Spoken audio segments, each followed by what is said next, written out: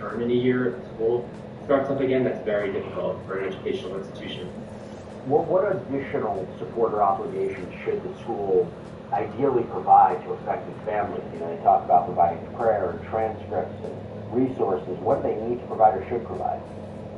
Well, I would say certainly outreach to other schools that they maybe have a network connections with so that they can help place people, especially students with special needs who may be getting specific services at this school that need those services. And it's hard to find a place to find the correct services for students who need those services. So I think this is a tough thing. Sometimes people spend a year or more finding the right school. Now we're talking about just a matter of weeks. So hopefully the school will take the time to really reach out to their resources to assist here.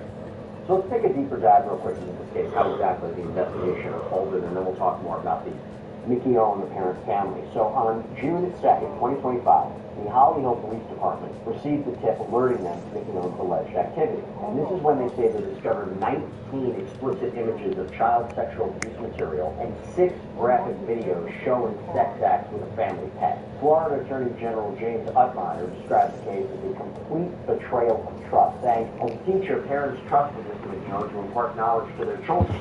Instead, he spent parts of the school day sending and receiving child sex abuse material and providing other pedophiles with UBIC Academy student personal information. What he did is beyond betrayal, it is devastating and sick. And that investigation escalated when Holly Hill police officers, FDLE cybercrime agents, and a digital detection canine named Ruby executed a search warrant at his residence. And authorities seized multiple devices, uncovered what they called overwhelming evidence of exploitation, and the release from the AG's office reads, law enforcement believes he utilized artificial intelligence technology to create child sexual abuse material with real children, some of whom may have attended UBIC Academy. Initial search warrants revealed that Mickey O was disseminating, downloading, and communicating with users on Discord, a popular group chat service, during school hours and while connected to the UBIC Academy Wi-Fi. Now, he was arrested the same day. We're talking about it now. Dan, to have multiple agencies be a part of this and each have a specific role about trying to collect evidence, what did you take away from that? I think that this is not the end of the people who might be arrested here. I think it's multiple agencies so that they're canvassing. He's sending these images to people. Who is he sending them to? And what are they doing? Pedophiles. He called them pedophiles that he was sending them to, or allegedly sending them to. Right. Right, so have those people been identified? Sometimes on Discord, people can use screen names, they can find their identity. So I think we're gonna banish from this match. Law enforcement to figure out who's behind some of these other. Did you banish my lighter, you fucking bird? Images.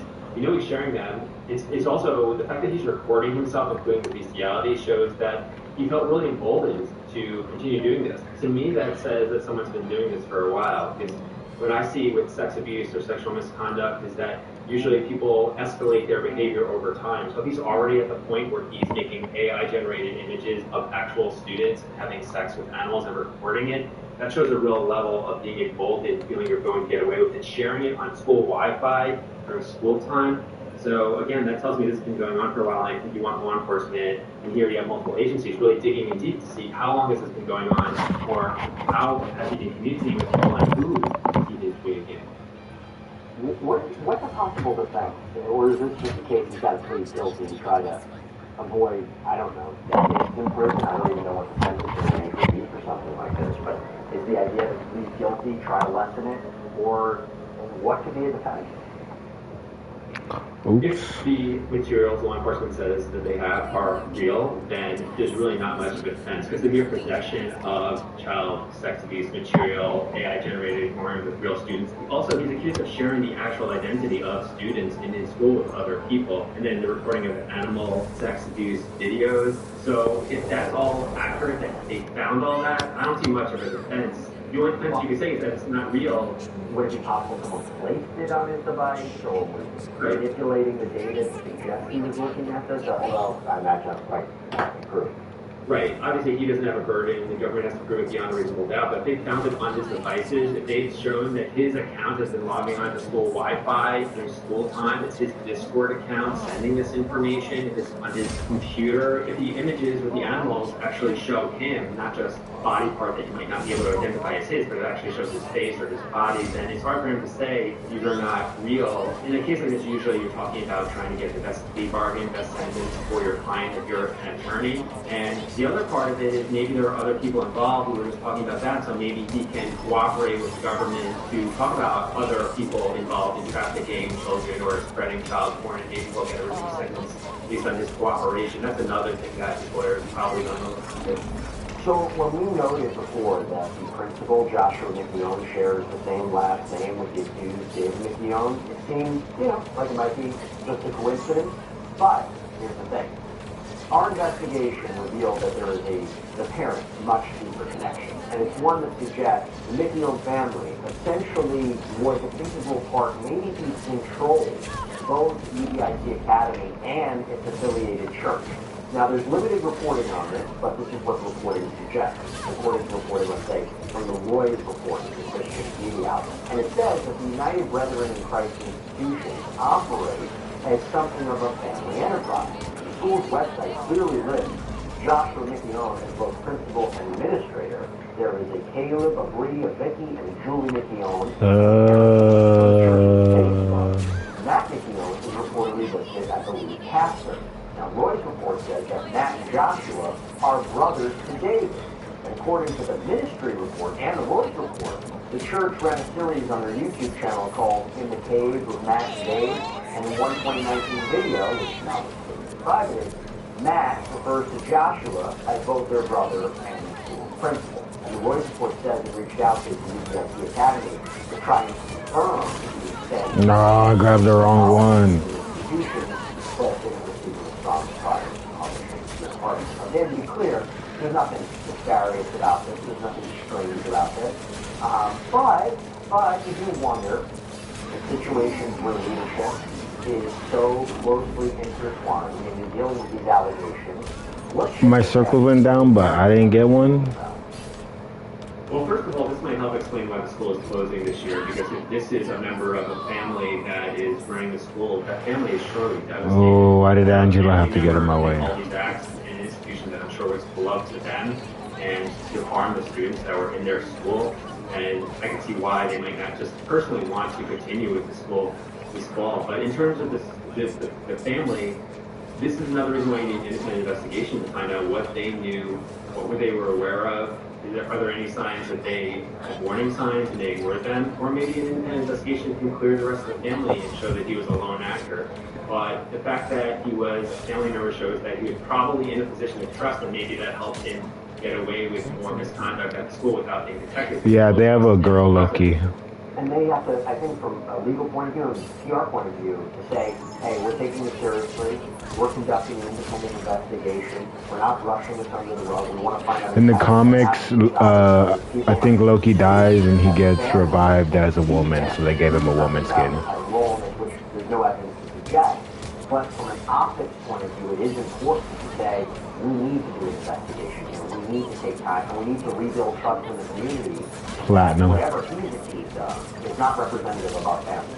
Absolutely, and hopefully there's someone who was at the school who could have reported this conduct to that wasn't just his family member. And if there were those reports, No, my team cannot push for shit. Here, but the fact that this seemingly I'm getting smashed. shows that he had a lot of freedom to do what he wanted, to on school time, to engage in all this conduct, use the school Wi-Fi, use school computer resources. So maybe that freedom was because he was trusted as a family member. Maybe it's for some other reason, but these are questions that need to be learned. I'm sure law enforcement's looking into it, and probably there'll be an independent investigation for schools here this time. Now, he remains jailed on a $1.25 million bond, and meanwhile, Why has no one destroyed that trap yet? Continue reviewing electronic devices for additional evidence. That seems to be what they're doing behind the scenes. And for now, families are left navigating a fractured system as this legal case unfolds. The scandal underscores just a chilling reality, and that is That's the too far. intersection of technology and exploitation.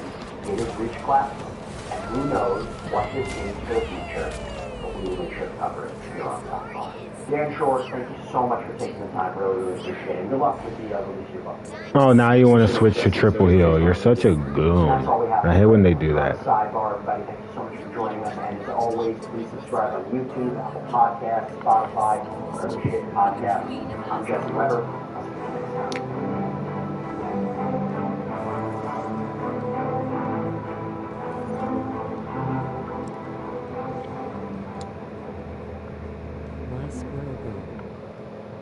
Because he's bad at the game. A Miami pharmacist will spend the rest of his life behind bars after pleading guilty to traveling to Colombia dozens of times over the last few years, specifically to have sex with minors. The evidence against him was as sickening as it was overwhelming. And plus, we're going to sit down with the CEO of an organization that is dedicated to helping girls in these awful situations, to get a behind-the-scenes look from somebody who had a direct impact on this case. Welcome to Sidebar, presented by Law and Crime. Oh, yes. That's better than losing all the other ones. Everybody, this is another Law and Crime legal alert. Did you know that children are being diagnosed with serious conditions like type 2 diabetes and non-alcoholic fatty liver disease, and the research is potentially linking ultra-processed foods to all this? Yeah, well, Morgan & Morgan, they're stepping in to fight to hold these food companies accountable. Oh my God, that did not drop me. They're ready to stand up for the families who deserve justice. If your child It dropped me by so much too, Jesus Christ. www.forthepeople.com/freedom. Ow, my ear. On April 19, 2024, 43-year-old Stephen Andres Correa was standing on a jet bridge at Miami International Airport, waiting to board a flight from Bogota, Colombia, through the city of Medellin. The Ecuadorian American national was suddenly surrounded by officers. Please don't ban Gambit, please. Pretty please. Pretty please. Get out of line and said they were going to search his carry-on bag. The U.S. Attorney's Office for the Southern District of Florida says investigators found he was carrying 9 cell phones, and on those phones were 100 photos and videos of Correa having sex with more than 50 minors. Some of them believed to be as young as 10 years old. How brazen is that, by the way? Right there, in the airport, boarding a flight, photos, videos of children being sexually abused by him. Does it get more horrific than that? Now, according to Homeland Security, Correa, a pharmacist in the Miami area, had apparently traveled to Medellin dozens of times for the express purpose of having sex with underage girls. And his chat messages bear that out. Correa was found to be chatting with multiple pimps in Medellin about the types of children he likes and what he wants to do to them. Now, the messages, understand that they are quite sexual. I do want to share a little bit of the back and forth that was included in Correa's indictment. It really does illustrate Correa's tragedy and why he is now going to spend the rest of his life behind bars. According to an affidavit from the Homeland Security investigator, he did. Hotels and vacation rentals, Booking.com has something for everyone. Hey, Sal! You guys setting up for me? We really wrecked this one? What about something more family-friendly? Maybe a resort with a waterfall? Or somewhere less family-friendly? Yeah, one Vegas hotel for Pride to be. We hate everything. We have the cancellation. Find exactly what you're booking for. Booking.com, Booking.com. Encore para celebrar. Aquí están, con la garantía de precio mejor. Cuentas con el mismo precio por 5 años. Digan 5 años de ahorro. Una forma más de mantenerse un paso adelante. Right into it. Number 10. The Soviet experiment that revived dead organisms. Back in 1940, a Soviet scientist named Dr. Sergei Bryukhanenko did something that would make Dr. Frankenstein proud. He set out to bring dead things back to life. Not in a shambling zombie movie way, but in a manner that was somehow even creepier. Bryukhanenko and his team built a machine they called the autojector. On the surface, it was a primitive heart-lung machine designed to keep blood flowing and oxygenated. The real goal wasn't just to delay death. It was to reverse it. The experiments were as gruesome as they were groundbreaking. They would take dogs that had been clinically dead for several minutes, sometimes even draining them of all their blood, and hook them up to the autojector. The machine would pump a special solution back into the lifeless bodies, and after a few minutes, the heart would start to beat, and the dog would come back to life. But they didn't stop with whole bodies. In their most infamous experiments, they used severed dog heads, just the heads, completely separated from the body. They hooked the arteries and veins up to the autojector, which would pump warm, oxygenated blood through the dead tissue, and then the heads would start showing signs of life. There is actual, grainy, black and white footage of these experiments. In one clip, the scientist taps a hammer on the table near a severed head, and its eyes and ears twitch. They shine a bright light in its eyes, and the pupils contract. They put a bit of citric acid on its nose, and it recoils, wrinkling its snout. The most disturbing part comes when they put a piece of cheese near its nose, and the dead dog's tongue emerges and starts trying to lick it. For a while, the government was thrilled. They showed a film of the experiments in the revival of organisms, to the Soviet Academy of Sciences. The West initially dismissed the footage as propaganda, but then, just as they were on the cusp of something, the whole project just disappeared into the notoriously deep Soviet archives. Why? Some say the results were simply too disturbing. Others believe the military took over, seeing the value in reviving soldiers on the battlefield. The darkest implication, and perhaps the real reason it was buried, was the realization of what they had stumbled upon. If you can keep a brain alive after death, what have you created? A consciousness trapped in a jaw? The research was classified, and Bryukhanenko's work became a weird footnote.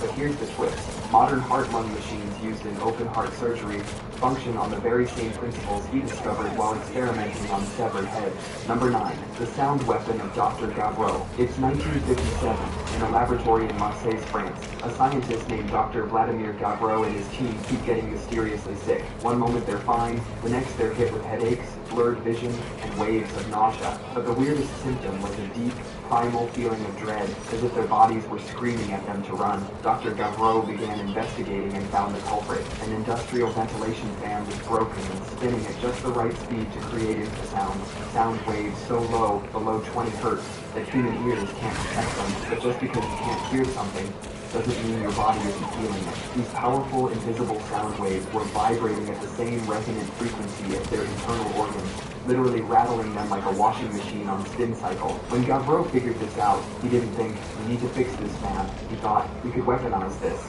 He realized he had accidentally created the perfect weapon, one that could incapacitate and terrorize people from a distance, without them ever knowing what hit them. So he built a series of acoustic cannons. His most famous was a giant whistle, 6 feet long, powered by compressed air. During one test, the weapon worked too well. They accidentally turned it on at full power inside the lab. The vibrations were so powerful they shattered windows, cracked walls, and gave the entire research team nosebleeds. Gavreau claims that if they hadn't shut it down in seconds, it could have liquefied their organs. The French military got very interested very quickly. A weapon that can't be heard, passes through walls, and makes people feel pure terror while their insides shake apart. That's a military dream come true. And then, suddenly, all research on the project stopped. The papers disappeared. The funding dried up. The entire project was classified, and the research vanished into a secret government vault. The official story is that the weapon was impractical, but some think it worked too well and was deemed too inhumane even for war. Number 8. The cancer zapping ray machine. It's 1934 in a clinic in San Diego. The man running it is Royal Raymond Wright, and he's built something that sounds like science fiction. A machine that could supposedly kill cancer cells using specific frequencies.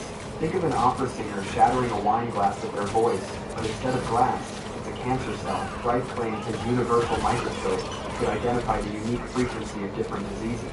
Once found, his ray machine would blast the diseased cells with radio waves until they shattered, leaving healthy cells completely unharmed. It was a radical idea. In a now famous but controversial study from that era, 16 terminal cancer patients were reportedly treated with his machine. According to Wright's supporters, 14 of them were declared cancer-free after just 3 months of treatment. But you're not getting zapped by Wright's machine today. The American Medical Association wasn't thrilled about a device that could potentially make expensive cancer treatments obsolete. They demanded more rigorous, independent proof, which was never satisfactorily provided. Then, a series of misfortunes struck. Wright's lab mysteriously caught fire. Key research papers vanished. The AMA officially condemned the technology, threatening to revoke the license of any doctor who used it. By the 1940s, Reich's machine and his reputation were officially buried.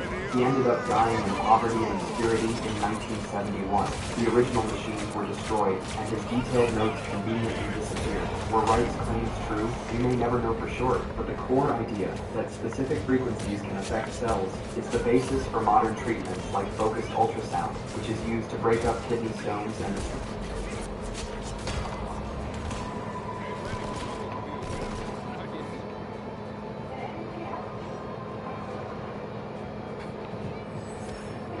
Oh, yes.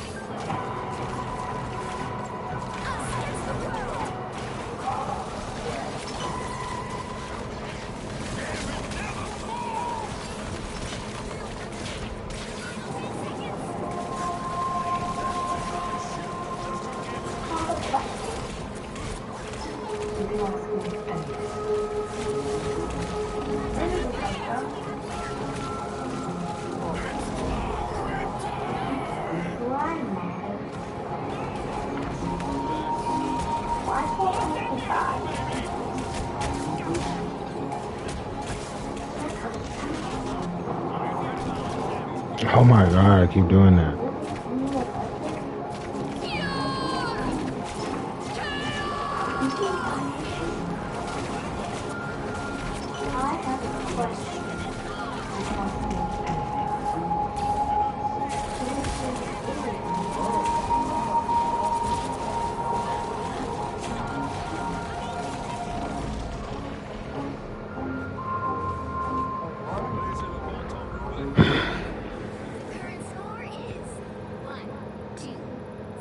tumors. Number 7. The indestructible plastic that vanished. Maurice Ward was a hairdresser from Yorkshire, England. In the 1980s, this guy who normally spent his days invented something mind-blowing in his kitchen. He called it Starlight, and it could basically laugh in the face of a nuclear blast. The BBC tested this stuff on live TV. They coated an egg in Starlight and blasted it with a blowtorch that heated up to 2,500 degrees Fahrenheit, hot enough to turn steel into a puddle. After several minutes under the flame, the egg was cracked open. It was completely raw. The Starlight had kept it so cool you could pick it up with your bare hands right after. Even more impressively, it was tested against a laser beam that could generate heat equal to 75,000 degrees Fahrenheit. The material barely got warm. NASA got interested. Boeing got interested. The British military got interested. Everyone wanted a piece of this miracle material that could revolutionize everything from space travel to firefighting. But Maurice was paranoid. He refused to let anyone analyze starlight properly because he was terrified they would steal his formula, which he claimed was made of 21 common, non-toxic ingredients you could mix in a food processor.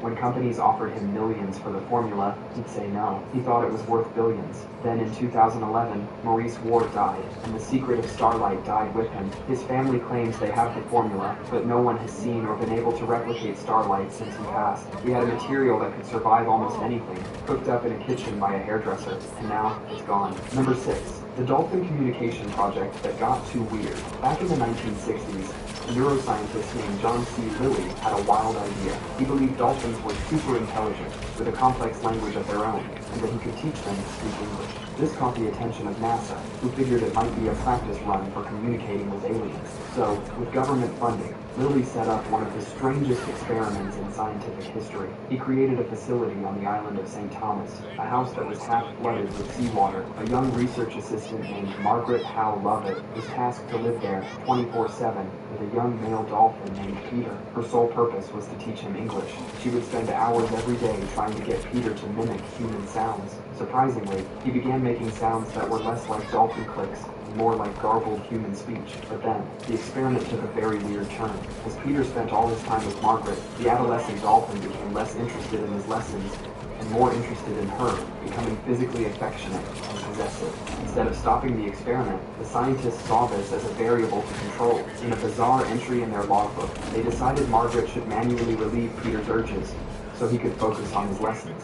This became part of their scientific protocol. As if that wasn't strange enough, John Lilly himself started experimenting with LSD, thinking it could break down the barriers between the human and dolphin mind. He began taking LSD and floating in isolation tanks with the dolphins. And yes, he also started giving LSD to the dolphins. When word got out about what was happening, the scientific community was horrified, the funding was cut, the project was shut down, and the research was buried. But the tragedy didn't end there. Peter was separated from Margaret and moved to a small, dark tank in Miami. A few weeks later, heartbroken and depressed, he sank to the bottom of his tank and stopped breathing. Dolphins must consciously choose to take every single breath, and it's believed Peter simply chose to stop. Number 5. The ray that kept food fresh for decades. In 1960, scientists at the U.S. Army's Natick Labs found a way to keep food fresh for decades without freezing or chemicals. All it took was a specific type of radiation, a process called irradiation, that killed bacteria, mold, and insects without making the food itself radioactive. The results were astonishing. Strawberries stayed fresh for weeks. Bacon didn't spoil for months. They had bread from 1959 that was still soft and fresh in 1964. No mold, no staleness, just perfect food that tasted like it was made yesterday. The military was thrilled. They could finally give soldiers fresh food instead of sad canned meals. But when they tried to bring this to the public, the food industry freaked out. This technology would have threatened their massive canning and chemical preservative businesses.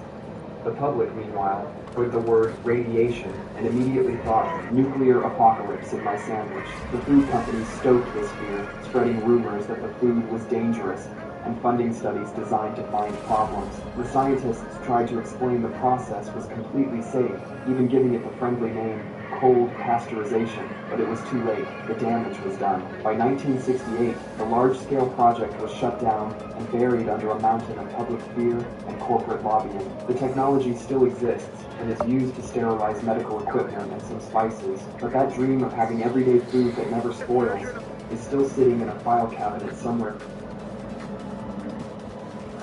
Need parts fast? Need them now? We're O'Reilly Fast. Just one part that makes O'Reilly stand apart.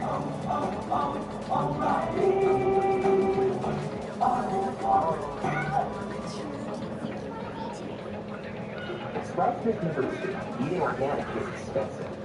Not when you've got surprisingly great prices on delicious organic finds. Come see for yourself. Sprouts Farmers Market.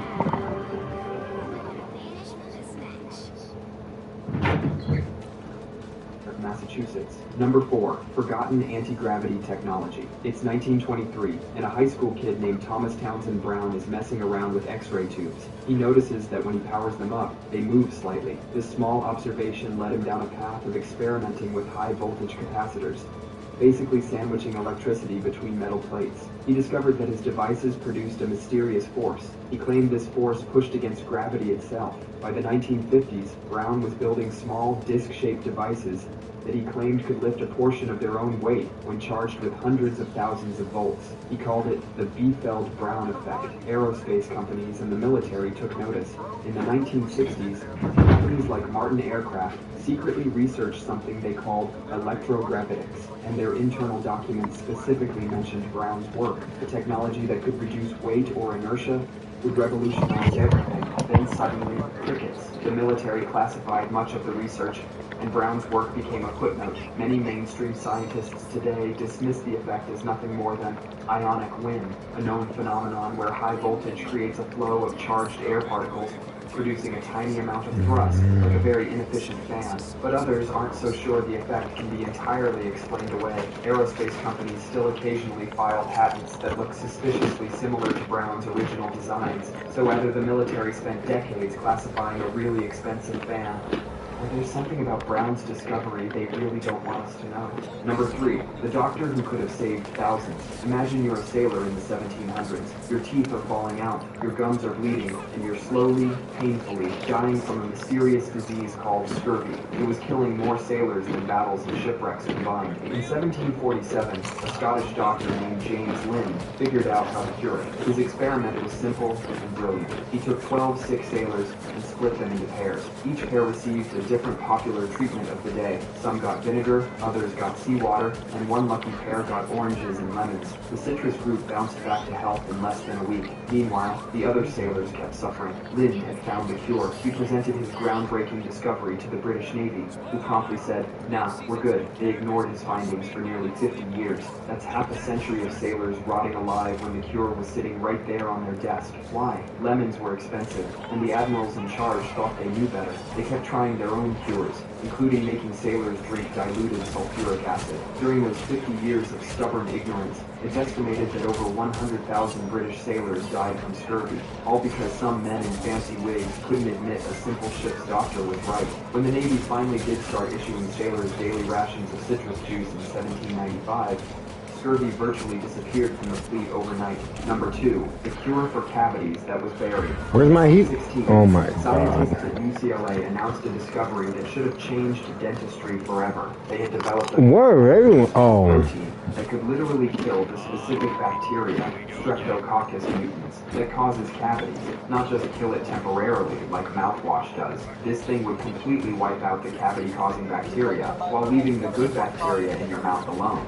I don't want you to join. C16G2, and it worked like a smart bomb. The plan was to put it in a mouth rinse. One simple treatment could potentially eliminate the main cause of cavities for months, or even longer. Your teeth could Am I gonna get a single healer? rise and rebuild themselves without the constant acid attacks. No drills, no fillings, no pain. The research was promising, and a company called C3 Gian was formed to develop it, running clinical trials. Then, the research suddenly went quiet. The company stopped talking about it. Their website eventually disappeared. All those promising clinical trials just vanished from public view. What happened? The dental industry makes about $140 billion a year in the U.S. alone, and a huge chunk of that comes from treating. He's pregnant. Imagine what would happen if suddenly nobody needed fillings anymore. It's hard not to wonder if the solution to cavities is too good to be allowed to succeed. Number 1, the virus that hunts superbugs. In 1917, a self-taught scientist named Felix de Herel was studying patients recovering from dysentery. He noticed something bizarre in their stool samples. There was an invisible agent in there, hunting down and killing the bacteria that caused the sickness. This mysterious bacteria hunter turned out to be a virus, but a special kind. This one only had a taste for bad bacteria and completely ignored human cells. De Herel called these viruses bacteriophages. It's the crowd. Bacteria bacteria even. He soon began using these phages to treat people with bacterial infections, from dysentery to cholera, with amazing success. Phage therapy centers started popping up all over the world. Then, penicillin was discovered. Antibiotics were a miracle, but they were also easier to standardize, easier to patent, and way more profitable for the burgeoning pharmaceutical companies. You can't easily patent a virus that you find in a river, but you can patent a new chemical you synthesize in a lab. So, phage therapy was buried. The Western world almost completely forgot about Dayrell's incredible discovery until now. The antibiotics we've been using for everything are starting to fail. Bacteria are evolving, creating superbugs that are resistant to everything we throw at them. But those bacteriophages we ignored for almost a century have been evolving right alongside the bacteria. They're nature's perfect answer to superbugs. Now that our miracle drugs are failing, scientists are desperately digging up Dayrell's buried discovery. Today, phage therapy is making a comeback as a last resort for patients with untreatable infections. We had a solution all along. We just buried it for 80 years because it wasn't profitable enough. That's all for today. I'll be making similar videos in the future. Subscribe to see them. He starts swinging on her, bro, like beating her up. Bonnie gets into it. The brother, Bonnie gets into it. Like, hey, what are you doing? He ends up swinging on Bonnie, punched her in the stomach, pulled her hair. Martin's now getting him up. Martin, bro, this guy swung at Martin. Martin, you don't like this one, bro. Pull it out. Martin, and Martin beat his fucking ass, bro. Not just beat it, bro. He's in ICU. Damn. Bro, he almost killed someone. He's going to fucking jail. Prison. He almost killed someone. He called my brother. Angel, who's about to be a police officer. Angel's scared. Yeah, he's going to prison. Fucking, this guy's literally bleeding. My Angel's like, well, I guess, like, it's self-defense. No. He swung. No, I was like, he was swung. Angel called his sergeant and everything. And his sergeant was like, well, it was like self-defense. He wasn't your home. He was swinging. Martin was basically defending him. But it's to a point.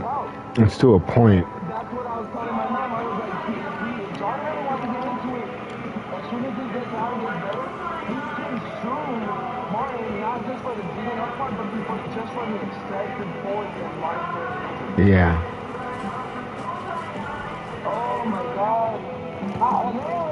So it says that gets there, Cesar pulls up with his girl, and he starts cleaning John up, like trying to fix the situation. And she's like, yeah, like he has to go to the doctor. He's not gonna be okay like this. They take him in ICU surgery for 4 hours, dude. Happened at 2 in the morning. Angel's freaking out. Angel's about to start his fucking career, and now this is gonna be the start of it. Him trying to defend his brother who almost killed him. And then they're like, who did it? And they're like, I don't know, there was just something going on at my brother's house. I'm not even sure, there was just a fight. And they thought this man got jumped. That's how he gave up. No, but that's the excessive force.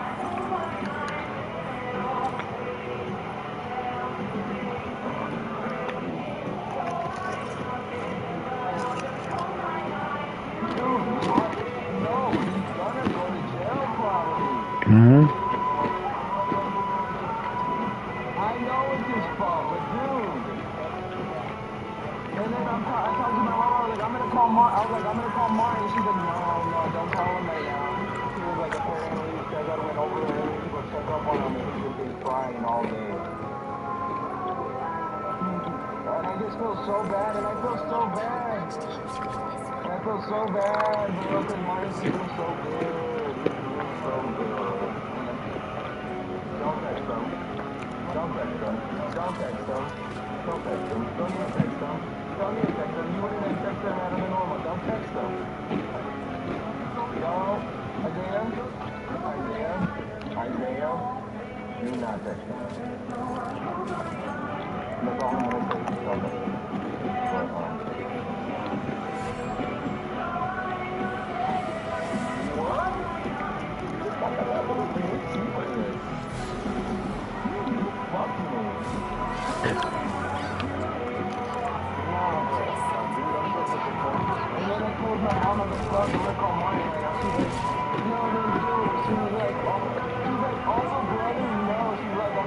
told you. I said, no one told me. She's like, well, they didn't want you to know. I said, well, good. I was like, because I'm the only one who ends up telling mine anything.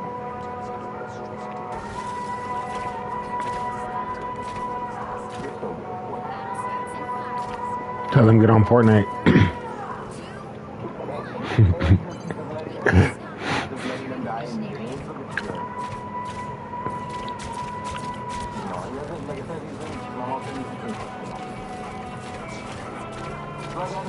Showing remorse, you know what I mean? Yeah, that'll help, but Yeah, she's trying to say that over. She just make sure he's not drinking. He's not drinking no more. And honestly, like he realized he's fucking so guilty again.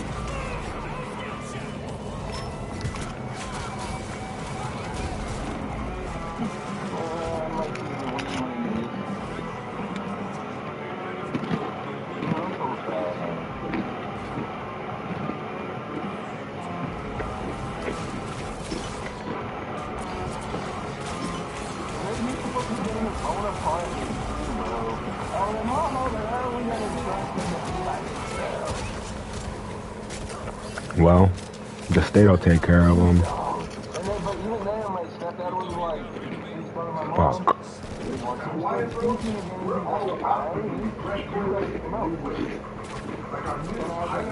Mm-hmm.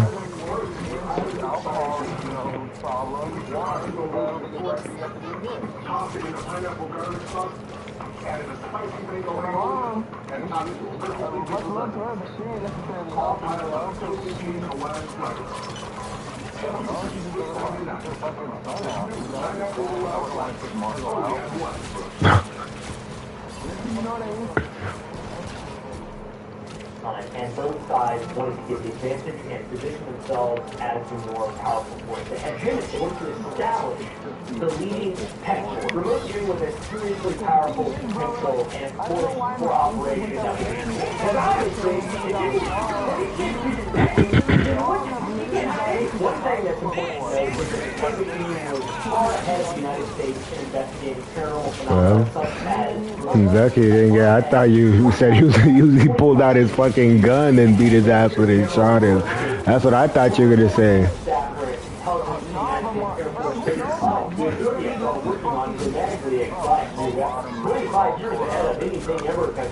I believe it. They would be capable of total neutralization of ballistic and submarine missiles. Now, if they said this shit and had... Well, if John... He will. For putting his hands on them and putting his hands on him, but then Martin will get in trouble for fucking putting him in the ICU. He won't get in trouble for anything before once he swung and put on him, but once he put him on the ground, yeah, once they get everybody's stories together, they're like, okay, so why didn't you stop? And then why didn't you call the police after to get any police involved? You called your friends and your family to come over and then take them to...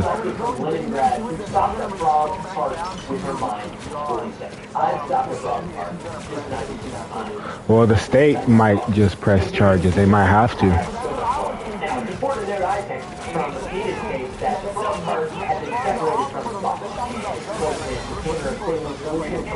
One might think, of course the frog died. His heart was removed, but the heart was still functioning. And the frog's heart is small and just keeps on beating, I guess. I don't know how that works, but it had a cardiogram attached to monitor the heartbeat, and it would have failed on its own in 2 hours, but Nina's mental concentration was pronounced to have stopped the heartbeat with abruptness after seemingly creating a sudden burst of flexion.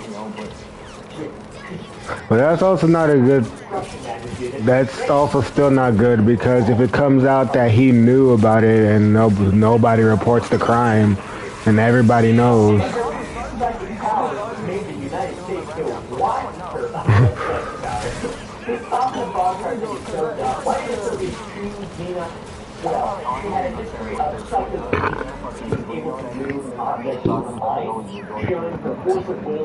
No, so you're corrupt.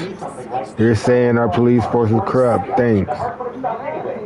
Now, Americans seem to be more skeptical of parapsychological, paranormal phenomena with our classic mentality of Seeing is believing. I've been getting the worst teams ever, and it's freaking blowing my And mind. then I'll believe it. Kind of a science empire or something. But the Soviets, they were just like, wow.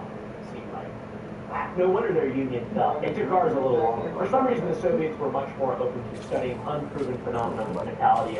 We believe that something exists that has no normal rational explanation. Let us investigate it. Which, that seems like a pretty healthy mindset, actually. And another reason it took us so long to investigate is because government and military officials from the American side, through humiliation for accepting the existence of psychic phenomena, which caused a level of hesitation to take it seriously. Until, of course, the 1970s, when Harold Puthoff and Russell Tarr convinced the intelligence community that remote viewing could be a viable collection tool for intelligence, and that was following controlled experiments at the Stanford Research Institute. My friend. In these Stanford experiments, a psychologist would sit with a psychic subject in a lab while a scientist would stand somewhere unknown to the psychic, maybe in vast distance, maybe a short distance in another room, and the psychic would describe the sight with a shocking level of accuracy. It's really interesting. It's really interesting. No. This is the only information that Joe gets. It's something to concentrate on. That's what I'm saying. And then this guy, they're buying into like predicting like First impression. I'm getting this, okay? got his girlfriend and mine that always has to sit What there I and call fucking do inside something. corner. You don't mind. It's a night. This paranormal weapons race became similar to space race, but it was a race of psychic supremacy. And Probably didn't use it. I imagine it all with one hand. And then that throws them off because you think it's going to come from the right and it's always coming from the left. You always guess wrong. You guess right once. It appeared when they started to think about the fact that, oh, maybe the Soviets are remote viewing with access us. Maybe they're looking at us right now. That'd be so imagine that you couldn't hide. That would suck. I feel like things would be way worse or way better if that was a real thing that actually existed. There would be no secrets. There would just be a simulation. They have to keep everything going so they can make money. They can keep keeping that peace on Jekyll Island, the Federal Reserve. That's the real enemy we need to unite against. Let's take a moment to look a little more deeply into the experience conducted by Harold Puthoff and Russell Tarr, the pioneers of remote viewing at Penn. The first experiment was false. A remote viewer, an interviewer, neither with any information on what would be the subject of the remote viewing session, would be placed in a windowless room while a researcher who would be the conduit for the remote viewer was randomly given one... He just missed that. Yeah, he missed the whole thing.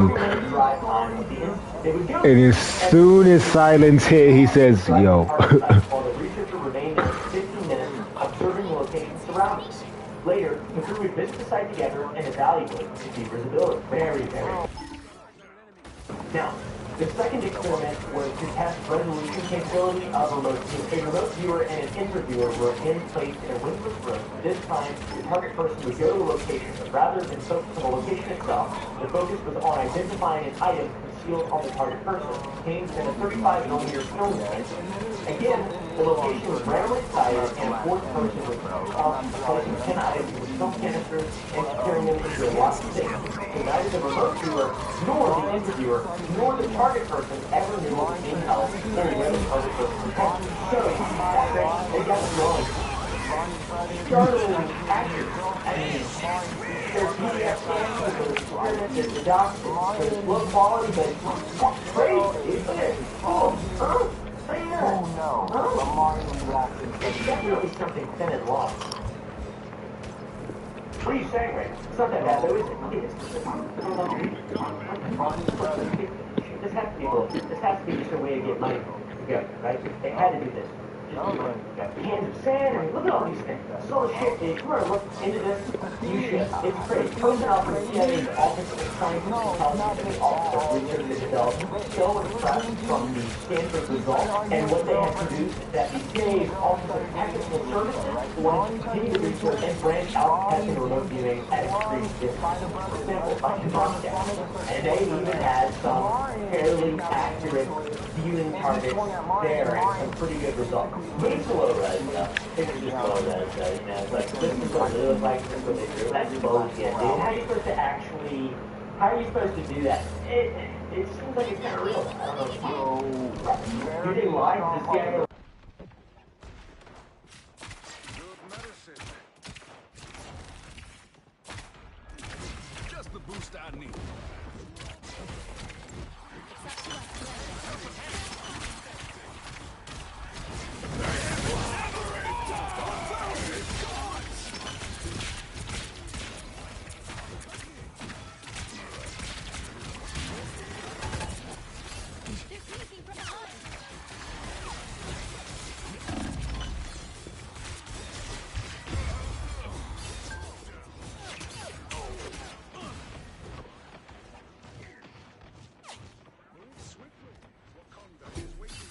Ain't nobody stealing Gambit's chance to win.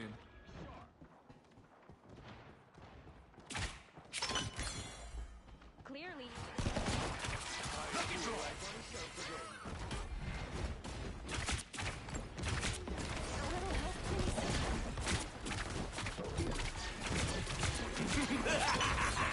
This is real giant power! Someone clip this!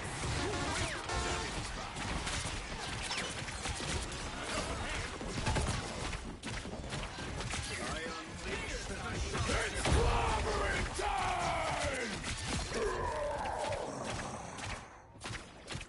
We shall protect this sacred Wakandan statue. They look like they mean business. Over here. I can Behold the god of thunder!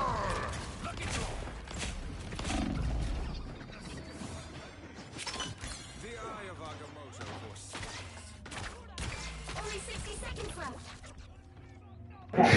He's alive. like what? That motherfucker's Lieutenant Dan now. Cancer program led by Harold Kutoff, staff in 1990 and 1988 analysis was done to evaluate the clinical trials that were conducted, and it was determined that 154 experiments were conducted with 247 subjects, consisting of over 26,000 trials, and of those 26,000 trials, 20,000 were fourth choice types, meaning that subjects were given specific answers to choose from. That, obviously, you resolve a breast cancer, just randomly select. For example, that's how I graduated high school. You know, you can do that versus actually. So I told Alfredo, oh, why'd you tell Alfredo? No, I gotta go explain myself. Especially with the vast majority of trials being multiple choice quizzes that anybody can get right. They just guess A, C, C, A, B, C, C, A, B, C, D, A, right. But, of course, the evaluation that was done by the American Institute for Research reviewed this 1988 analysis in 1995 and stated that if the findings were the result of chance, like what I'm saying, then these extreme findings, even the chance random ones, would have been very few. 1 in 1,020 due to the amount of variation. The results that were achieved. And that's why you don't drink. Which means there's a little bit of weight to it. A lot of ways to it. There's psychics out there. Don't kill me. Alright? We're trying to do it on the show. Because of the statistical analysis. Yes, exactly. You should not be drinking. Good lesson. The analysis states Well, and you've never drunk enough to black out either.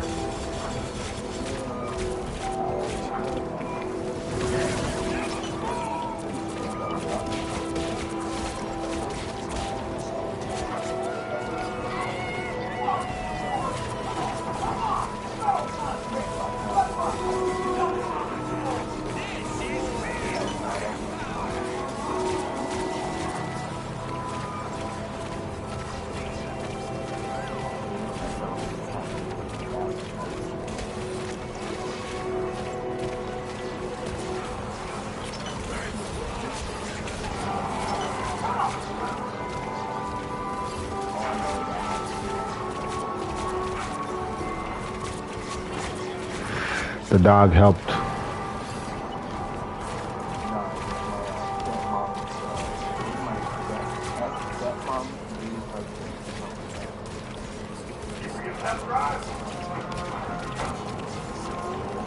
Another nigga wipe your ass.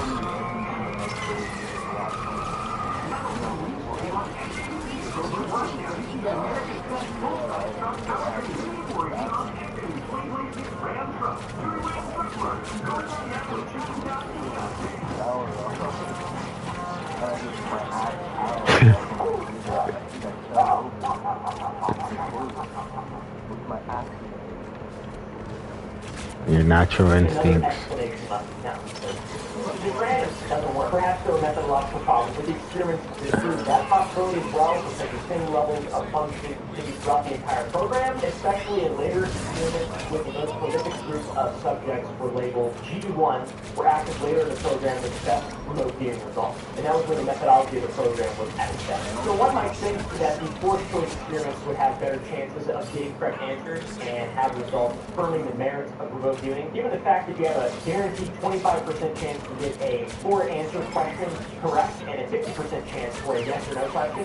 But the SRI programs have had sort of opposite results. They're statistical anomalies. Really, the free response remote viewing exercises where subjects were told to simply describe what they saw were more successful than the forced choice ones. The analysis also stated that there were 6 individuals whose performances far exceeded that of other participants. They were magic! Their impressive performances consisted under various forms of changes and alterations, showing that they could substantiate results and the results were not a result of chance or guess. The magic is real, my friends. Thank you to the CIA and Stanford Research Institute for figuring that out for me. Thank you. The analysis also found that no amount of distance shielding or electromagnetic shielding could inhibit performance or the quality of the remote viewing. We've exclusively covered the experiments of the Stanford Research Institute. The Stargate project spans many such types of programs seeking to determine the power of the human mind and what humans are capable of in the paranormal realm, like stuffing a frog's heart faster than 2 hours. Potentially the craziest thing about remote viewing is that in the analysis it is compared to other skills like sports or music. In those skills, ability will differ across individuals, and while only 1% of volunteers were consistently successful at remote viewing, it may be something that anyone can do, and that's a sentiment that is shared by John Cook,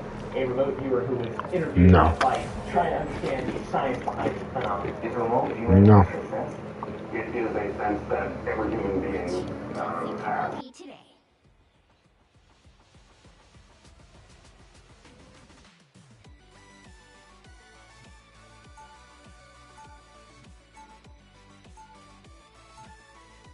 Now, who am I gonna banish from this match?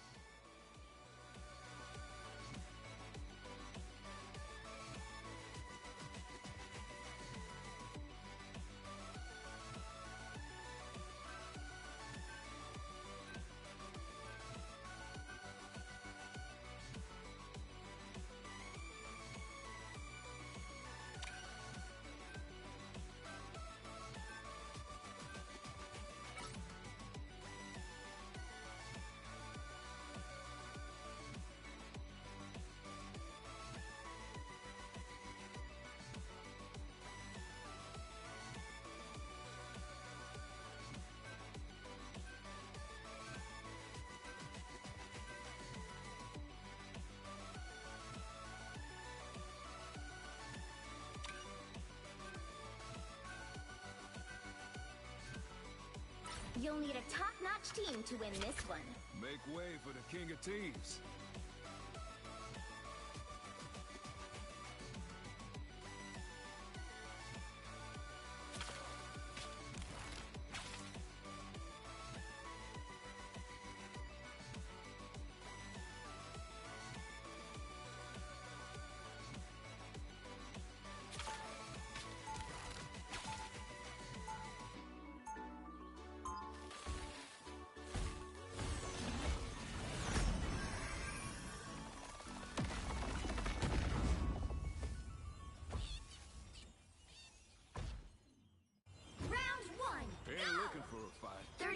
Before you attack, get ready.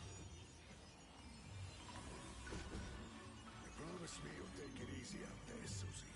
Benjamin J. Graham, you should know by now that I'm far from helpless. Oh, I ain't worried about you. I meant you should take it easy on that. Well, in that case, we'll just have to wait and see. The battle starts in 5, 4, 3, 2, 1! Just the they hit real hard. Just the boost I need. Cosmic Clash isn't fighting them.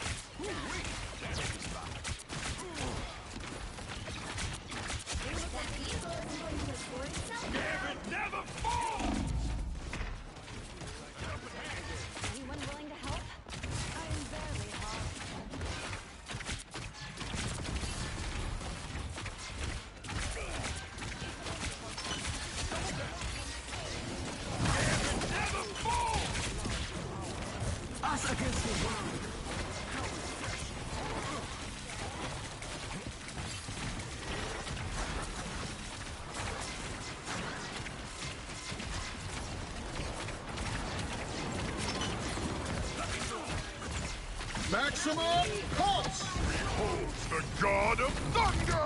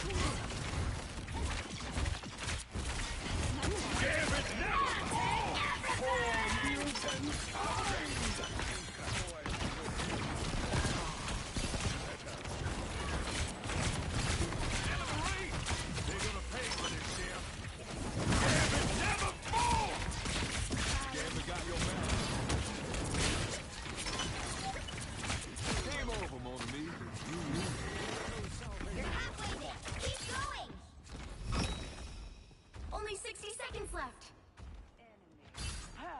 We can't afford to slow down. Approach this site with caution. Almost there. Don't turn back now.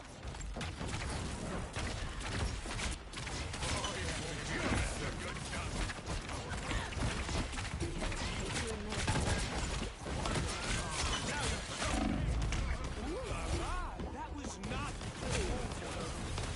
Down to 30 seconds. Can't keep this cage down long.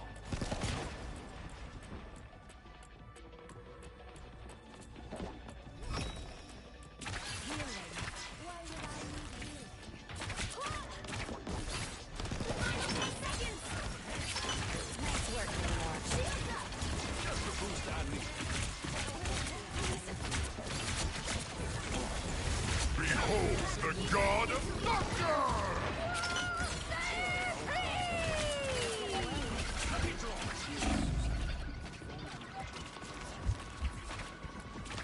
Us against the world. Vehicle reached a checkpoint. Keep up the momentum.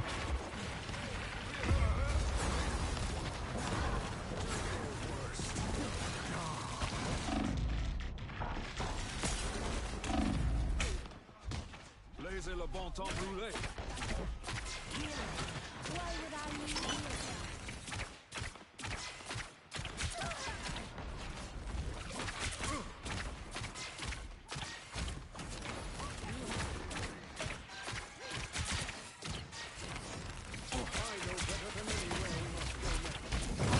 Never fall! Gambit got your back.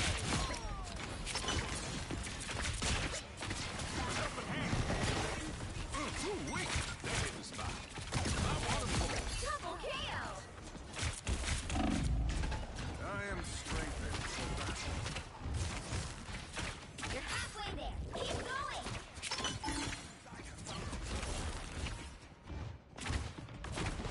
Gambit never fall! Please stole my clothes.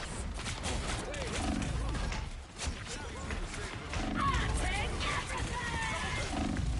I would turn around. Shields up.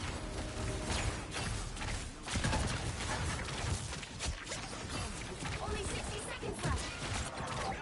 No. Originally, it was believed by some French geniuses that the cause of the sudden outbreak was due to moldy bread, and in the weeks preceding the incident, there were multiple mass food poisoning incidents in the area around the town. The baker was accused of poisoning. Then the millers, Reached a checkpoint. Keep up the momentum. arrested and incarcerated. They were released after several months. They say that the confessions were made under duress, and above all, the evidence proved their innocence. And it was believed that mold in the bread was in some way psychedelic or something like that. I have no idea. I've eaten molded bread. That Alright, dude, the other day I drank coffee that I set it in the sink, and it was it aerosolized. Dust came out of it. And I went, I've sniffed that shit up here. It's strong. It's strong. However, a doctor of the town did notice that the symptoms people were experiencing were extremely similar to the symptoms or intended feelings produced by LSD. And in the early 50s, LSD and the study of it was quite recent. And due to the young nature of LSD, the theory of that went nowhere. This guy was total whack. Psychedelic mold! People thought that doctor was crazy, though, because LSD was discovered in 1938, I believe, and due to the effects of LSD only being recently discovered, people just didn't listen to him, and his theory, his quack theory, went absolutely nowhere. Whatever, but dude, he should have screamed, "I'm a plane!" and jumped out of the window. It's not as fucked up, I'm sorry, but it is funny this time. Wasn't even an audience. No, jumps on the story.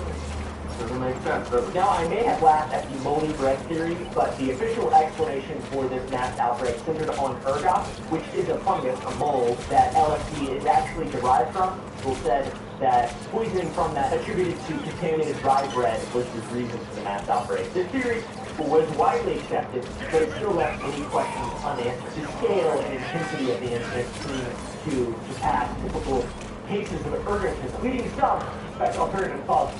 And luckily, in recent years with the declassification, he makes me burgers on it. Very good. Anyway, and in recent years with the declassification of many CIA documents, we have this mystery reignited. There's been a reignition of interest in the Point St. Esperance case, and the suggestion is a potential link to covert LSD experiments. I have no doubt at all that Point St. Esperance was a U.S. Army covert experiment. Titles of the documents that was classified were Green, Point St. Esperance, and F. Olson file. SO stands France Operation File, Inclusive Olson Intel Files. Hand carried to Bellin, tell him to see it that these are buried. That's not good. That's a bad, scary title right there. Tell him to see to it that these are buried. That means we're up to no good, and we don't want anybody to... Drop. CIA is last time. I'm so excited for the JFK file. I want to see who killed JFK. Alright, I want to see who killed the last great president. I don't actually know. I don't. Seemed like that. Yeah, if you really look at it so far, it seemed like it. That's right. According to the journalist that uncovered these documents, Frank Olson, one of the CIA's lead scientists at the time and a key figure in the CIA's LSD research, was reportedly present in Point St. Esprit at the time of the incident. A specialist in chemical weapons, he carried out experiments on hard drugs like LSD. He was also in France a few months before the Point St. Esprit incident. Guilty. It turns out, guys, that the CIA was actually testing out a biological weapon that could disperse LSD into the air, and they chose Point St. Esprit as their test ground. Et pour du fromage! What the fuck? Why would they do that? Why are we so evil? Why is America such an evil country? A little further into the documents, we learned that the team behind the creation of LSD was sent to French town following the outbreak, which huge red flag, and by this point, the world really knew nothing of LSD except for the U.S., who had been flying and experimenting with it since the 40s under the MK Ultra program. Ever heard of it? MK Ultra was a clandestine initiative that explored mind control techniques. Basically, during this period of epic mind control, the agency was actively researching LSD's potential applications as a truth serum or incapacitating agent to be able to manipulate people, which is the safe one, and control their mind. Funnily enough, and this is funny, one of the most well-known deaths caused by MK Ultra was that of Frank Olson, who was secretly dosed with LSD, and he said, "I'm a plane," and jumped out of a Pennsylvania hotel to his death. I made the plane hard up, but he did. That's what happened to Frank Olson. Prior to his death, he had become increasingly disgruntled with the experiments of MK Ultra and was believed by other members of the CIA to be a security threat. So he was drugged and murdered, it seems like. I don't really know, guys. There's a lot of questions about it. He jumped out of that whole act, so terrible. Sad, but also, CIA, there's going to be casualties. for world peace, or whatever they say, whatever the propaganda is nowadays, and back then, and now, and for all time, Hidden history is written by the victors. We happen to have to go on one hell of a win streak. But like, not really. As modern humans began reading through these documents, it became very apparent that the CIA was completely responsible for the apocalypse night that took place in that small French village. There's a book that brought this theory to the masses titled A Terrible Mistake, which was written by a fellow Hank Albarelli, written in 2009. Albarelli claimed that the CIA had conducted a large-scale chemical test in Pont Saint-Esprit without the knowledge or consent of the town's inhabitants, which, I'm going to be real, doesn't surprise me very much. Does it surprise you? If it does, you're stupid. You're stupid. I think that there's a moral obligation in any way, shape, or form to any particular agency you're completely wrong to. And you might be Albarelli posits his theory that the agency had deliberately contaminated the local bread supply with LSD to observe its effects on an unsuspected population. And that makes sense because they would just naturally let an orgasm happen, so on a small scale. But the CIA is like, let's kind of do what nature has done before, and let's give these French people some lace bread. Right? They love bread, let's lace it with lysergic acid. However, the CIA involvement theory is not without its critics. There are obviously bootlickers, like historian Stephen Kaplan. I'm sorry, I shouldn't call him bootlicker, but he argues that the timeline and effects of the Pont Saint-Esprit incident are inconsistent with lysergic diethylamide, whatever it's called, intoxication, LSD. There are real smart people, scholars, as they're called, that maintain the fact, they believe, that ergot poisoning was the most plausible explanation for the events of 1960. Scholars, Google. I don't know, dude. You're a historian now, and I'm really very impressed.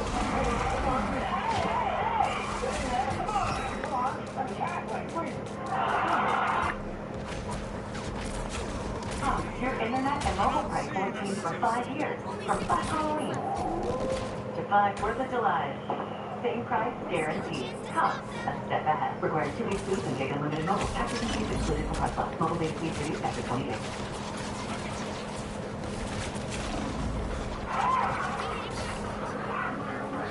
So yeah.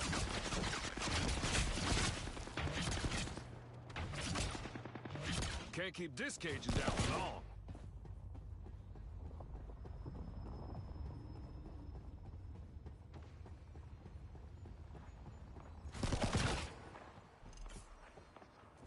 Anyone willing to shoot that vehicle? Hex!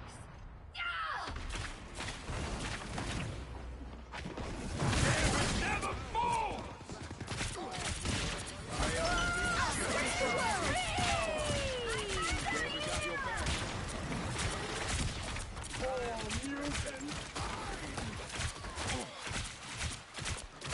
By the eye of Agamotto!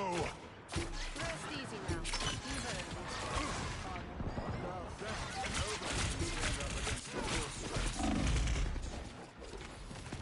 Now you do the same for me, Lee. A helping hand.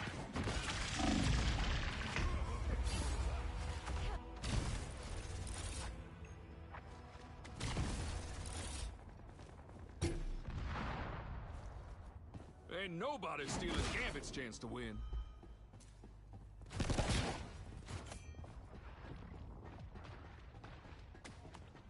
They made it halfway! Stop them! Better stop that vehicle!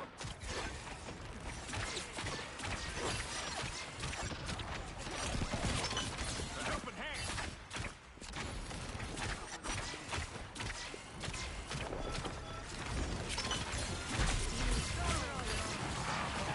An extra layer of armor.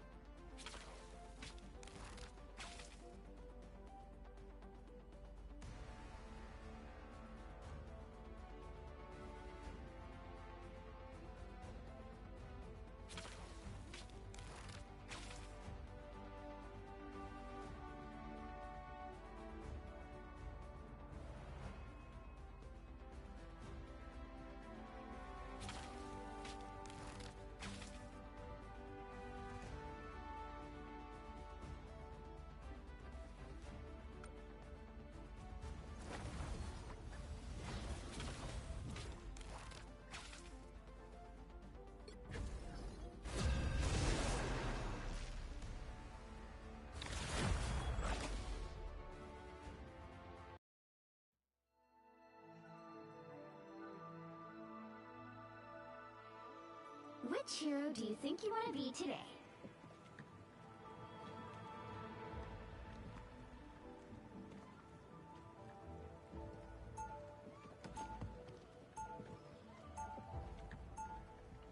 Now, who am I gonna banish from this match?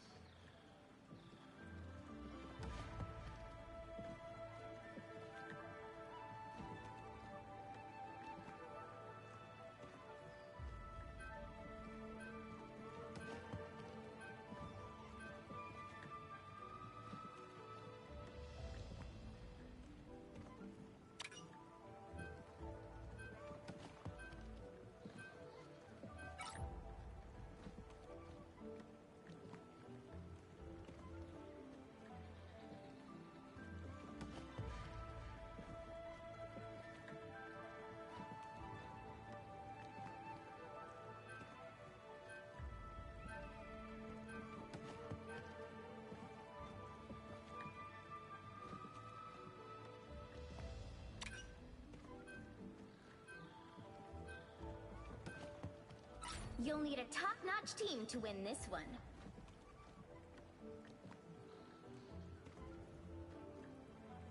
With me on the front lines, we can't lose. With me on the front lines, we can't lose. You know, unless we do.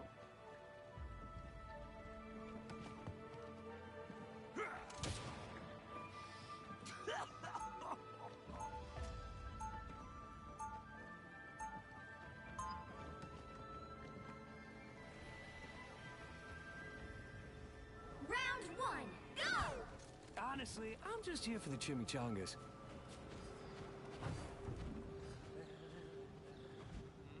30 seconds before you attack. Get ready.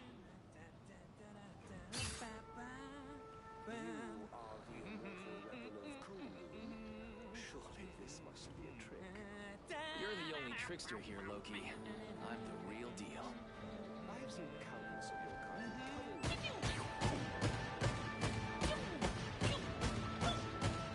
The battle starts in 5, 4, 3, 2, 1. All you need to do is capture the mission area. Got it? Sounds easy. Which means it's probably not, right? You're about to find out.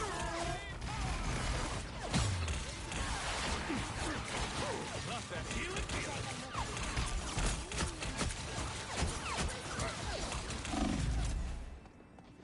Flushing power! This ult must be destroyed. There'd be a spot in hell, baby girl!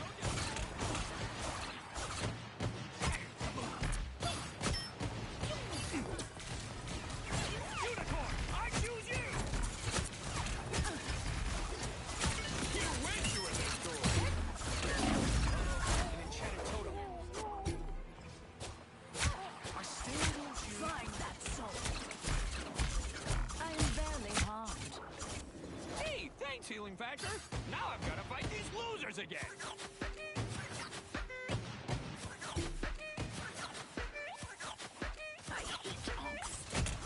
The moon haunts you!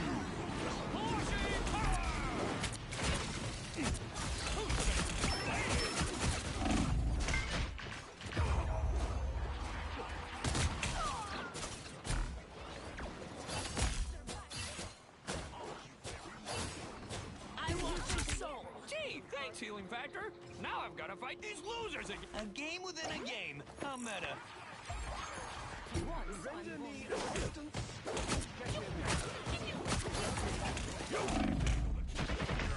Whose avatar is here? Go have fun.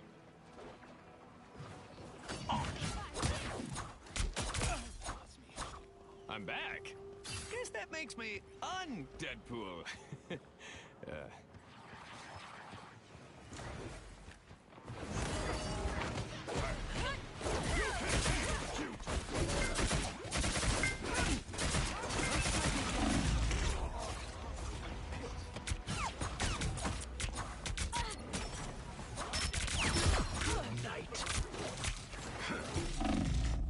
Back and better than ever, baby. Come, my minion.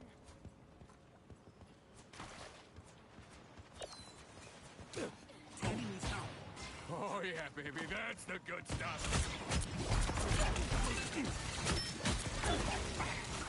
You can't handle the cute.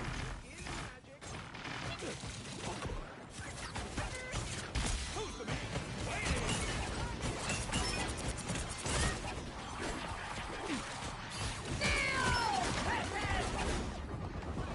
Come on, I think I'm here to read. Only 60 seconds left. Come on, I didn't come here to read.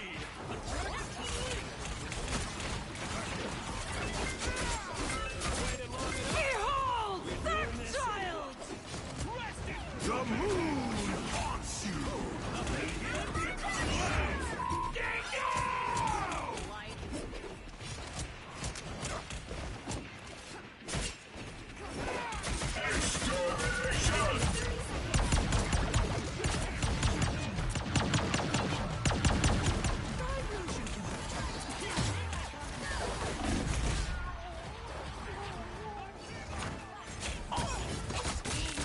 Needed that, thanks. Bring on the chaos. The final 10 seconds. Factor? Now I've got to fight these losers again.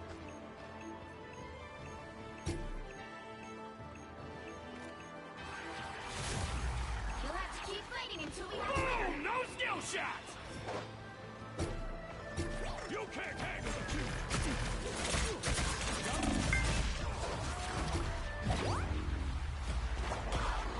The current score is 0-0. Time to switch things up, including which side you're on. You'll need a top-notch team to win this one. With me on the front lines, we can't lose. You know, unless we do.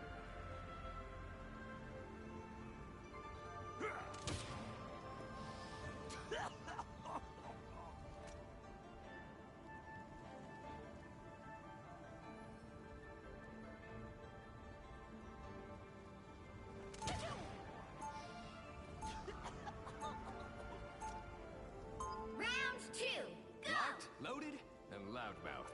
Just the way you like me.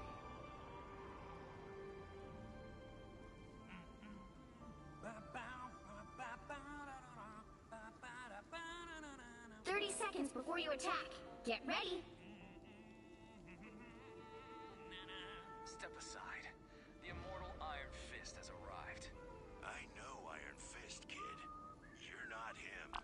I am now. And if you need solid proof, my fists are glad to deliver. I sense this boy's power, my champion. Do not challenge him.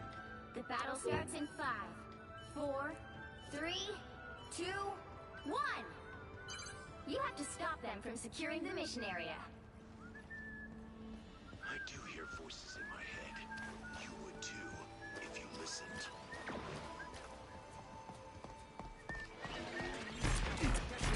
You can't handle the cute. Up that healing feeling.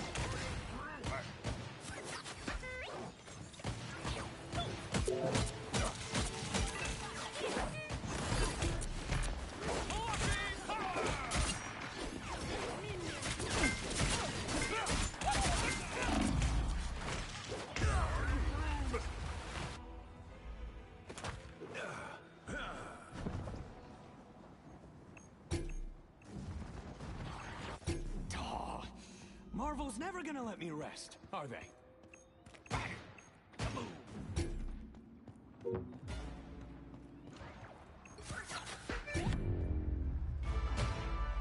Final score, 0-1.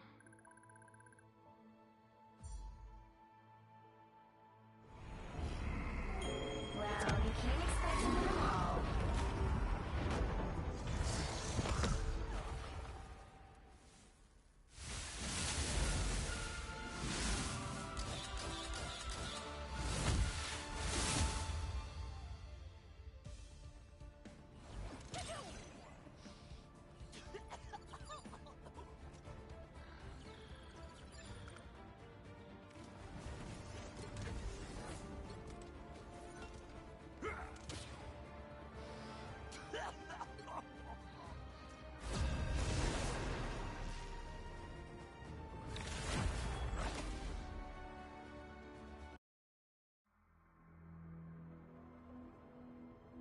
Which hero do you think you want to be today?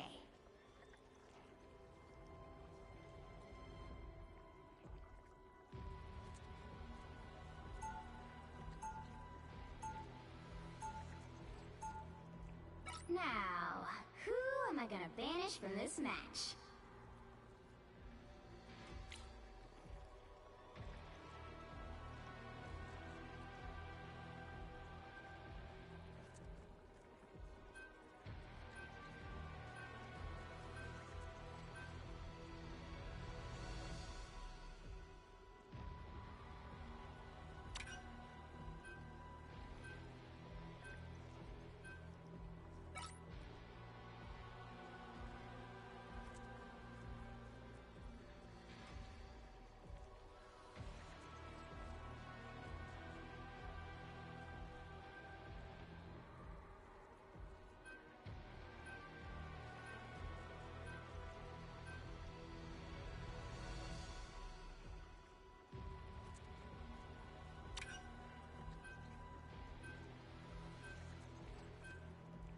Pick your hero. Or villain. I'm not judging. Make way for the King of Thieves.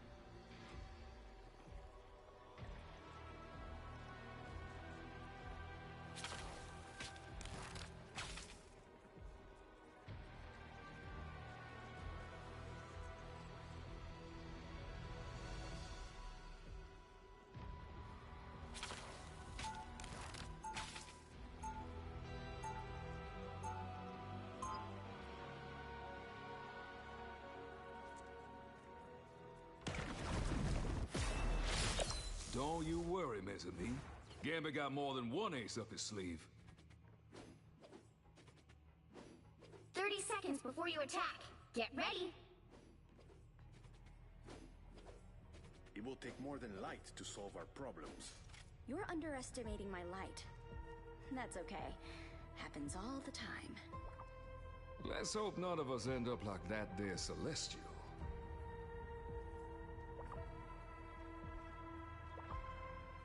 The battle starts in 5, 4, 3, 2, 1! All you need to do is capture the mission area. Got it? Whoa, give me a sec to absorb all of this.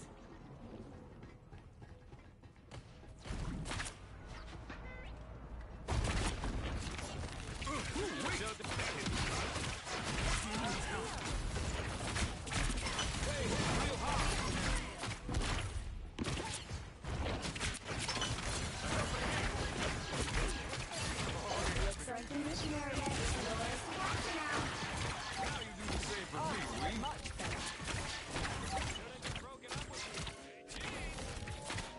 The mission area is yours.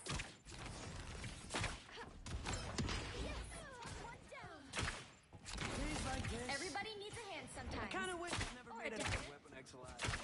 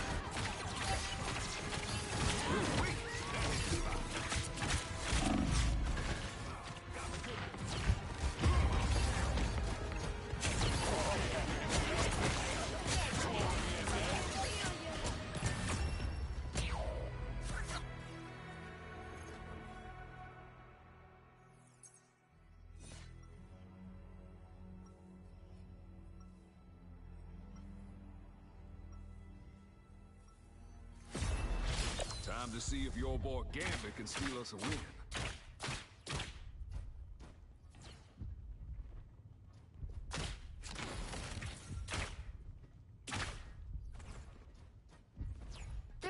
Before you attack. Get ready. Stand back, Anna Marie. Let Gambit handle this one. Remy Etienne LeBeau. Just 'cause we're married now, don't mean you gotta protect me. I can handle myself. Oui, je sais. I just can't imagine losing you, Cher. Not after I finally got you. The battle starts in 5, 4, 3, 2, 1. All you need to do is capture the mission area. Got it? Make fun of my tail all you want, but I've still beat new Thanos and No one can stop us! Get ready. Here come the bad guys. Candy needs help. Never fall!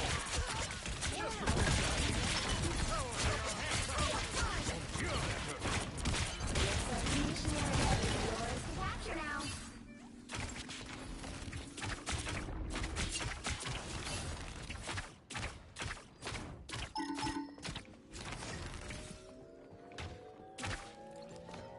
The mission area is yours. Double back! Oh yeah, baby, that's the good stuff. Oh, I touch it.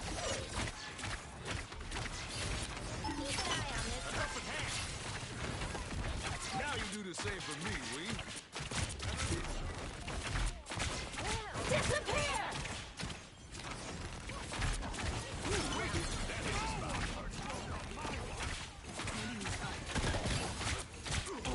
By the eye of Agamotto!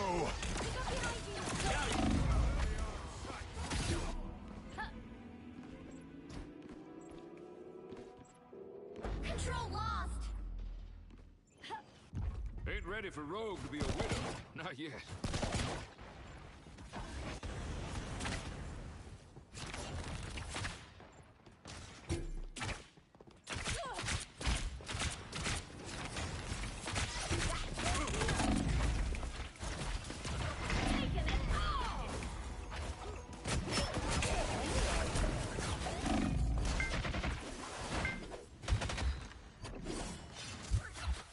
Ain't nobody stealing Gambit's chance to win. Retreat is the only option. I appreciate you, but I Lucky draw! Ooh, love that healing We field. just spotted bad guys. There they are.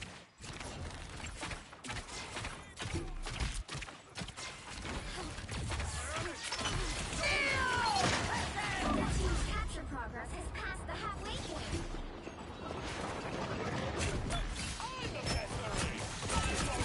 By the eye of Agamotto! Ain't nobody stealing Gambit's chance to win. To safer shores!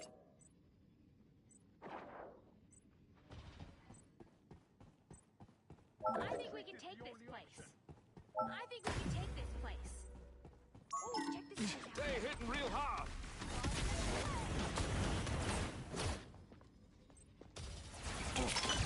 Just the boost I need.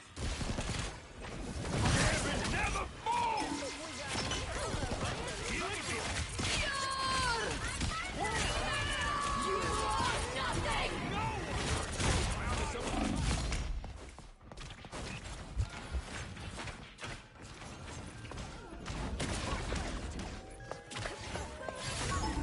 You'll have to keep fighting until we have a winner. Control C's. Gambit got your back. You've captured more than half of the mission area. Keep going. Not gonna be easy to hurt Gambit.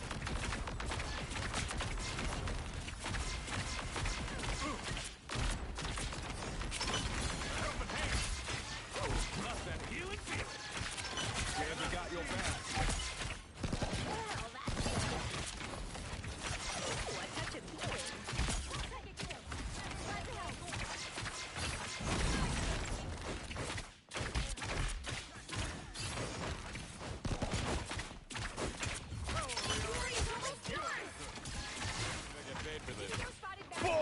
again! Okay, we got your back. Ooh-wee! That didn't stop territory. Disappear! By the eye of Agamotto!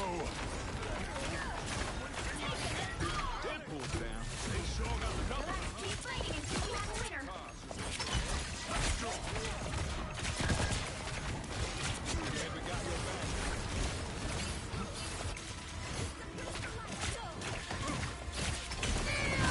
Never fall! Yet another reason to tip, shit.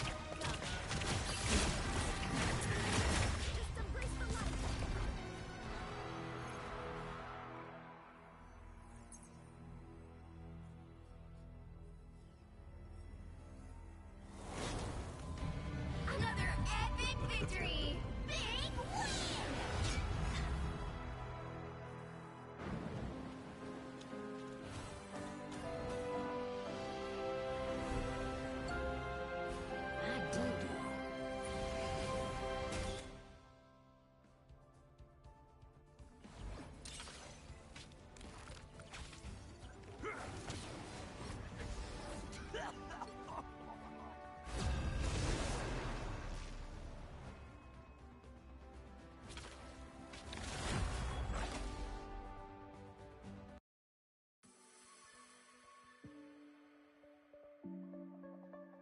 Which hero do you think you want to be today?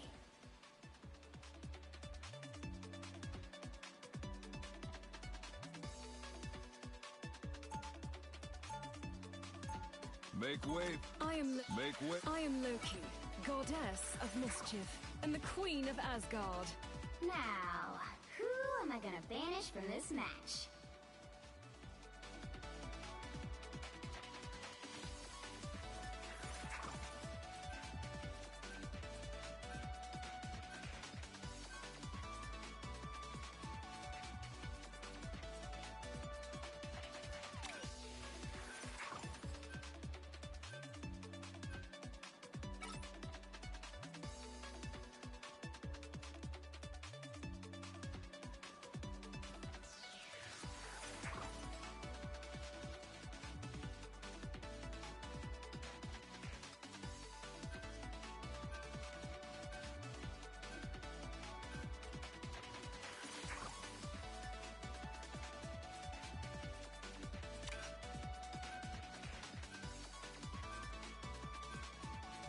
Pick your hero.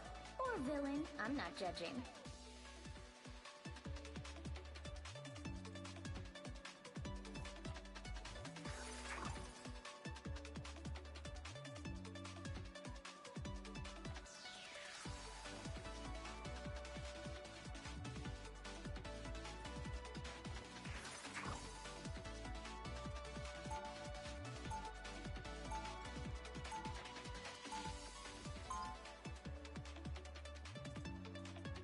Who's... Huh, I am absolutely going to need more tea, darling. Love that kick! 30 seconds before you attack. Get ready. Very funny, Wade. Look at us. The man out of time and the cyborg assassin. We should come a long way from Brooklyn, Steve. But as long as we've still got a little Brooklyn inside of us, Buck, I have a feeling we'll do just fine. The battle starts in 5, 4, 3, 2, 1! All you need to do is capture the mission area. Got it? Seems like Doom is the real monster behind all this madness.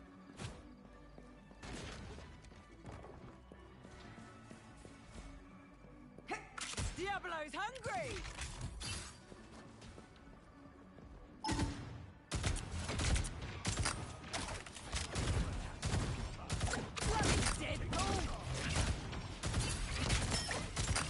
Looks like the mission area is yours to capture now. Thanks for the love.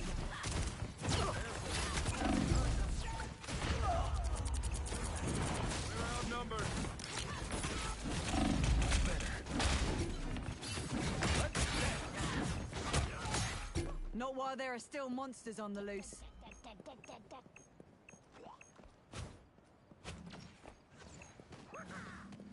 Love that kick! They captured the mission area!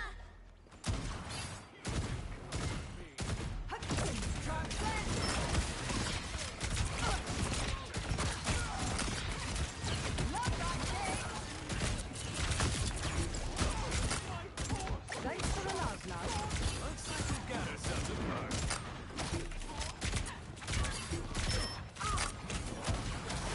Diablo's hungry! Candy and Tyrone here to help.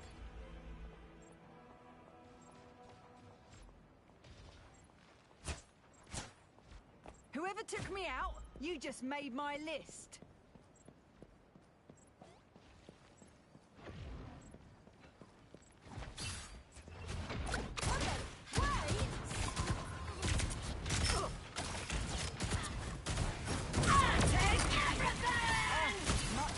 Damn it, never fall!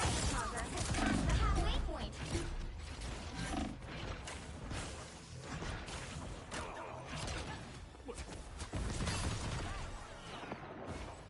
Back from the grave, better than ever. Step aside. Disappearing.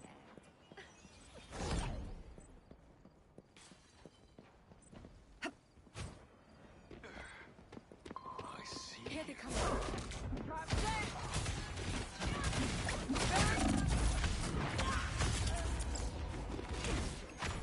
They've almost got it! Thank you.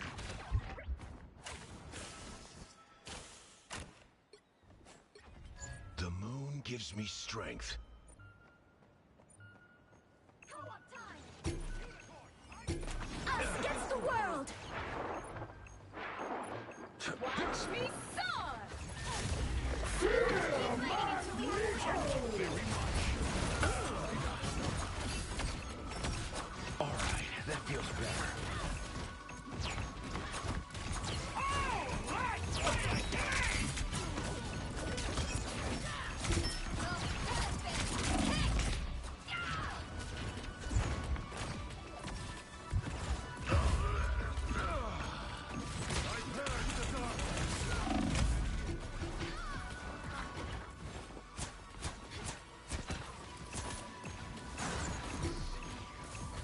Guess Khonshu's got my back after all. Ah.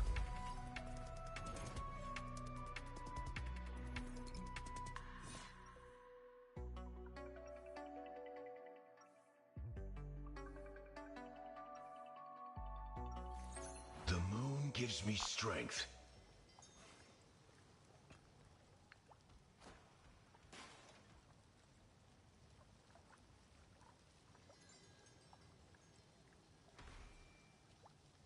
seconds before you attack. Get ready. Your ankhs are maddening. Not my ankhs, Khonshu's. Even so, maddening. If I'm on your side, isn't that what you want?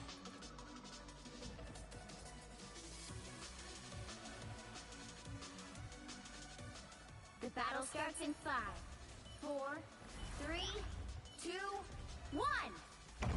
All you need to do is capture the mission area. Got it? And is very handy in combat. Everything most decidedly does not happen for a reason.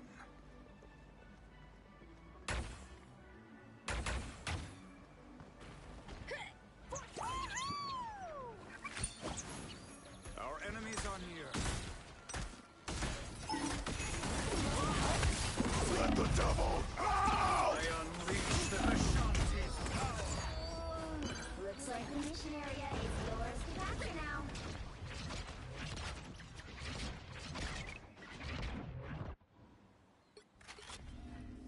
Guess we better save the world again. Capture the mission area!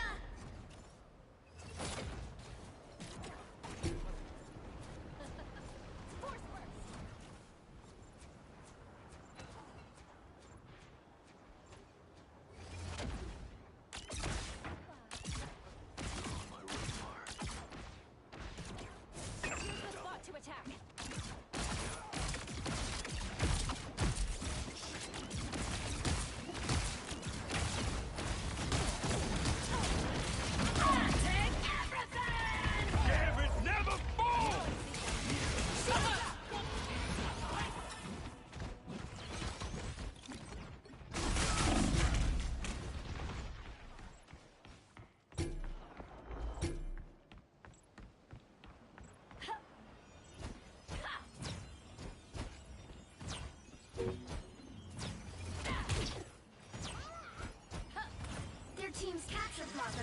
That's the halfway point.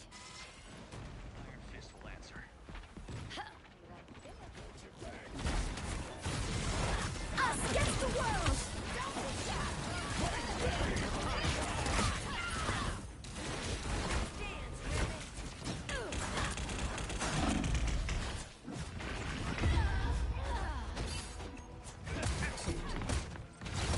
Predictable outcome.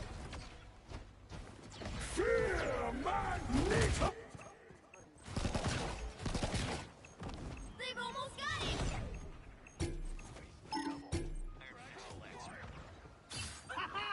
Problem solved. Ooh, wait, that hidden spot. Let the devil out.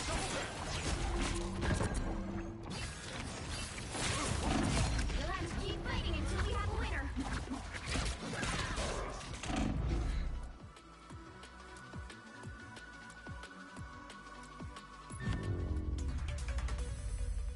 I don't care if the whole team picks healer. I'm just gonna play healer. I can't believe how bad people are at healing. From 58 institutions across 14 And I dropped my cheeses. There was 194. Since its completion in 2010, the Ice Cube has achieved groundbreaking scientific discoveries. For example, Yes, you can, Galacta. astrophysical neutrinos in 2013. Identification of the first neutrino source, which is laser TXS 0506 plus 056. Anything below Grandmaster is just so bad. In 2020, and creation of the first neutrino image of our Milky Way galaxy in 2023.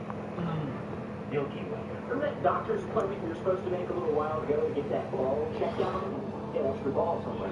You could have just been in your overdue annual checkup, maybe a dentist visit, whatever. Why not look at today? ZocDoc is a free app and website where you can search and compare in-network doctor info instantly. Sometimes even getting same-day appointments go 100,000 across every state. Visual health, dental, urgent care, therapy, you name it. You can filter doctors who take your insurance who are highly rated, etc., etc. What I'm trying to say is you can find what works for you. Even same-day appointments, like I mentioned. I use ZocDoc. It's been a long-time sponsor of the channel, and it's fast and easy to use. Stop putting off your important doctor's appointments, my friends. Go to ZocDoc.com/Uberbill to find and instantly book a top-rated doctor or click the link in the description down below. Get that ball checked out. Okay? At COCDOC.com/Uberbill. Thank you to ZocDoc for sponsoring this video.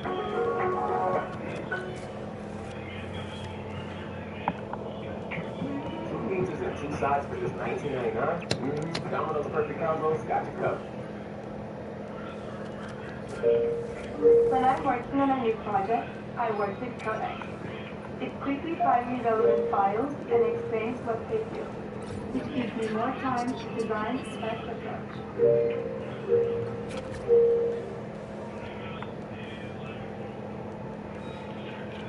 Eric Hacker, who worked as a firefighter and plumber for Raytheon Polar Services Company at the South Pole Station from October 2010 to 2011, claims his role provided him unrestricted access to the facility. This, my friends, is our guy. On June 12, 2023, he presented testimony at Dr. Stephen Greer's Disclosure Project National Press Club event. The active neutrino detector is presented as a passive listed device for the purposes of the science as presented. But I'm going to skip right to the chase, folks. I have provided documentation that proves that the 5,160 local dots that are connected to the ice actually transmit at 2,047 volts each.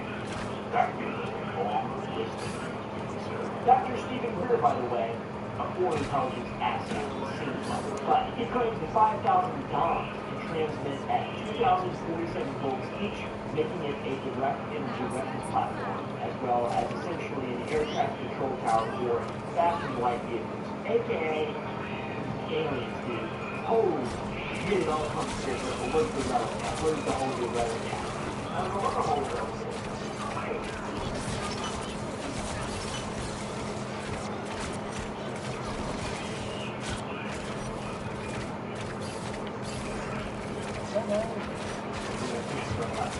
Eric's most shocking allegation concerned the February 22nd, 2011 Christchurch earthquake that killed 185. Eckert claims that the 6.3 magnitude disaster was friendly fire caused by Ice Cube's first activation of his directive engine. Unfortunately, when the first fire out, that was only happening in the quick Christchurch. There were two incidents shots where they were able to target the president.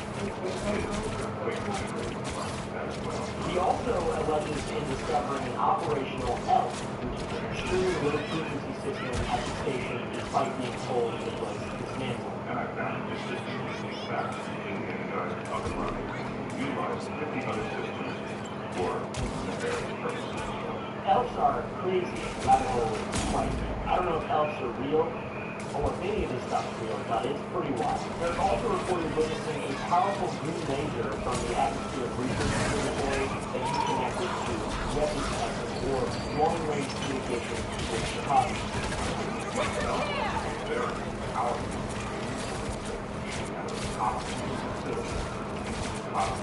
The conspiracy allegations face an insurmountable fitness problem. I don't know how reputable these guys are, in all honesty. Stephen Greer, I don't know if he's reputable, and this there fella, I'm not sure. Conspiracy allegations face an insurmountable physics problem. The Ice Cube consists entirely of passive photomultiplier tubes that can only detect light and not generate it. Or at least, that's what they're telling us.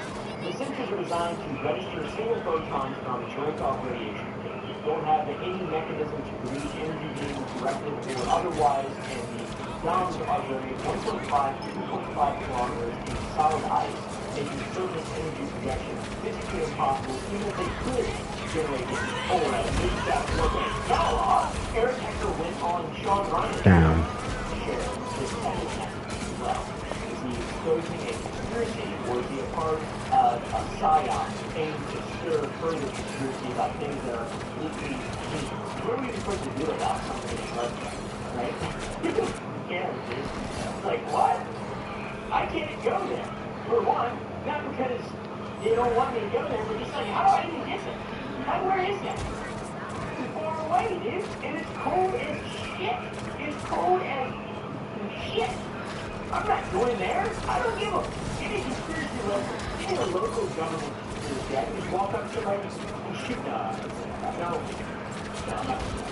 Any conspiracy that can be solved. So who knows? But I've got to say there are some interesting details that connect with the Rocky Mark story, which is Stretch Carl and a bit of this movie. That's the show is all about. Rocky Mark was an astrophysicist at a facility operated by the NSF. The NSF has put out statements before any information is truly known about his death, and they stonewalled the investigation. Rocky's poisoning also could have been detected by an unreliable device that the doctor had used to report Raytheon's needed to be fixed. Rodney died at the Emerson Scott South Pole Station. That's where Ice Cube is located, the Emerson Scott South Pole Station. Guys, a spokesperson for Ice Cube, a man by the name of Ignacio Taboda, also an astrophysicist like Rodney Mark, confirmed that Raytheon, the world's second largest military contracting defense company, one of them responsible for supplying Israel with the bombs they're currently attacking using against Palestinian children, have been a contractor for Ice Cube. But Raytheon seems to contract for maintenance and no real evidence to suggest that they I was hoping that he didn't get. They were like, he pulled up and they freaking got arrested.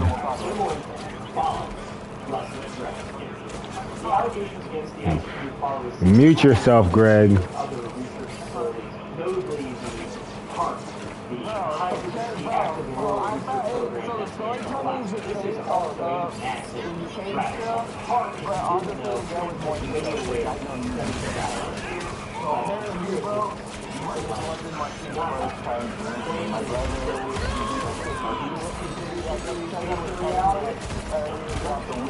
If I wanted to be a genius, I would probably put my whole whether the liquidation in the area or my normal like not by you guys are the normal team. What are you going to do, march on it? What are you going to do? Are you going to change that part? No, we're not going to do that. Nothing can be done. So yeah, there may be another purpose for the ice cube. What they're telling us is maybe it's also not what Eric Heckler is telling us. What if the ice cube is another form of an oh yeah, I made him a drink. among the numerous conspiracy theories that surround the alcohol back all the way to the 90s. Stories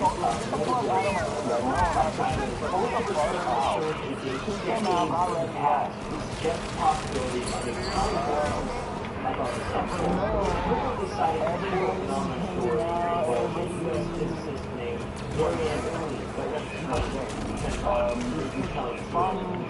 Either way, the story consists of a strange atmospheric phenomenon January 22nd, 1995. According to the story, the scientists observed a spinning green bar hovering above the South Pole cave. I was talking with Johnny, she was like, why would him and his girlfriend fight? So, trying to find out, so in my head, I'm like, no wonder he's mad. He picked up his girl from throwing food. Skill issue.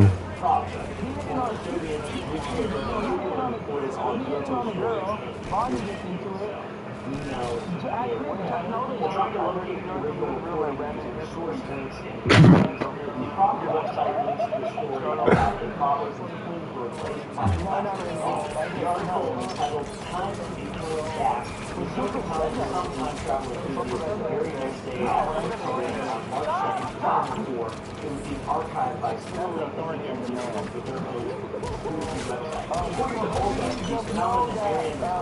This wasn't the first time my experience.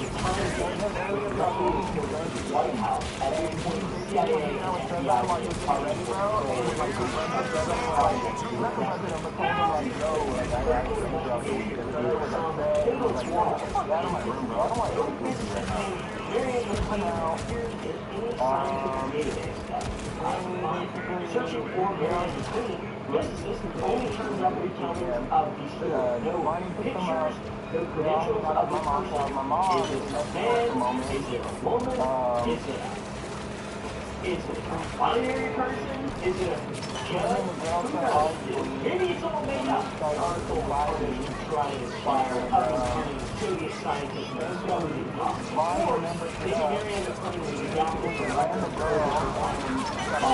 It's not really part of that stuff.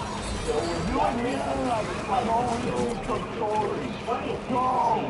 What are you talking about? Crawling all over me in my butt and stuff? There's no way. Fast forward 200 years. Boom. Sorry, little kicker in my butt.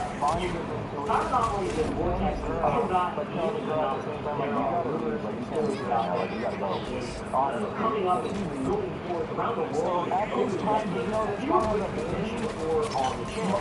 Martin Shigella and this guy is about a continent almost exclusively populated by Martin holding the baby, walking back in, and John hid behind the door and Strider is Martin. I walk in there and just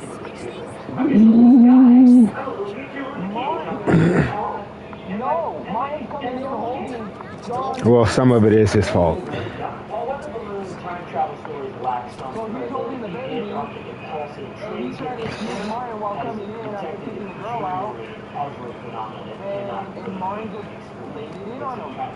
Laid it in on him. Bro, AJ described it as a balloon born detector searching for ultra-high energy. He said that shit was split. He said between the bottom of the split and along the gum line, another cut. So it looks like a T. And he fucking showed, imagine touching in your bottom lip, bro, and nothing but scum show. Because it split open. AKA from the ice.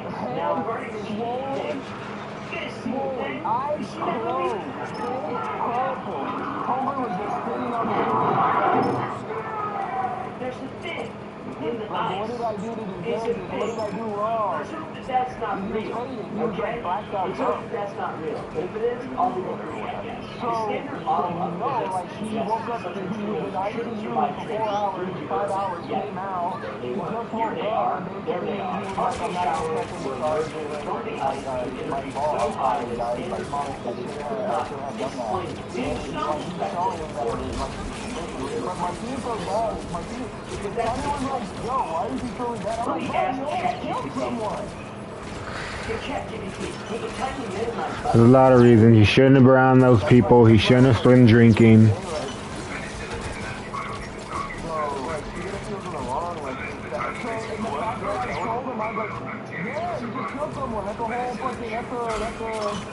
Manslaughter.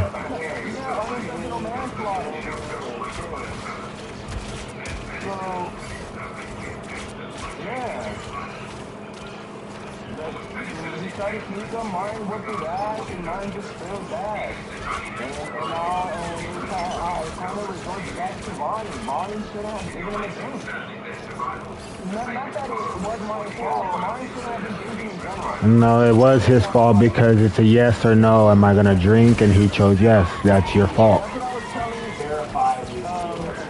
And it's not even that it's the drinking. You're around a bunch of people who are drinking and horrible people who beat on women.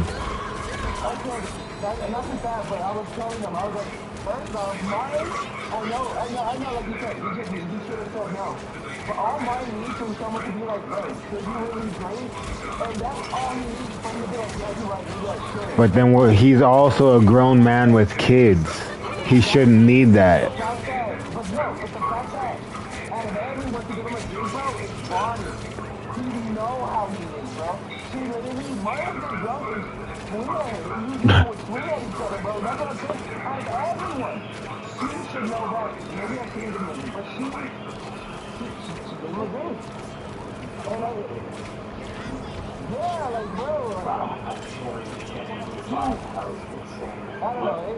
Bad decisions.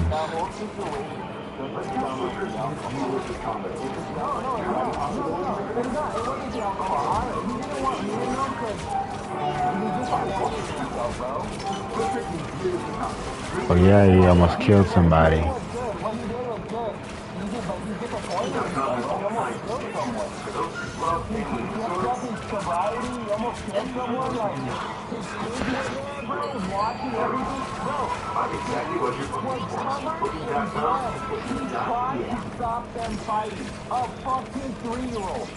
But yeah, that's child endangerment. So you better hope that story does not get out. Everybody will, including Cesar and whoever was there and saw him recover, everybody will be going. Oh my God.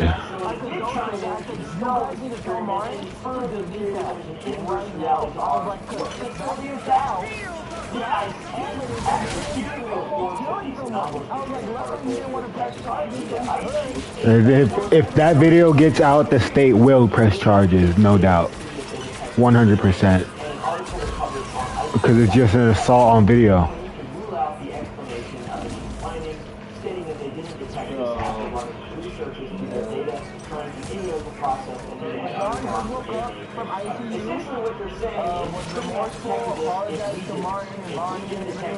And even then, it's still, even if he's remorseful, that might change if he has brain damage or some really long-lasting effects that he can't pay for. Well, hopefully. That's what...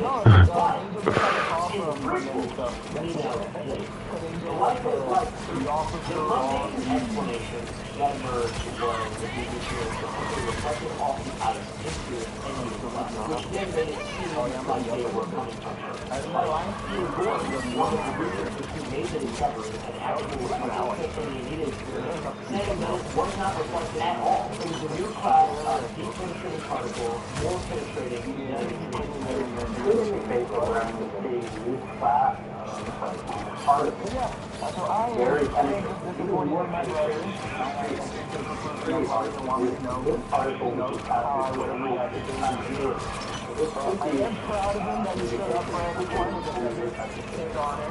He probably won 100%. Revolutionary stuff.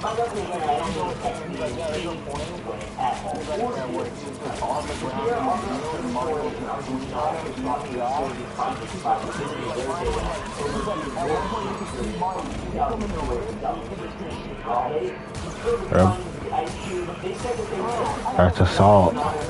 Felonious assault.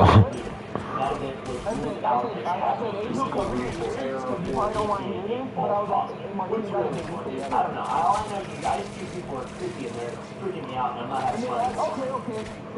The isolation of Antarctica crews and the psychological challenges that medical researchers have extensively documented. A syndrome called winter-over syndrome is a term that has been coined to describe comfort symptoms of living while trapped in Antarctic yard that holds winter. What exactly is winter? During these winter months, periods from March to October, conditions are so harsh that there's no travel to or from the continent. Winter-over crews are more isolated as long periods of darkness and extreme temperatures can confine crews to their bases. And supplies are finite as no resupply is possible, evacuation is impossible, and communication to the outside world while much of food and recent goods will still be spotty if equipment isn't properly maintained or malfunctioning. And this is the reason from the previous story that Rodney Mark's body was transported. He'd probably be in there for something sick.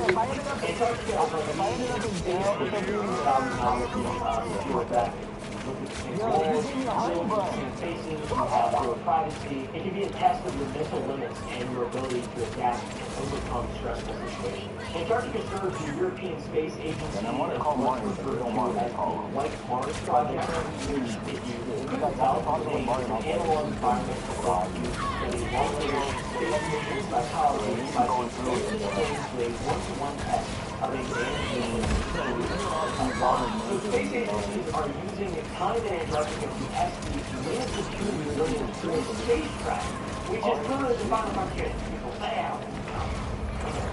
so for researchers and scientists going to Antarctica who aren't preparing for interplanetary travel, I'm sure it's tough being up there. It is an incredibly challenging time for many members of Antarctic research crews, leading to many reports of degrading mental states over these extended periods, leading to be subjected to 6 months of total darkness during which... No, it's funny. And the symptoms that one may encounter when they begin experiencing but are not limited to the following: depression, irritability, aggressive behavior, insomnia, inability to concentrate, memory issues, changes to thyroid hormone function, fugue states called long eye or the Antarctic stare.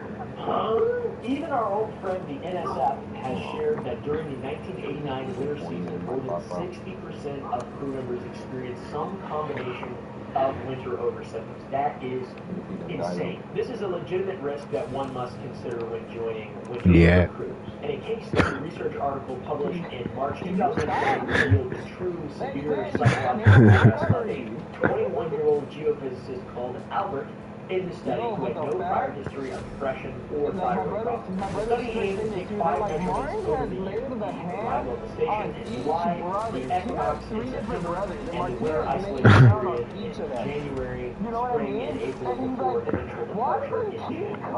Albert would only take part in 3 of the 5 measurements, as his decline was so severe that he would later require... Well, hopefully there's not a hidden one. Albert was referring to himself as a ghost because he couldn't participate or contribute to the lives of his family. He's quoted as saying, "I'm not a part of my family because I'm absent.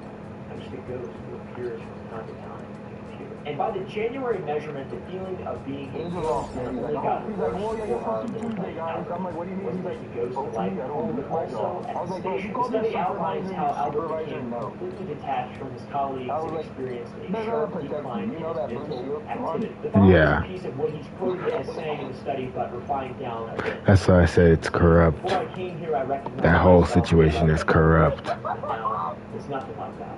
The last good idea I had was 2 months ago. I'm not thinking, there's nothing cool in my life anymore. I don't amuse myself. I don't say jokes to myself. Yeah. Everything's changed. You guys would get the department shut down if this ever came out. Dude, I feel like that shit. I'm not in America. That's just... I just got $1 million offer for some information I was just told. Yeah, the Washington Post did. By many to varying degrees. CNN did. They want to hear. TMZ wants to hear about this. The National Library of Medicine has published an article studying the phenomenon titled "Psychological Hibernation in Antarctica," and it covers a lot of the same information with some figures that detail various areas of their decline into emotional flatness. Evacuations like the one Albert required are no joke. Slide into winter with Baby Bell, the fun kind of good. Nom nom nom nom nom nom nom nom nom nom nom. Yeah, I'll tell them everything I know. That means having lower energy costs, money-saving programs, and the most reliable power in the Southwest. Find savings, reliability, and more at srp.net/value. A few days ago, on the 5th of August, an emergency evacuation had to be performed to recover 3 individuals from the Esmeralda research station. Finally, is where the thing takes place. A Royal New Zealand Air Force crew flew a C-130J Hercules 2,400 miles in 20 hours past the point of no return to recover the research because of polar night, a period of absolute pitch black darkness. They had to wear night vision goggles at points of the trip and refuel on the ice with the engine still running to prevent freezing and the -11 degree Fahrenheit. Unbelievable. Trying to find actual pricing for these evacuations, we found the medical air source worldwide saying that because of all the factors, every medical evacuation is tailored individually. Type of transport required, distance of travel, the patient's medical condition, the urgency of the request, and so on, accompanying passengers, yada yada yada. There's no way really to determine how much these things cost. Boom, $1 billion. With that factored into the cost of maintenance, fuel, crew, man hours, all that factored in, it's amazing Albert made it as long as he did and didn't just lose his marbles, then to walk out into the dark and cold Antarctic wastes and just get lost forever. Speaking of walking out and getting lost, in 1965, a researcher... Imagine talking to the family that destroyed each and every one of your sons that were supposed to carry on your bloodline. Physicist with the National Bureau of Standards. He worked at the Central Radio Propagation Lab of Berg Station, researching fluid scatter in the ionosphere. Why? I have no idea. The Bureau of Standards published a journal of research outlining its goals for fluid scatter in radio waves. That's so funny. 3 years prior, in 1962, but it boils down to the following. Radio waves move in a straight line, so if you have a radio station in one city and a receiver in another, too far for regular radio waves to reach, using the ionosphere, you can bounce those signals back to Earth to achieve, communication over further distances. That's what the study of the ionosphere does. Just in case you're wondering, like me, or at least that's my understanding of what they're trying to do. Yeah, he's going to be helping ICE. As someone with no background in radio waves, Carl Dish was at Berg Station in Antarctica partaking in his research, but would have to travel to the radio base roughly 1.25 miles north of the central station. Between the two buildings ran a hand line that one could grab and follow to get there safely, like in all the Yeah, that's why they're not acting weird here, because someone with a mask and shit pops out on me, anybody here, you're gonna get shot. We have open carry. You can carry a gun.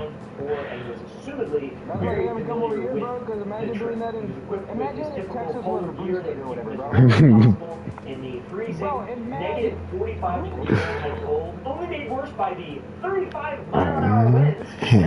However, would not end with Carl making it safely back to the Berg Station. 45 minutes after his departure from the lab, he had still not made it back, and a vehicle search party was looking for signs where he may have gone along the hand line.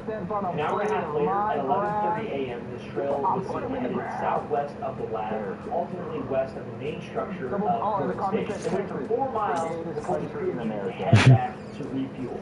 By that point, the heavy winds had blown snow over the tracks, and after spending another 3 hours searching for the trail, the search party was unable to locate it again and risked getting themselves lost as the snow began covering their tracks too. Multiple search parties tried and failed. Yeah, that's what I was gonna say. Like, multiple search parties tried and failed to locate Carl Dish. One such attempt occurred at 7:50 p.m. when a human chain was formed from all able-bodied men, personnel in the area where they traveled along the area where the tracks had initially been, but they had no success. Searches continued over the next several days, with two groups even leaving with a week's worth of supplies, but never finding anything after searching as far as 12 miles south of the station. Vision during these searches was severely impaired because the group was in the middle of a months-long polar night, and Dish was never found and was presumed dead the next day. And his disappearance was baffling to the personnel at the time, as the lifeline connecting the radio lab was attached to the lab. This meant that if you came down, you wouldn't have to take a single step to grab your guide. You just follow it. That's it. Now, of course, several theories arose about how he could have gotten lost. He got lost in the weather. It's doubted due to the line being so close and the familiarity Dish would have had with finding it, as well as the route itself. Another theory is that he intentionally left, ultimately choosing this to be how his life would end. But why would he have done that? Maybe winter over syndrome, something like that would have had a profound effect on him. Third theory, potentially alien abduction, guys. I'm just going to throw that out there, okay? This was Stop being gay. after Richard E. Byrd, who allegedly encountered UFOs over the continent, Operation Hideout, you know, the Nazis and shit, Hitler and aliens in the hole, in the hole, they were hanging in the hole. You give them penicillin, they died. Or maybe he was working with or was abducted by the Soviet Union. It was during the Cold War, so of course, speculation of Soviet involvement was going to come about. Everything was linked with the Soviets. And or maybe since he was a German guy, he was working with the Nazis and their secret and base. That's my personal theory. That's my big winner chicken. Now, some of these theories are dumb as theories 1 and 2 are the easiest to digest and believe, obviously, with the documented effects of winter over syndrome. I could believe the isolation and limiting lifestyle could potentially get too much in this.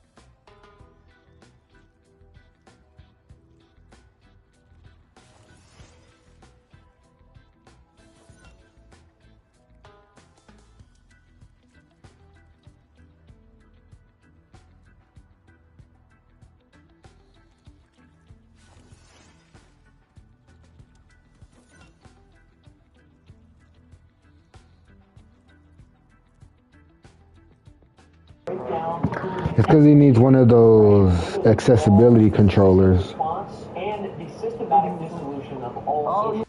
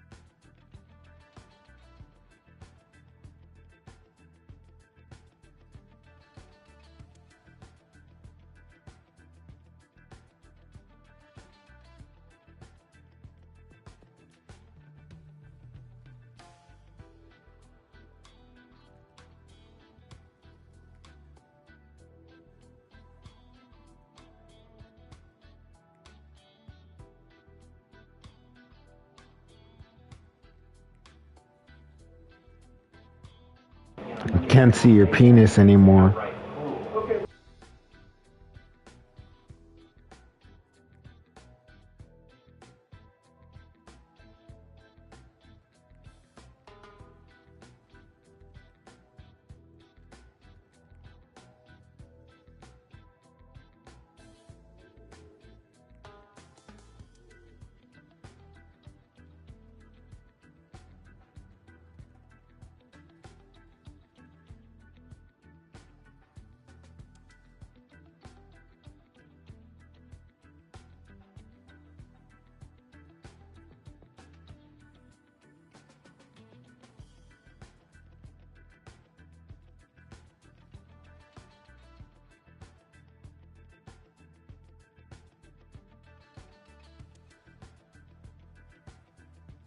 Tubby.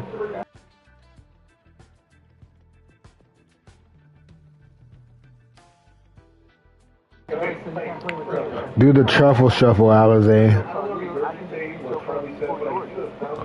Do the truffle shuffle.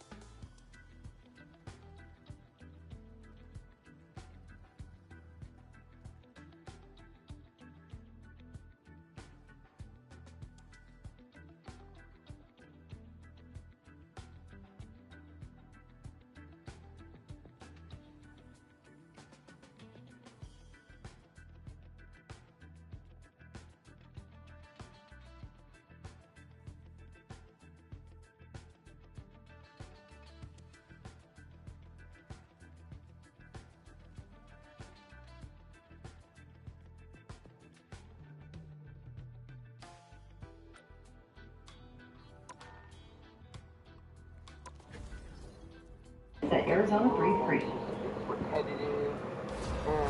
Track Morgan, we've been digging very deep into the Epstein files and we are not stopping anytime soon. One of the craziest allegations that's been made about the files recently is that Jeffrey Epstein was planning, or perhaps even already running, some kind of baby farming operation. Apparently he bragged at people at dinner parties that he was planning to have 20 women pregnant at a time. There was rumours that he wanted to, use CRISPR and DNA gene editing technology to create this, perfect breed of kids that he was putting out into the world. He wanted to single-handedly repopulate the world. It sounds like he might have wanted to breed some kids that he could... I don't know why he was coming that at me. he does too, right? Everything that I was think about the situation, but this guy was really rearing kids. This guy was trying to make babies.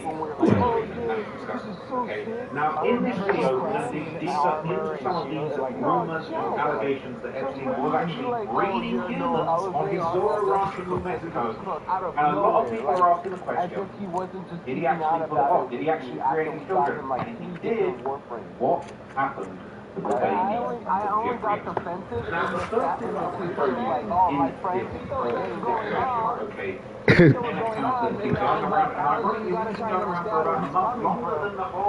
Hell no. This is an account from a whole month ago where an Epstein survivor revealed shocking details about what they termed human trafficking related to this conspiracy, right? This survivor was recounting horrifying memories, basically describing waking up on what appeared to be a makeshift laboratory on Epstein's New Mexico. I'm a higher level than you on the game. I don't even know if you wouldn't say that. There were people working on me, wasn't that you just accept the fact that no man's better than you? It was just, there's something very, very weird that happened. One of the, there's a lot of things that they try to do. I mean, if I knew what to do, right? So I guess I'm figuring out, So you woke up in what was essentially some sort of you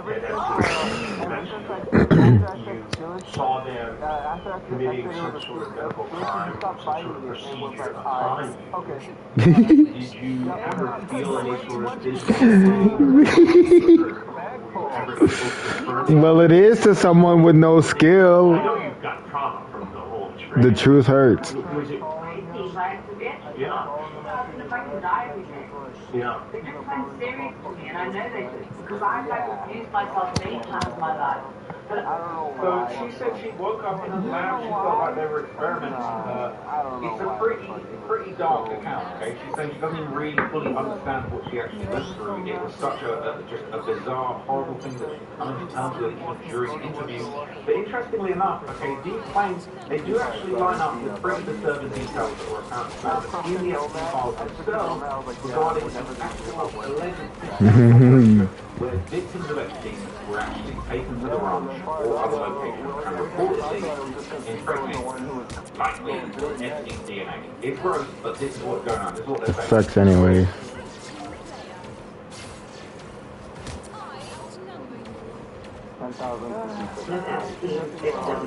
No. Branch in New Mexico. And what we found was beyond disturbing.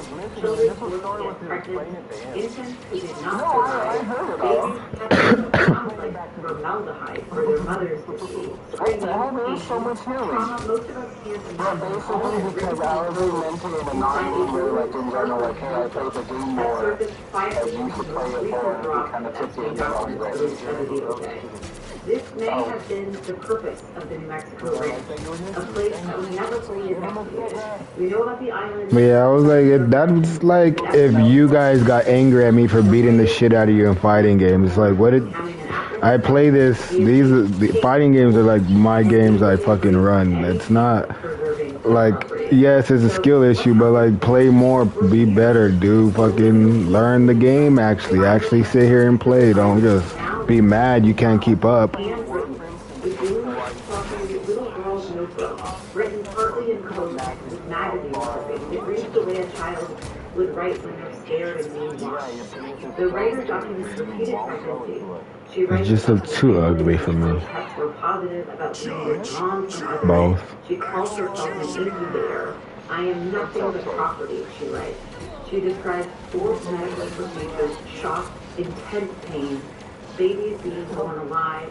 In one entry, she writes that she was allowed only 10 to 15 minutes to hold and feed her daughter before her baby was to be mine forever. She's mine, I want her back, she writes. This happens more than once. The notebook describes an obsession with genetics, hair color, eye color, a superior gene code. She questions why she was chosen, why her body, her traits, her musical abilities. She writes about special nutrition that Jeffrey made them all do, total control, no school, being taken to New Mexico and isolated from everyone and everything she was familiar with.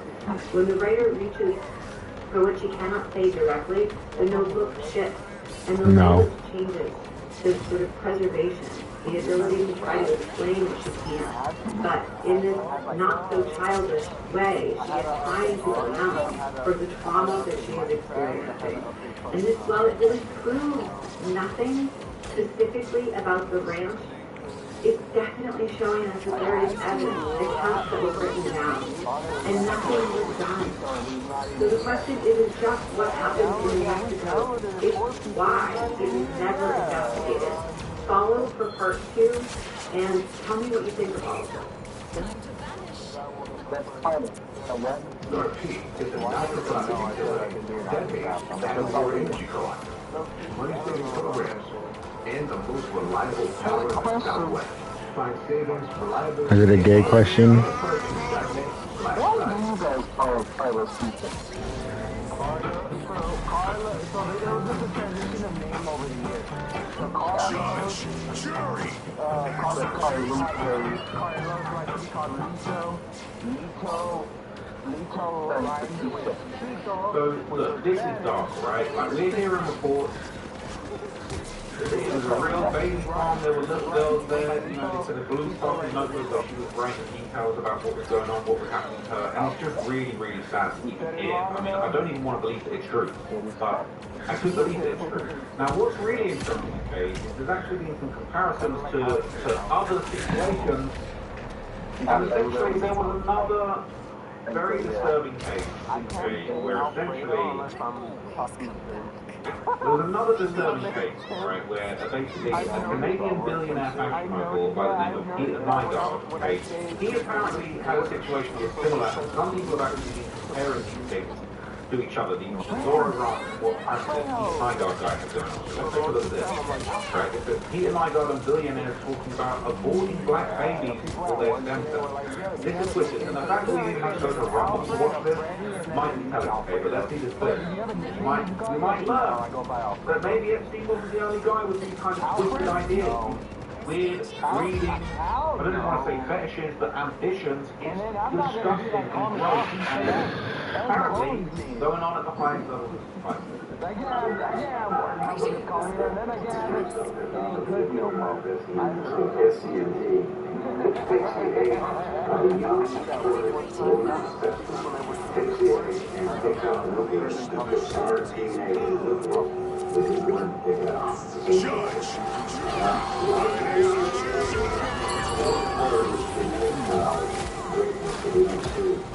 In any other way, we've heard of 14 black women from Africa. We really have a kind of an awful genetic protection, and we want some of that. Sorry, but what an absolute creep. What absolute creep. You got this, sexy curvy, we want some of that, like, bro, you're gross. Looking at other human beings that way is disgusting. Like, that's really no way. Watch your mouth. Sometimes you meet these guys, they're there with a creepy thing like, oh, I'm trying to breathe this, I'm trying to put a baby in this girl. It's like, bro, chill out, stop being so weird. Like, yeah, you're weird, you're gross. No need for that. But this is how these guys think they've got to know what to fight in, and I can see it. I need these genes. Like, this is so gross.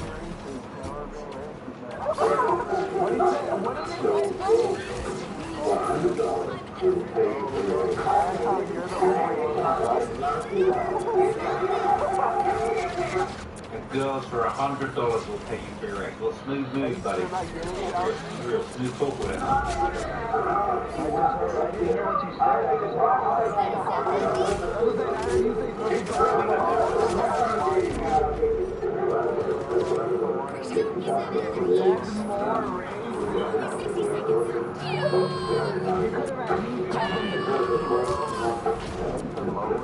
This is demonic, right? This is demonic way out. No shot.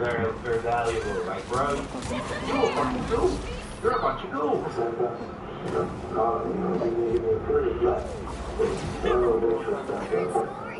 Nah. This is your P blood. So rich. Well, bro, even if that's true, right? You can say that in a science class.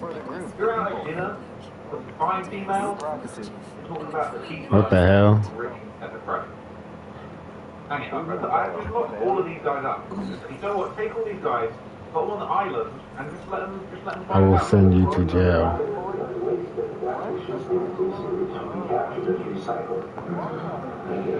Oh,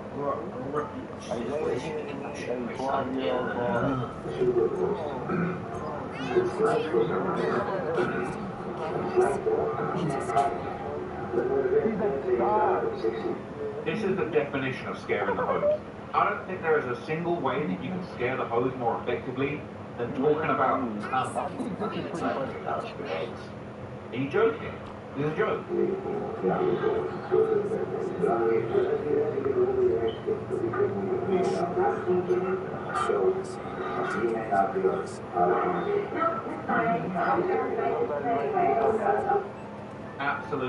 Absolute raging weirdos, right? Okay. Absolute insanity.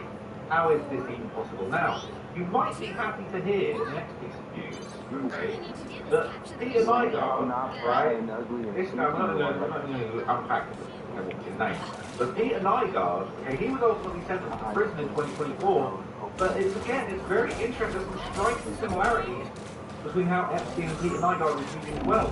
And you're seeing some of these creepy, weird ideas. Everything that was just said in that video, I can honestly imagine Jeffrey Epstein saying. Oh, I just fluffy, fevery, soft egg, girl, and a mouth-watering sausage McMuffin with eggs. Only for just $5. That's McDonald's. Betty Schlegel's company line stopped with the birth of her daughter and her fierce life as a Jackie was forced to vaccinate her child, and her daughter became disabled for life.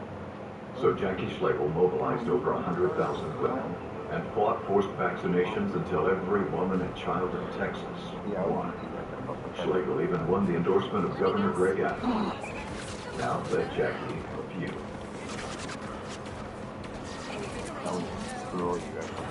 $100 for your eggs, right? That's the type of shit everyone's on. For sure.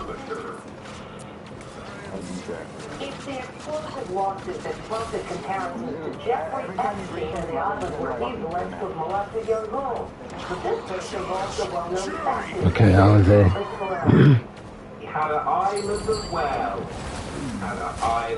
Travels to a Caribbean compound where a number of women claim they were victims of what they call a sex trafficking ring. Peter Nygaard is one of the biggest names in fashion. The billionaire rides in a private jet with his name imprinted on the fuselage.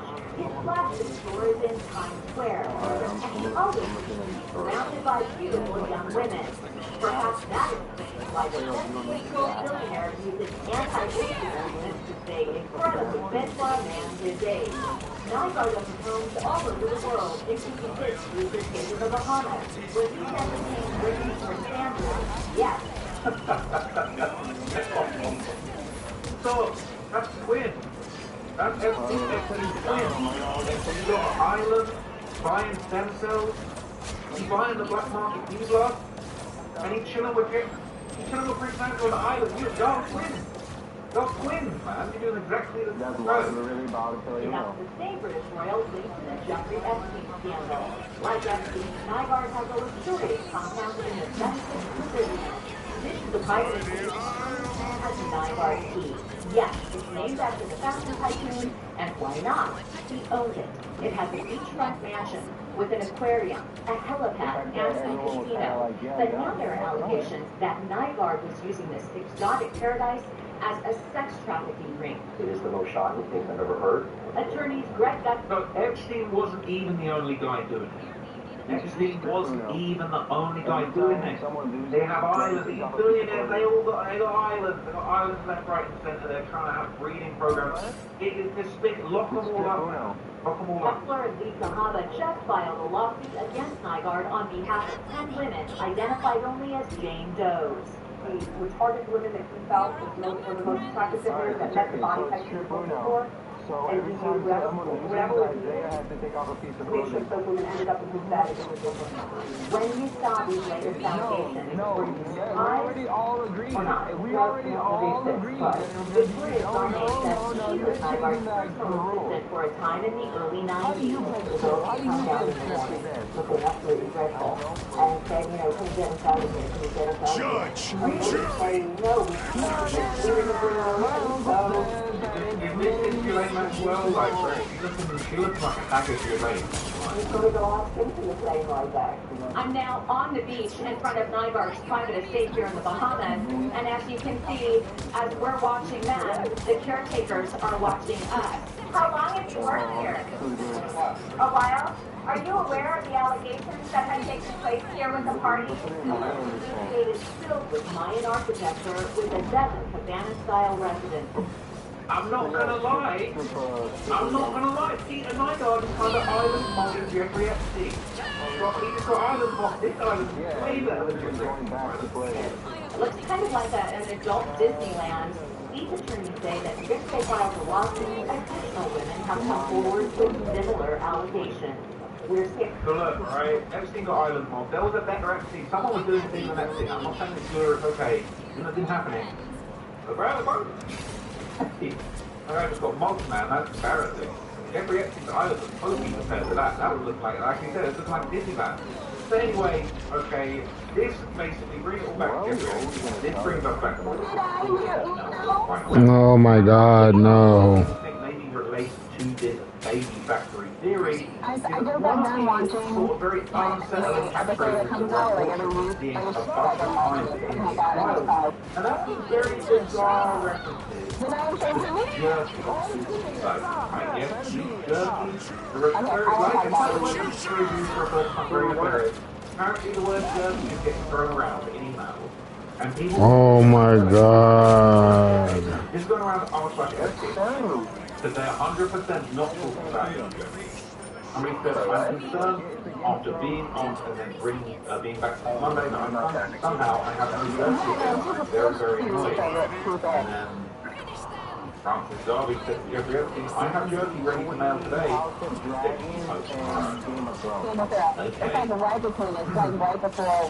Wait, so this was Francis Darby, right? They redacted his name here, but you can see the message starts with Francis.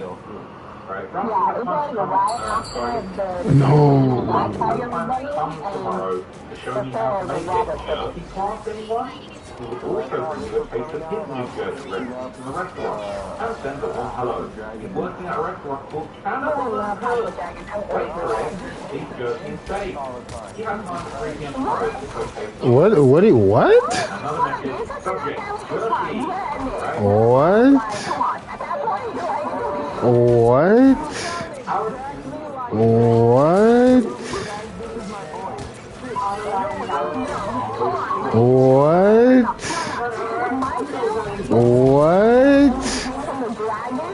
What? What?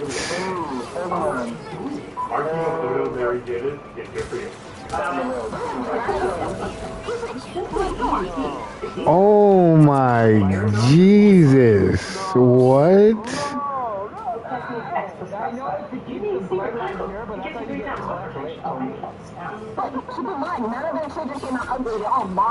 Yeah, that's the first generation. Yeah, it's a fake show. It's a fake show with the first generation of inbreds, not thousands of years later when they're all fucking retarded. Any other questions? Oh my god. So that's how you won her heart. That's what you do in front of her? Yeah. I'm saying, go get my homework. Well, my dog ate the beef jerky. I was looking for the beef jerky as I knew it was in my suitcase, and then I thought maybe I left it at the beach, only to find a small plastic bag in my dog's bag and no beef jerky. I'll email Francis to make us some more, about 6 to 8 ounces sent to the lab. Are you sending beef jerky to you just eating some innocent gas station beef jerky? I've got to send it to the lab. I'll send it to the lab before Francis is supposed to send it to the lab directly. I'll try you later. Another message from Darby from Redacted. Subject jerky. Right, hi Francis.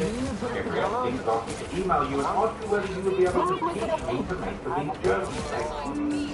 Oh my god. To Jeffrey Epstein from Redacted. Subject, should I have Francis jerky? Because I know you're not fond of the fact that jerky is seeds. There's still some left from Francis and freezer and so can I organise it? Can I organise to have it FedEx out? Now, the fact that he's saying it's going to freeze makes me think it's potentially some eggs, right? It's some eggs. As you saw, our last guy that was at Island Point, Jeffrey Epstein, he's at dinner talking about, let me buy your eggs. Hey baby, let me buy them eggs. That's what we're talking about. You don't keep eggs in the freezer, right? No, organise to have it FedEx out. Blank is going to try and attempt to remake Francis' ideation with Blank about all ingredients and original recipe. Another message, Redacted. Redacted 2 and from side for this one, okay? So we don't know who sent it, right, and who it was sent to, but it's very much redacted. So Steve Hansen is sending jerky to your attention overnight, that he did not like what he made last time. Said, uh-oh, I'm sure someone over there will like some jerky. Maybe. This one says, how do we deal with the frozen white tuna? It says, jerky will be with me when I get to LSJ, but the same. Yes, I guess. I can come tomorrow and take care of white tuna if you like. I'm due back to New York City by this evening. Blackberry. Sorry, on second thought, I'll be back tomorrow to make jerky happen and prepare white tuna. It said Jeffrey Epstein is on the island and he has the tuna with him. If you can let Blank or Blank know what to do with the tuna, that would be great. Blank is still on the branch. And another set of redacted to and from messages. I already saw that one. They're saying, got it, Blank sent Blank an email. I think they're going to attempt to make jerky as well. I haven't got any email today about any of this, and now it seems to be too late. I need to know if he's out of jerky and things like this before it happens. I would rather come in and make more on a day off than to be so far away that it's not possible to fix things that are wrong. It's actually easier that way. So I understand, left on Wednesday last week, he had quite a bit of jerky that we sent with him. He must be going through it like crazy. What? What? So this is a message from Leslie Groff, who is to Jeffrey Epstein, copied in Francis Derby, forward subject, beef jerky, and a PDF is attached, ironically, okay? A PDF is attached to jerky. Hi Leslie, Jeff would ask to have a sample of beef jerky tested for nutritional value. Attached to the results just received, and let me know if I can be of further assistance. Interesting. Or have the lab, right? Like that's like a normal thing to do, right? Like, yeah, right. But, yeah, I thought the normal one that has the ice one. Maybe pick it up. I mean, what do you guys like? Do you guys think they're actually talking about beef jerky? You really think they're talking about beef jerky? There's another message from Francis Darby. Good day to you both. Just checking in to see if the jerky situation has been sorted out. Blank, last we spoke, you Blank have rich beef FedEx it to Paris. Just so we're all on the same page, the jerky is shelf stable and can travel without refrigeration. Why is it in the freezer? The other email. Also, wanted to see if there was any word on my next day to cook for Jeffrey Epstein and when that might be. I just know these things change, so just checking on any intentional plans yet. Last I heard, it might be Little St. Jeff towards the end of the month, I think. Okay, more emails from Steve Hansen. Right, it says, IEU prior, my real dig got into my bag when I returned and ate the jerky. Francis is making another 6 ounces, which is what they need, so I can send it off. Feeling better, thanks. Actually, I did a half-mile run today, which I'll take for now. How's the IEU? It says, we talked about this at the run. Why isn't it done? He's cracking the whip for that jerky. No. So Steve needs a 6 to 8 portion. No, I don't want to. Again, all the jerky you had were roughly 2 pounds and it lasted only half the amount of time it was meant to. But it was more important for me to have the jerky to eat during my time off. I plan to stay back before I leave for Little St. Jeff. And some of that will then go to Steve and the rest of you at Little St. Jeff. How can I make you cry harder? More jerky, it's just endless jerky related emails. He's just jerking all over the shop, right? And Karina Shuliak, his girlfriend, is now being involved. She's replying, "Hi Blank, there is one bag of beef jerky in the fridge, so first please get it. And also Blank has more at her place, please get it from her as well, bring it all with you. I suppose it needs to be in a cold insulated bag, right? A small insulated bag would be just fine, I would recommend checking it. No need for crazy amounts of ice one should do. What's going on with this jerky? Michael, you get the jerky yet? You get the jerky yet? Get it? Get the jerky yet? On my way with jerky, plus meat, plus 15 minutes now. Delicious lunch beef jerky. Good. Steve and I are very grateful above all for your friendship. I didn't realize how much Like, there was. have you ever gone for a business meeting and you're like, you can follow up and things like this? Tell you what was really good about that meeting. The beef jerky, man. Beef jerky, right? Thank you, our friendship, so much for providing that beef jerky. I don't know, right? Message from Blank to Karina Shuliak. Hi Blank, Jamie is asking you to bring him more beef jerky on Friday. No, I can't. Are you also flying on Friday? If not, I would like to collect it from you and take it with me on the plane. He said, no, thanks, Karina. Right? So Francis, has time come tomorrow to show me how to make it? Jersey's on a thing wrong. I'll bring you a taste of the jerky recipes from the restaurant. He'll just have the one below. He's working at a restaurant called Cannibal and Coast Oyer. We're all about bringing fresh flavors in new ways. Like our new pineapple luau salad, bursting with island-inspired goodness. We took our slow roasted pork, tossed it in the pineapple garlic sauce, added a spicy mango aioli, and topped it with perfectly pickled nuts. All piled on toasted cheese Hawaiian flavors. Get two for just $6.99. The new pineapple luau salad. And I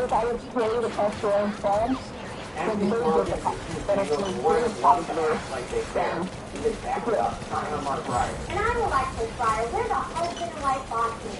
One study found that half of all clients weren't happy with the lawyer they hired. The number one complaint is total lack of communication. We say client happy experiences. That's why the survey are ranking low, that over 97% are happy. We knew reason. All the husband and wife boxes first. No, I don't do right. So people are saying these are almost all of the references to beef jerky. This is what I discovered from my research. Frankie Hampton is a restaurateur in New York City, I think. All his public profiles were taken down in the last 2 days, I believe. Francis Darby is the personal chef that I'm telling you, I just turned it on right now. The Cannibal reference to, which my search is currently shut down. I'm not saying they're eating children, but I'm saying this is 100% weird. There's one email in particular that's from Steve's wife probably, that says delicious jerky. Why would you mention beef jerky specifically like that? He was saying there are emails discussing the need to keep it in a refrigerator or on ice. That's some weird jerky. Sounds like they're drugging the jerky. I mean, jerky. It's way too much back and forth to just be out jerky. Who the F mails jerky? Like specifically delivered constantly and is obsessed with it. Okay? Well, let's play devil's advocate. You live on an island that you live in the cinema suburb. But shouldn't there be emails about all kinds of food? Then he had a private chef on his island. Surely he'd order many more things. I'd assume that jerky would just be included on the list, not weirdly separate.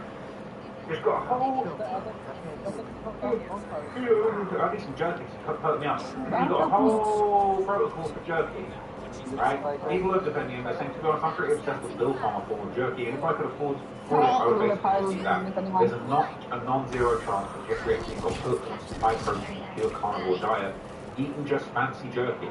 This is there are files meal planning for his diet, and they say he makes more jerky and the chef needs to make more. I think this might actually be about jerky. Right? Some people are convinced about something else. Someone knows how to cook these jerky. Often the recipe that doesn't mention what it is.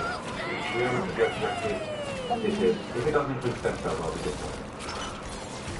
So the recipe. The recipe, 2 mounts of jerky. Third organic tamari soy sauce, 3 tablespoons of sweet soy sauce. ESAP mayonnaise, 2 tablespoons of ginger, 2 tablespoons of lemongrass, fresh cut. So, really solidly complete. So despite this work here so frequently in the record, there would actually be an apparent photograph of the alleged jerky itself, right? I've got a exclusive picture of the jerky right here. You can tell me what's with it. They're saying this is the actual jerky in an now taken down document. Why would they want to take down the jerky photo? That's what I want to know. It's a bit conspiratorial, but like, why did they take down the jerky photo? They're saying that data set 9, the link is down. This photo's been removed from the DOJ website. Weird photos, even more weird photos. Saying we need more answers about the jerky. I did a quick Google search because I wasn't sure if dried or smoked meat could be DNA tested, and this is the answer I got.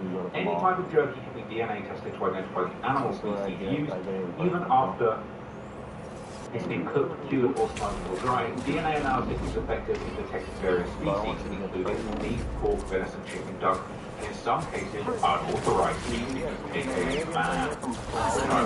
Key facts about DNA. Yeah. Right? Species identification tests can identify specific animals and can be sensitive enough to detect species that make up less than 1% of the mixture. So there's even 1%. Correct. No, you're fucking with me. You gotta be fucking with me. Human meat is jerky. Right, they could find that out. The FDA is using DNA testing You to can. verify label access to jerky products. Finding cases where products will mislabel. Usually in one case detection non-beef DNA in products labeled as beef. Types of jerky, testing works on various forms of whole muscle trunk and formed ground or chopped jerky. Right, procedure, a small sample, equally the size of a corn kernel, is usually sufficient for testing. So we're all reaching by guessing the jerky was human meat. It obviously got tested through investigation. It wasn't just snap the photo and be done with it. It was then saved backups everywhere. But the human jerky, is it really, it's a really depraved action, but the DOJ did say the testing products contain depictions of death for statements. Hey, they're saying that, and apparently it's confirmed. They're saying in this, alright, let's have a look. They're saying that they literally said the Epstein files contain depictions of death. Medical files and similar files to the closure would constitute a clearly malicious invasion of personal privacy. Any depiction of CSAM or child pornography was obviously excluded. Anything that would jeopardize an active federal investigation. And finally, anything that depicts or contain images of death, physical abuse, or injury, also not produced. Although the Act allows for withholding for items necessary to keep secret in the interest of national security or foreign policy. So they're saying there could be bodies that could be murders, that could be deaths. Could be baby stem cells, human jerky. That might have been footage from the Epstein files, and there could have been pieces of content that actually relate to death. Now, I know we've got a little bit off board, okay, I want to touch on the jerky theory, but I'm going to take you all the way back to the start, okay, and I want to talk to you about the alleged babies on this Island Free program, as twisted as that sounds. I just coughed on the table and blew all the papers off the table on the floor.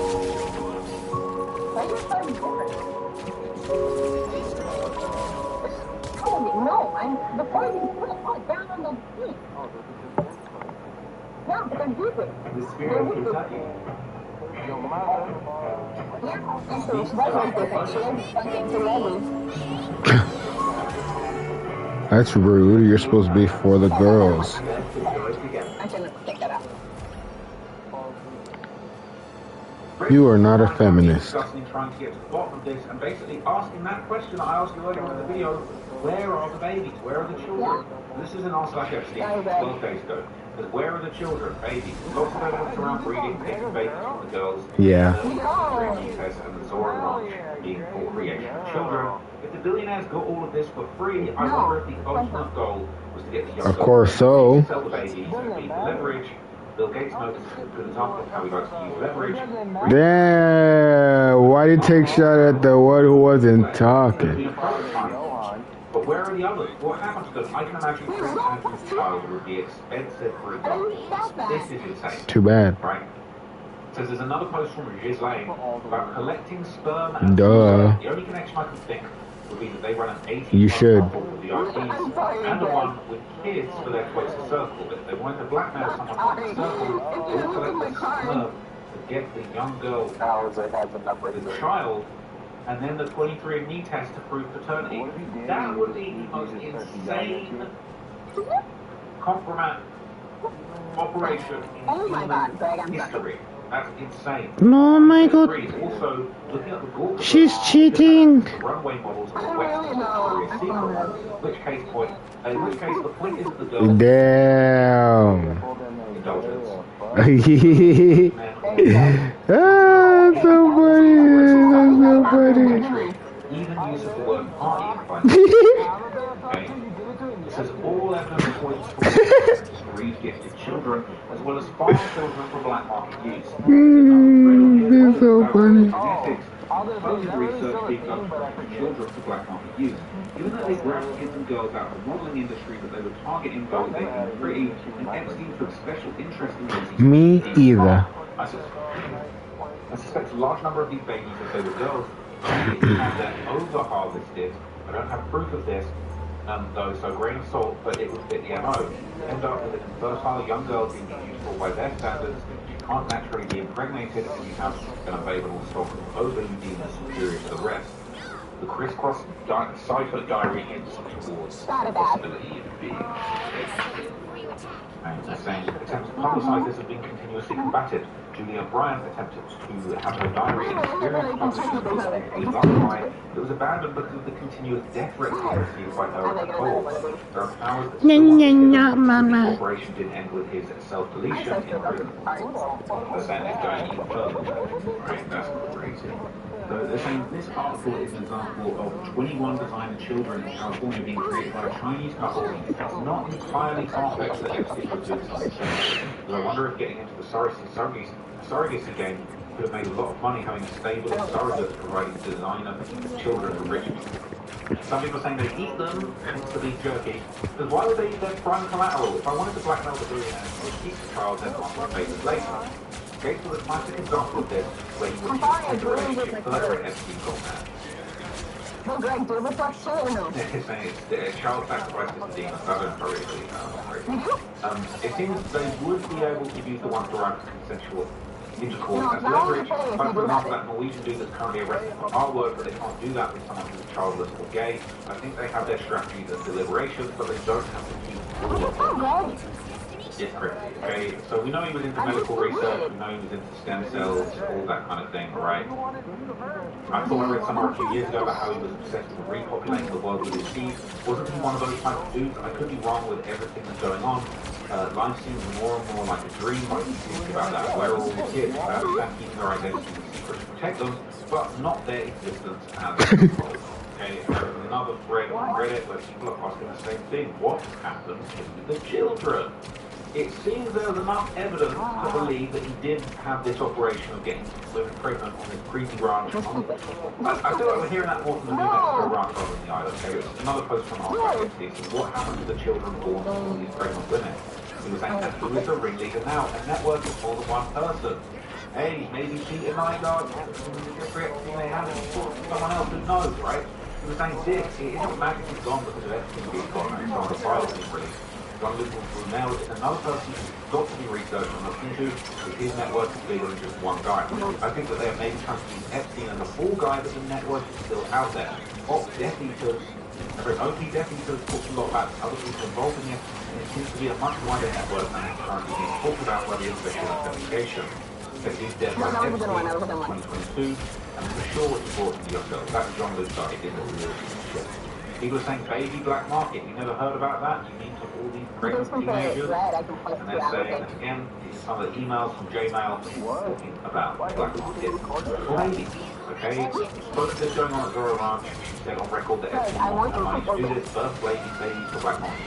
Thanks for investigating this. Okay? And then this is a link to the article from Sunday. We talked about this in another video about this John of God guy. He was essentially a cult leader from Spain who had, an essentially. I'm sure this is the worst little twin. I just know it. It's a bad cold. The doctor said you do right up. I'm afraid your husband's situation is much more dire than it's. Listen, I'm not a real doctor or an evil twin, but I do know that sinusitis doesn't have to be a tragedy. In fact, diagnosis, your first step, feeling better. Visit us for a zonometry consultation today.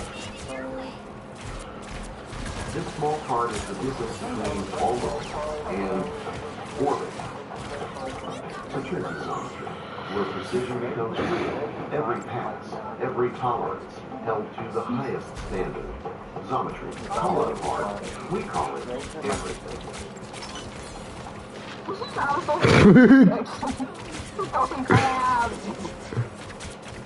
Hulk is a celebrity healer, right?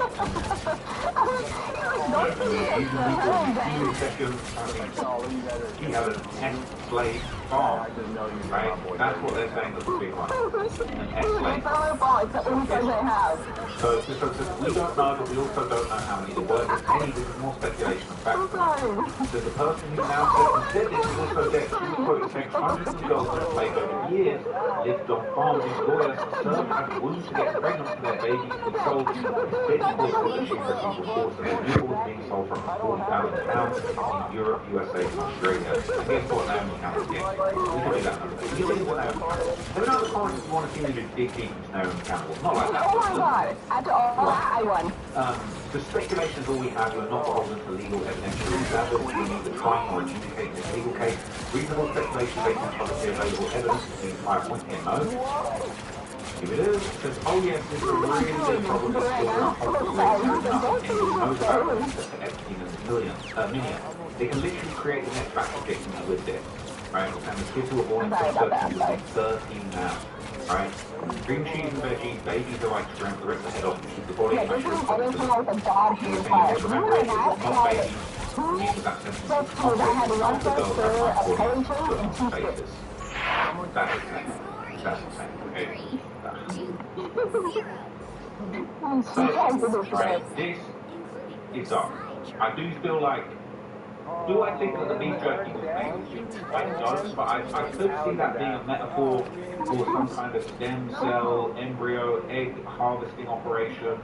Maybe not harvesting, or just doing IVF with a bunch of chicks that don't really want to be there.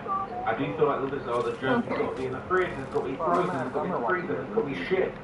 He needs this jerky for some reason. It's a little bit creepy. Now, I do feel like our pal Pete Nygaard, I think just seeing that, a lot of people are like, look, I don't want to believe billionaires on islands harvesting children and having baby farms. That's ridiculous. That's far-fetched. Well, no, actually, it turns out, allegedly, this is something, there are a couple of billionaires out there, a couple of rich folks that are running big companies. Got the jet, they got the island, maybe they got the baby farm. It's actually, I can't believe there's another guy out here that is actually just like smoking Jeffrey Epstein and everybody. Better island, better baby farm, more of a creep. Still alive. Is he still alive? I think he might still be alive. Shall I look up if he's still alive? Peter Nygaard. Let's just check if he's still alive and then I'll let you guys go. Right, I'll let you guys go. Is he still alive? Oh my booty king. Looks like he is alive. Okay. Born in 1941. Right, Victor Dessa. I just bullied him. Oh my god, it's so funny. Canadian Hugh Hefner. Not anymore. He's now the Canadian Gerald Epstein. It is crazy. Okay? It is actually crazy. Racketeering, stepped down from his own company. He is 84 years old. Imagine living for 80 years old now. Right? He's formally charged with extract racketeering. Oh, he's fucking swamped there, baby. Oh, widows.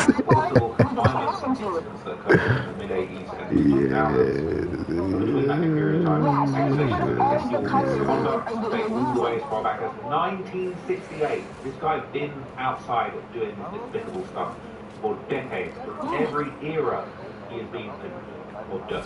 Okay, in November 2023, he was convicted him of 4 counts of essay, sentenced to 11 years in prison, September 2024. Really having no life, right? And look, maybe let's not get all the way into this today. If you want to see a deeper dive video about this guy, the man who mocked Jeffrey Epstein and was basically, he was basically like the way more successful version of Jeffrey Epstein, and he did get off in jail. And I mean, he's 84 years old. Jeffrey Epstein that makes 84. Don't act like I'm trying to glorify this. I think this guy's an absolute piece of shit. Like, really, that's crazy. This is what these billionaires are on. Look them up. I say, look them up. Throw it. I'm down. Let's do it. Right, let's do it. Eat the rich. I mean, rich people. We're all trying to make it and get our little piece of the dream. But yeah, actually, thank you for showing an example. Delicious, perhaps. You got schooled, loser. Damn. No, keep being mean to him. That's cool. Like, you might be actually kind of cool.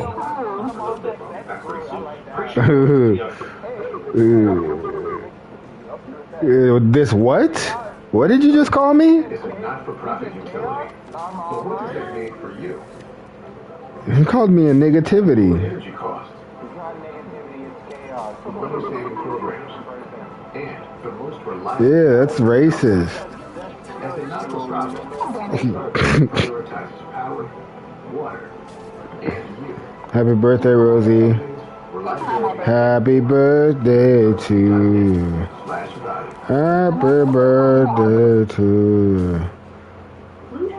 Shut up. Release flu-like symptoms before they stop you with oscillococcinum by Whack. Oscillococcinum is nature's #1 flu medicine to reduce the duration and severity of flu-like symptoms. August 1932. In your pocket, the tiny pellets dissolve in your mouth with no water. She's almost as old as Greg. And sick days can strike anytime. That's why oscillococcinum is easy to take wherever you go. Be prepared. Have oscillococcinum ready at the first sign of flu-like symptoms.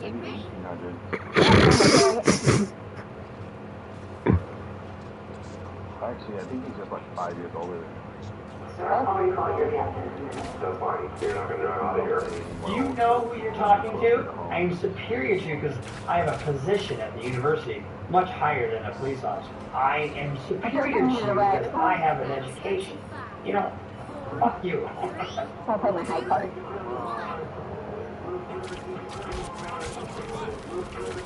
Yes, yes, now get it. Oh. Hi, this is Bruce Rivers. Welcome to another fun-filled episode of Criminal Lawyer Reacts. I'm Bruce Rivers, your board-certified criminal defense lawyer, coming to you with my sterling silver race coupling. I didn't have the red. I think I'm just Yeah, I like my to red and get the fact that it changed off of red. Like, it's wintertime, and I race every Sunday, so I got my racing couplings on, and we what that do? We do business on a channel that was cracked and curated, and otherwise originated from Mike Lewis or Content Genius. Yeah, well, come on. Because you like crazy. Today we're reacting to, it's a cold reaction to, what is it, the Entitled Professor. You know, I've never understood how professors are so, some can be just down to earth, others can be really arrogant. You work at school. You know, I mean, yeah, it's an important job, but it's not like you're a brain surgeon or a cardiologist or a defense lawyer. Anyway, so we're gonna react to this, but before we do, I really want you to go to AskALawyer.com if you have a legal issue, because you need a live human being lawyer to talk to, and then get you started on your program. Whatever you're trying to do legally, you're being sued, if you want to sue somebody, or if you have a claim, or maybe you want to get more information about this topic, like if you're, just got kicked out of your job at ICE and you have to go, to Siberia, would they do that properly? No. Anyway, for $49, you can get legal advice from a living, breathing lawyer. Ask a lawyer. If you're doing your own legal research, they have AI compliance in all 50 states. I know my grandma's been crazy because she's just looking for any way to get me out of the house. It's my house. You sit there in your Chio staying night and, you're not going anywhere. I'm not going anywhere. So I'm looking around. So go to AskALawyer.com, see people that brought you E-Form and E-Form. Okay. Let's just start this reaction right now. It's about 20 minutes or so, and with my commentary, it'll be about a half hour or 40 minutes. So that means you've got plenty of time for your glass of wine. Yeah, we might have to. Because I know. I'm not going to We should change the rule this time. and your big bowl pop.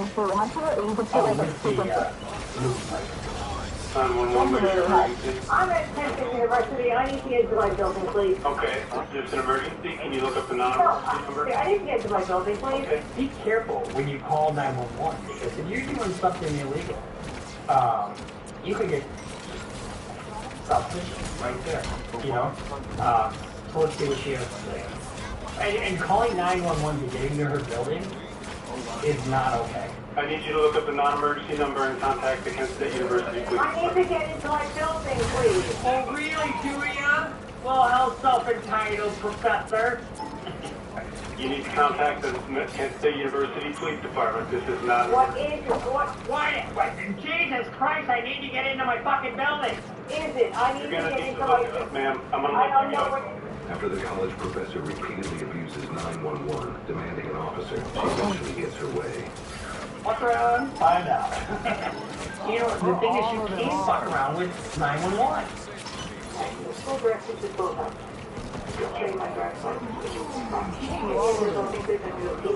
Sure. Did you have anything to drink tonight? I had a picture. You had a drink? Okay. I can smell a little bit of alcohol on you. A little bit. Okay. 328. We do things on alcohol that we wouldn't normally do. Like sometimes we drive and we shouldn't drive, right? When you drive there, you're not drunk. So you're kind of thinking whatever. But then you start drinking and it's like, oh shit. Oh, I'm fine. You know, I'm just going to go through there, not a big deal. And that's where bad decisions are made. And decision to drink, and all of a sudden, you know, it looks like she's attending a graduation ceremony. And she's got a people that's like, there's a bush right there. Flip your roll up and go. I had a drink in my cup. Hawaii Road, we're all about bringing fresh flavors and new ways. Like our new pineapple luau flyer, first it was island-inspired. We took our slow roasted pork, tossed it in the pineapple garlic sauce, added a spicy mango and topped it perfectly with the lettuce. Isaiah. The new pineapple luau flyer. Only on Hawaii Road. Can't wait for that commercial to play again. Let's talk recursion realistic combo. How many possibilities are there? I've lost count. Bro, he went.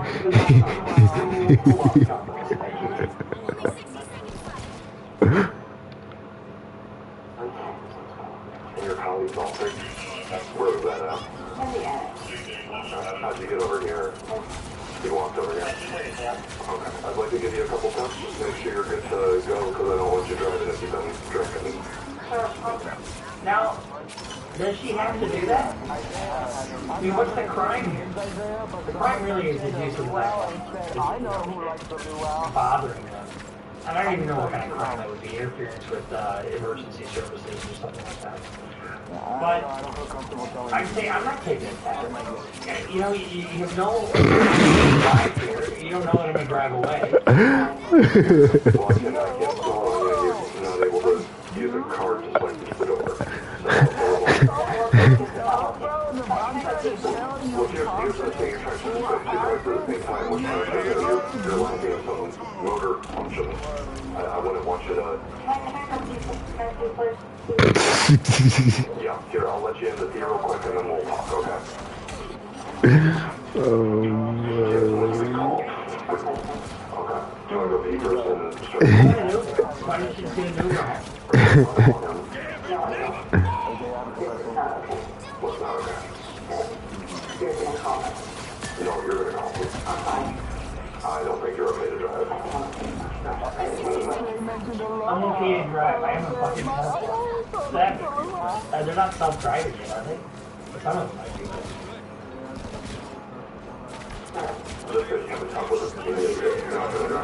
What mistake did you just make?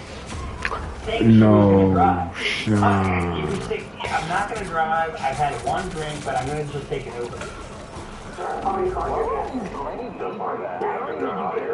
Do you know who you're talking to? I'm Professor Muckenfudge.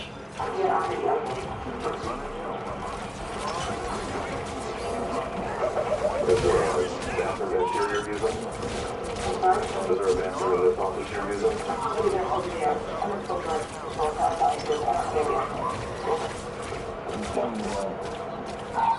We're in an office 100. Okay, that's fine. Okay. I just need you to call somebody for me before I go. That's what I told him. I told him you left to get water. She's too far. She said you walked through the house, but she's planning on driving home and she's okay to drive because she has a Tesla. I said, no, you need to call somebody. Okay. So, Why wouldn't she just Uber it home? Why wouldn't she just tell the cop, oh, I'm gonna Uber it home? I'm gonna She's trying to swing like 2 cars at the same time, do that. You're not jumping out. Oh, that's really good around. Yeah, I was like, just because the Tesla doing it. Alright, I don't mean to keep interrupting, but I would have to say, if I really had to pee, I'd probably swipe 2 cars at the same time. It's going to drive itself home. Even if it is those better models, you can't. Oh, yeah, it's really not. Very caught to that. She said her power's off. She's crying. No, it's not. You dumb shit. Please, pretty please. Do Rosie first. Get her out of the way.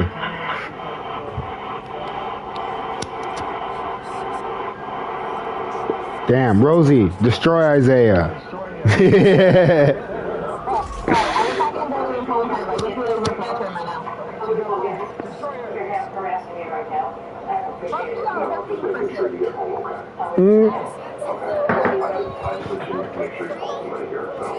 You know, she might be I certainly don't think she's so that she's like a public intoxication. Martin will come in and beat you up.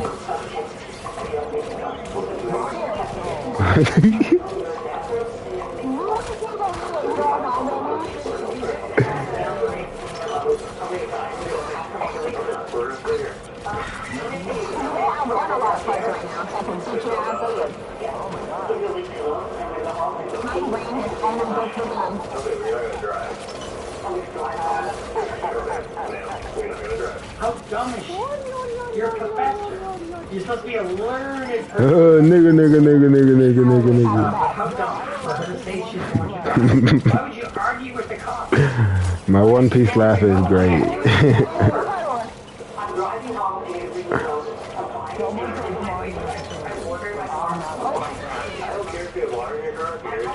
Nobody's telling me. Nigga.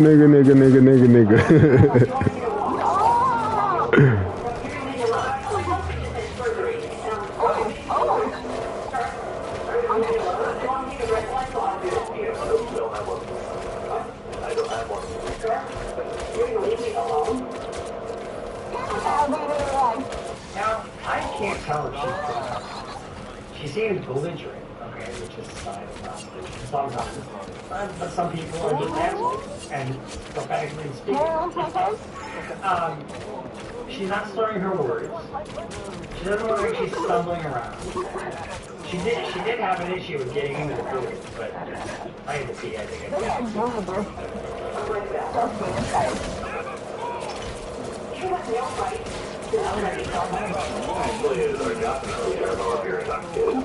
It's literally our job.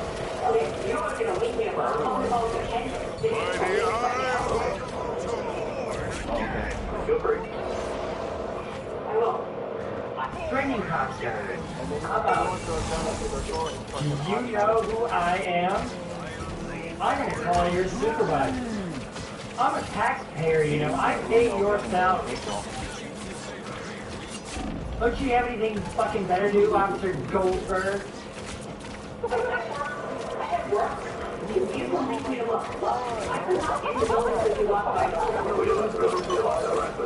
So we could do a service of letting you in here.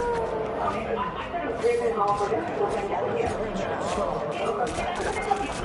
never told you you couldn't go ahead.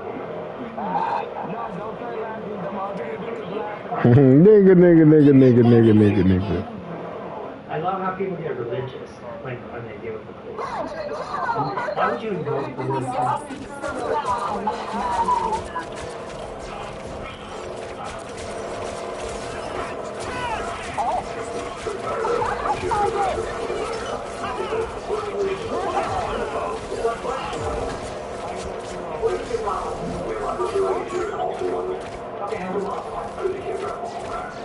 Why do you think I can't drive off? Because you're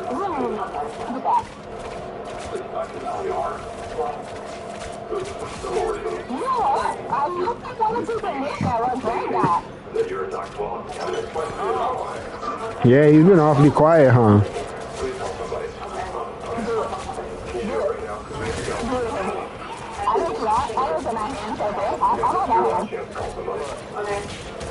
you understand that your Tesla driving, like the self-driving function doesn't cover you for OBI? I just want to understand. Do you understand that? Okay. So can you give me my other card transcripts? So we're not at that point yet, where we have self-driving cars, and that I'm not driving, it's driving. If you're in the driver's seat and you have the keys in your hand and you're ready to go, you're physically controlling the motor vehicle. So whether you're driving or not, like let's say I'm just sitting in my car while just wait a little bit. I'm too drunk to drive right now, but I'm just going to take one nap. Yes, you're in your driver's seat with the keys in the car. You're ready to drive that car. And having that immediacy is what dictates whether or not you're in physical control of the motor vehicle. Now, let's say you're in your motor vehicle and you have a tire on. Well, you can't move the car. So then there's no physical control. I'm not intoxicated. Well, I think you are. I'm going to think I am, but I'm not. You won't do anything. Okay. Can you call somebody for me? Can you do that right now? I will. Man, you've been here a long time. Please don't hurt your reputation by doing this. And you're going to be arrested. And that is not what we want to do. So my husband is home. Okay, you said you just had surgery and you can't drive, right? Okay, I'm guessing. There's no Captain Gibbon. Okay, he's here by phone. Phone call. Go ahead. There's no Captain Gibbon. It works for He wants your kids. No, he doesn't. Well, explain it all you could. You know, what it is at this point. So far, what crime has she committed? Really nothing. You know, she's a little belligerent. She's not abusive. She's not, she hasn't driven yet. It's totally accurate. Alright, you have all the stuff in here first.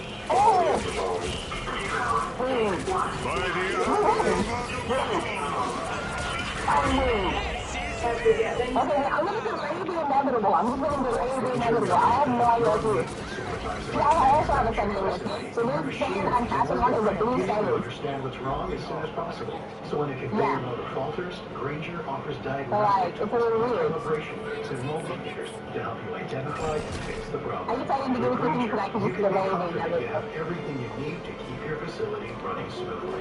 Call 1-800-GRANGER, click Granger.com, or just apply. Granger, the ones who get it done.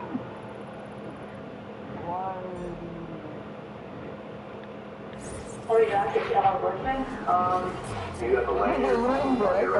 This is Colin Goodman. Can I help you? Your jacket, is that what you're looking for? Oh, got him out. Thank you. We'll call you for me. No, are you? Okay, I'll take this one. You would not give Alright, well, right now you're under arrest. I'm calling my husband. No. Why is she under arrest?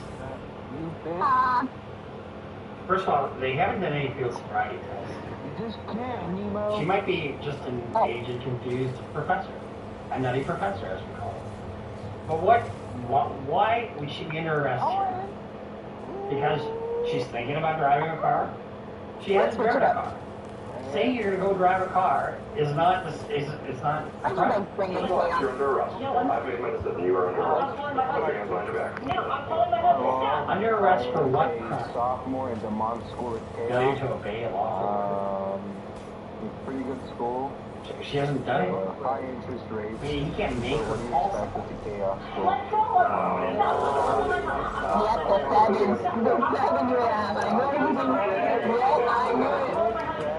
Now they're resisting, you know, even if it's a bad arrest. And you're a grown ass man, bro. 6'7".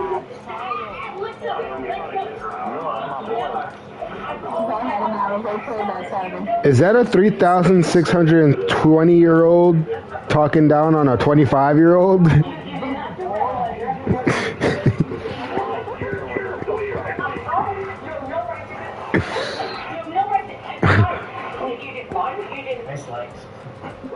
Yeah, pick your jaw up off the floor, dusty old man. Oh, she's throwing around terms like Miranda. You didn't Mirandize me. He's speaking tongues of the ancient languages. Miranda. In custody and interrogation. And now she's in custody. She hasn't been until now. Stop it right now! Right now! Excuse me, stop it! Stop it! Spawn will not do it. Now, how many times has she said stop it? Do you think that they're going to listen to her eventually and say, oh, you know what? After the 10th time you said stop it, now we're going to stop it. Stop! Excuse me. Do you want to stand up? No, take my phone right now. We'll come get her. Stand up. Sir, take my phone right now. Sir?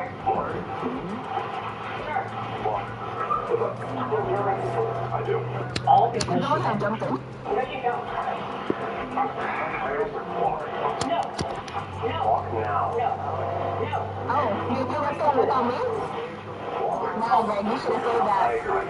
Completely agree. That's my husband. Oh, we wish you would have before. Please call my husband right now. Please call him. No, call him right now. I'm not putting a child on the side of this road and walk to the car right now. This is ridiculous. This is good. I'm sorry. Stop it. I'm really sorry. So at this point, what they could have done, honestly, is they could have said, all right, we made our I plan. thought it's getting your If power, you decide which to is do hard. this car, we are going to take you out of jail. If you call your husband right now, we'll let him come in. Rockford, arrange for a ride. Why didn't she just do it? I wonder what she's a professor of.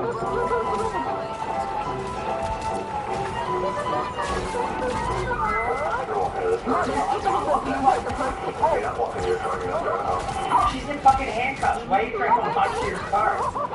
Dude, it hasn't said it once. That could be the intoxication. You know, the irrationality. You ever dealt with somebody, you know, when I was drinking, I might get a little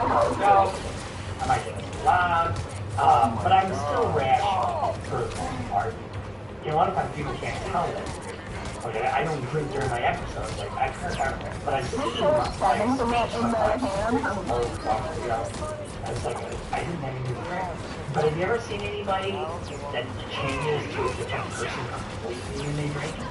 You know, and there's no talking to them, there's no rationalizing, there's no decent thought coming out of their head, and they're just fucking jerks. I know. Stay quiet. Oh, you're drinking? Okay, well, I'll see you in a couple weeks. No,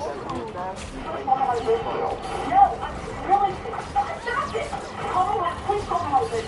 Please call my husband right now. Right now. You can always be able to. I'm not being bothered. Call my husband. Please. Take my cell phone. I'm really sorry for being an asshole. Oh, a recognition that she's being an asshole. It's being difficult because you're drunk. I'm not drunk. You are. No, I'm not. Please. Take my phone. Please. She's not slurring her words. Does she seem drunk to you? I mean, her behavior, I guess, is kind of all over the place. So I guess to that extent. But why wouldn't they have a BBT? You know, why? They should have one in their unit. Take your phone. I already have your phone. I'm sorry doing it. It has nothing to do with it. Take these things off of me.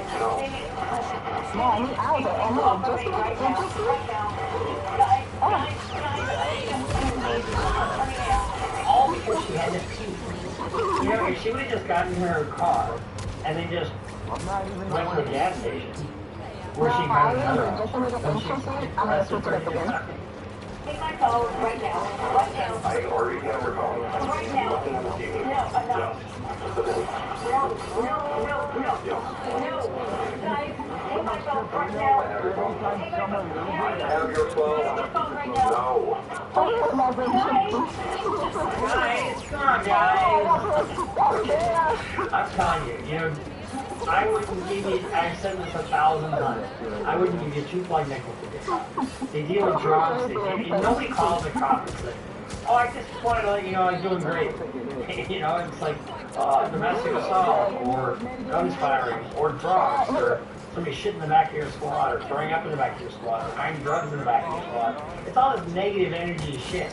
You know, you wonder why cops off duty sometimes, you know, take some shit. And they're not. But they have tough jobs. No.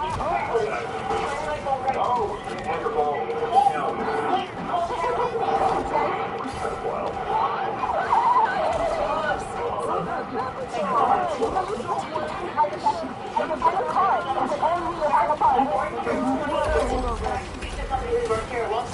What? I'm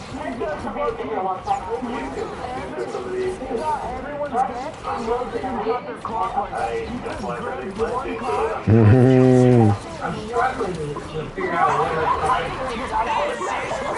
They arrested her because she wouldn't call for a ride. And she said she was going to drive. That's why they arrested her.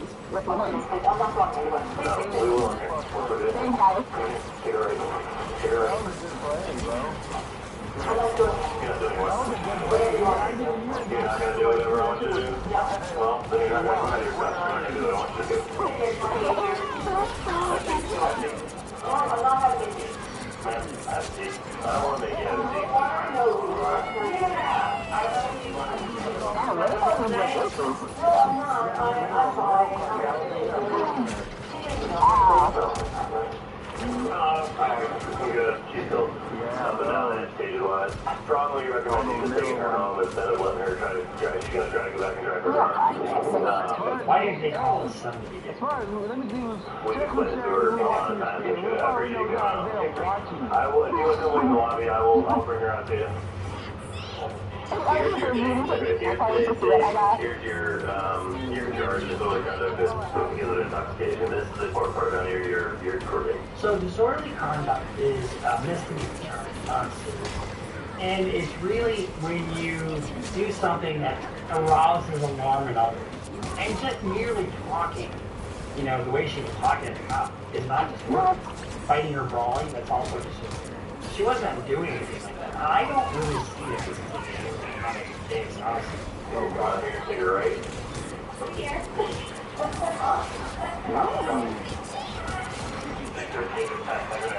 Court records indicate this suspect, Sally Whitman, was charged with disorderly conduct due to intoxication. However, 2 months later, as part of a plea agreement, after completing community service and paying court costs, her charge was fully dropped. Shortly after this, Ellen paid a visit to the police station in this new, never-before-seen body cam footage. I'm Lieutenant Campbell. How can I help you? Ron Ellen was nice to meet you. Nice to meet you. I wanted to chat with you. Know who the officers were that night? Yes, Officer White and Officer Womack. So what would be the best way to chat? What kind of conversation are you wanting to have with them? Yeah. I think there was errors on both sides. Well, I have to disagree on that. So, yes, absolutely. They were doing their jobs. And Their job really was to make sure she didn't drive.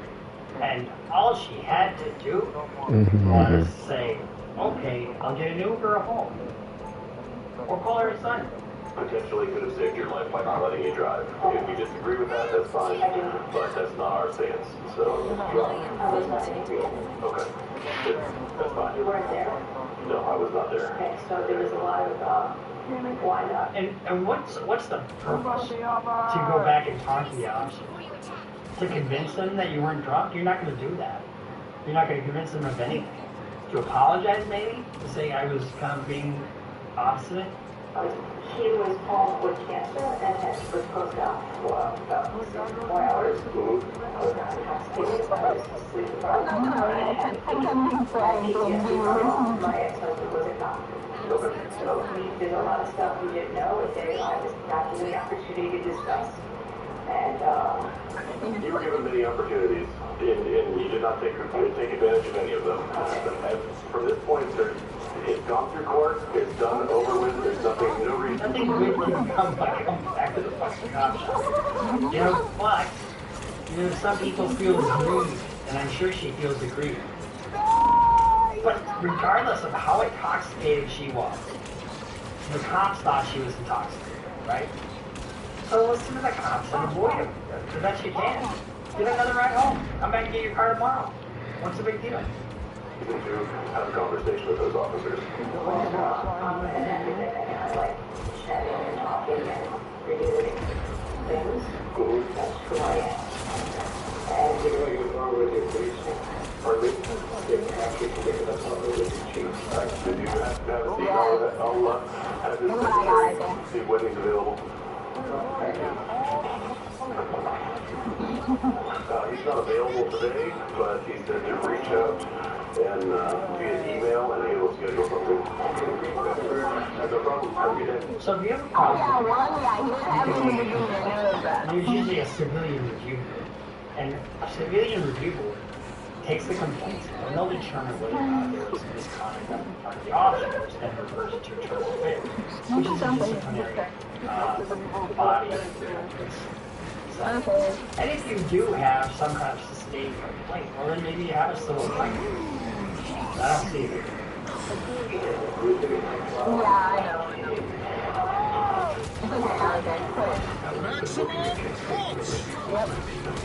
Joining the faculty after completing her doctoral studies and previous academic and research positions, she eventually became the director of the School of Health Sciences at Kent State. Unranked professor, Ellen's ratings are all 1 out of 5. Her ratings are 1 out of 5.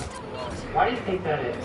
High difficulty readings from her students also recommend to avoid her classes, with many of them saying she strays off topic to talk about herself. She has also posted an image on social media saying most people do not listen with the intent to understand. They listen with the intent to reply. Advice that she seems to have forgotten during the body cam footage. I've never heard that before. Most people do not listen with the intent to understand. They listen with the intent to reply. When you're communicating with somebody, it's really important, I think, especially if you love them, to make them know that they're heard. You know, so like, well, oftentimes what we do is, in communication, we take something in, and we're formulating our response before they even finish what they're saying. You know, letting somebody know, I hear what you're saying, and I totally agree with what you're saying. Or I don't agree with you, but I hear you, and let's talk about another way to resolve this issue. Then you get so much more, and you can win an argument by losing the argument. You know what I mean? By conceding, you can win. And what does winning mean?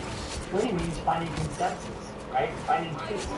According to local reporting from Kent State, after the incident in the body cam footage, she was removed from her administrative role as director. Kent State also reported that a university spokesperson confirmed that she remains employed as a faculty member at Kent State. We reached out to Ellen for comment regarding the incident in the body cam footage. However, she declined to comment. Geez, that's interesting. I like to revisit, I like to discuss, but not in this context.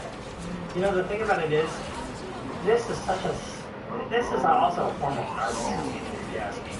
Because if she just would have conceded to these comments and just did what they said, if you know if you've had some alcohol, you know how much you've had to drink. And even if it's just one drink, if a cop tells me not to drive, guess what I'm going to do? I'm not going to drive. I'm going to say, you know what, you're right, I'm going to Uber it home. And that's what I would do. And that's what she should have done. And now that she lost her directorship because she was stupid and big-headed. Remember, just because you're book smart doesn't mean you have wisdom. You ever notice how fast people forget the law? Because in this case, you don't just see intoxication, you see empowerment with the resident. The kind that says, I'm reporting so the rules don't apply to me. That mindset is not rare anymore, it's spread. See, a lot of people don't mind the law until it tells them no. Then it turns into attitude, excuses, and dismissive little comments. You get into these battles with cops, I am superior to you because I have an education. I am superior to you because I have an advanced degree. I am superior to you because I have a position at the university much higher than a police officer. Fuck you. Quite honestly. But how short-sighted of her. But the officer's mistake for intoxication is use. And that can often be the case as well. So alcohol use and alcohol abuse are two different things. Intoxication and signs of use aren't the same thing. Marriage is an inconvenience and it's the ultimate job to work around their status. But the street doesn't care if you're a doctor, a boss, a teacher, or a cop. Drunk is drunk. And when she tries to pull away, drop to the ground, and make it difficult, that's the real tell. Because that's not confusion, that's control. It's actually someone realizing that the name doesn't carry weight when it comes to the law. Power doesn't make you safer, it actually makes you more dangerous when you start believing you're above consequences. Because the law isn't disrespect, it's protection. And the second you think you're too important to follow it, you're exactly who it's faithful. So you can defy a police officer without being disagreeable. In other words, when a cop stops you and starts asking you questions, you don't have to answer the questions. You can tell the cop, I respectfully will not answer your questions. I don't answer questions. What's he going to do with that? Well, they'll continue to try to ask the questions. I don't answer questions. I don't answer questions. Sorry, I don't answer questions. And you're not giving up anything. They're not. So, all she had to do was pee in that bucket. And she still had her directorship. Although they probably wouldn't have been caught on camera. I mean, she would have to be for sure. No! So next, that was Midwest State. Keep looking. I'm drunk.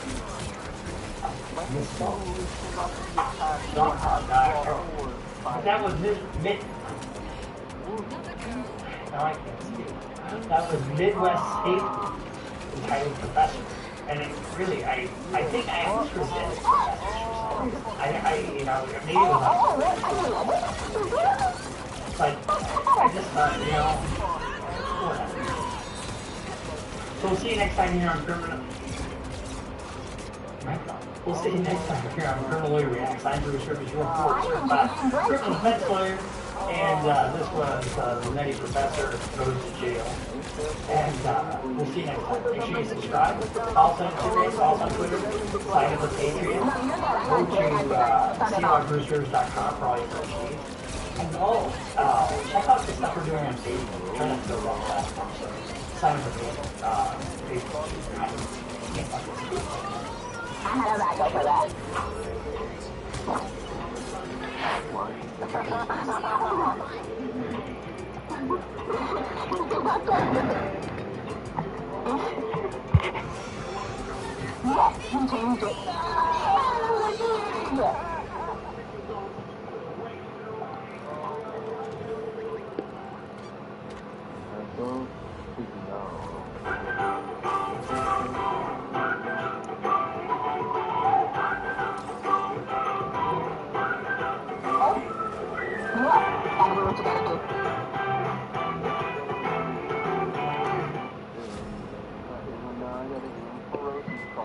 I discovered my love for music growing up in the church. My father's a drummer, my mother's a singer. So just engulfed with certain. For me personally, Orlando has a certain feeling to it. You can truly hear and feel where I'm making music. If I was to like truthfully feel that feeling of love, power, that's all I represent.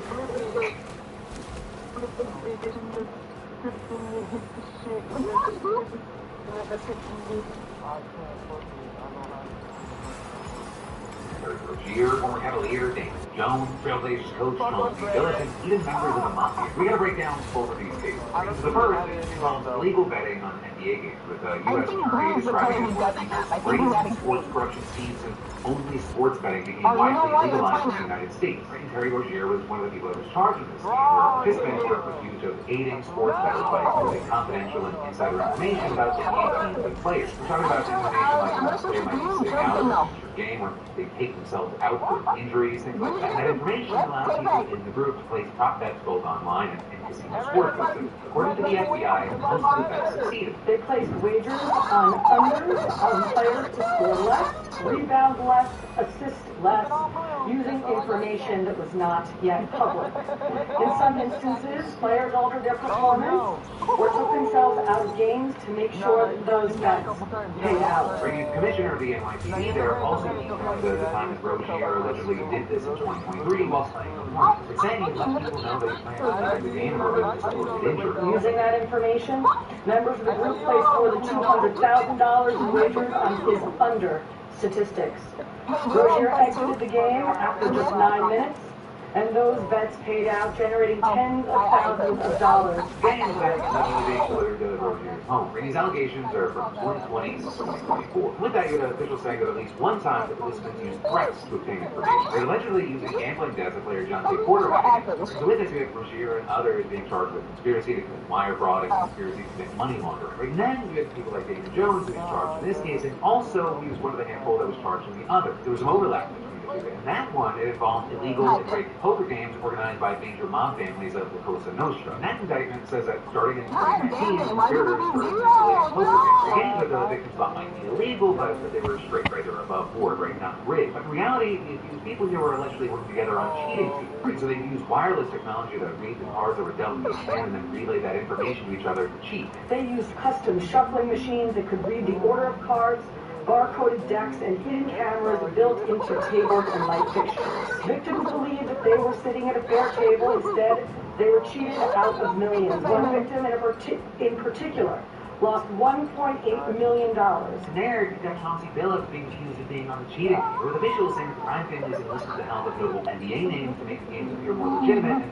they get a portion of the profits. As far as the victims, their losses were allegedly above $7 million in these games. Games that also I'll say were played What the fuck?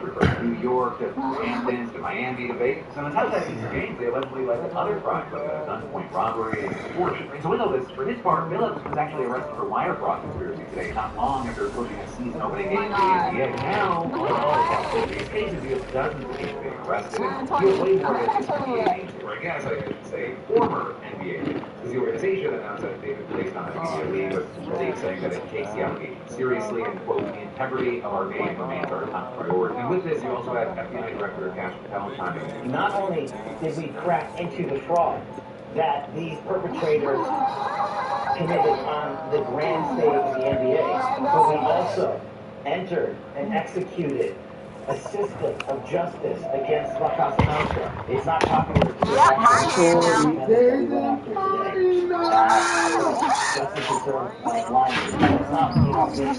This is the insider trading saga for the NBA. That's what this is. That's why we have to play heat. The event right now is even bigger than this. We're hearing all this today, but it also comes after a similar case brought over last year against NBA players. Yeah, but that's all what you got. Say that he left games early with injury, so You had the plus two in there.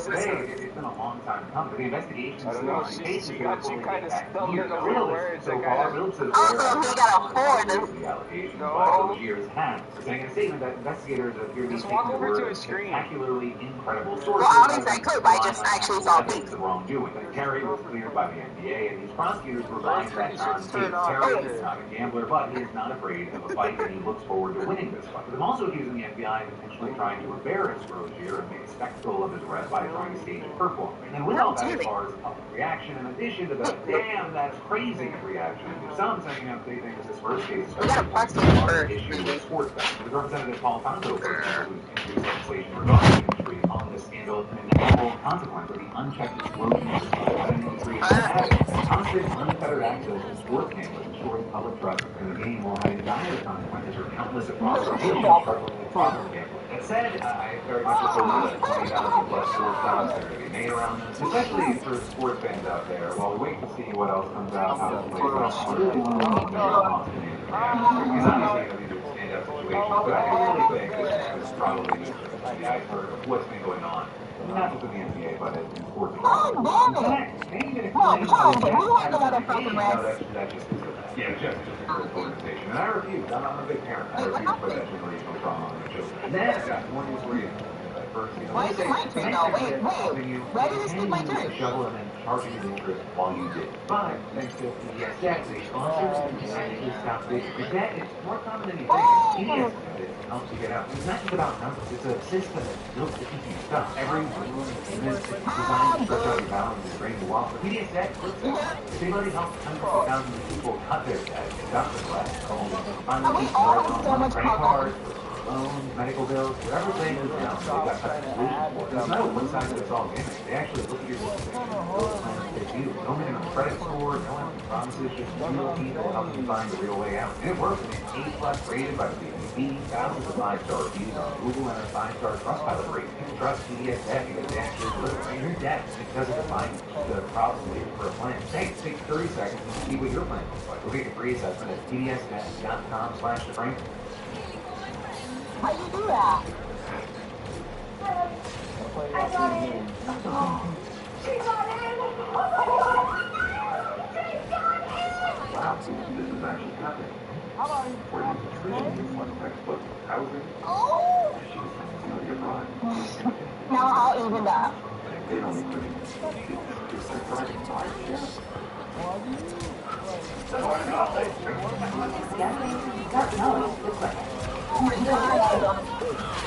Oh. Sorry, guys.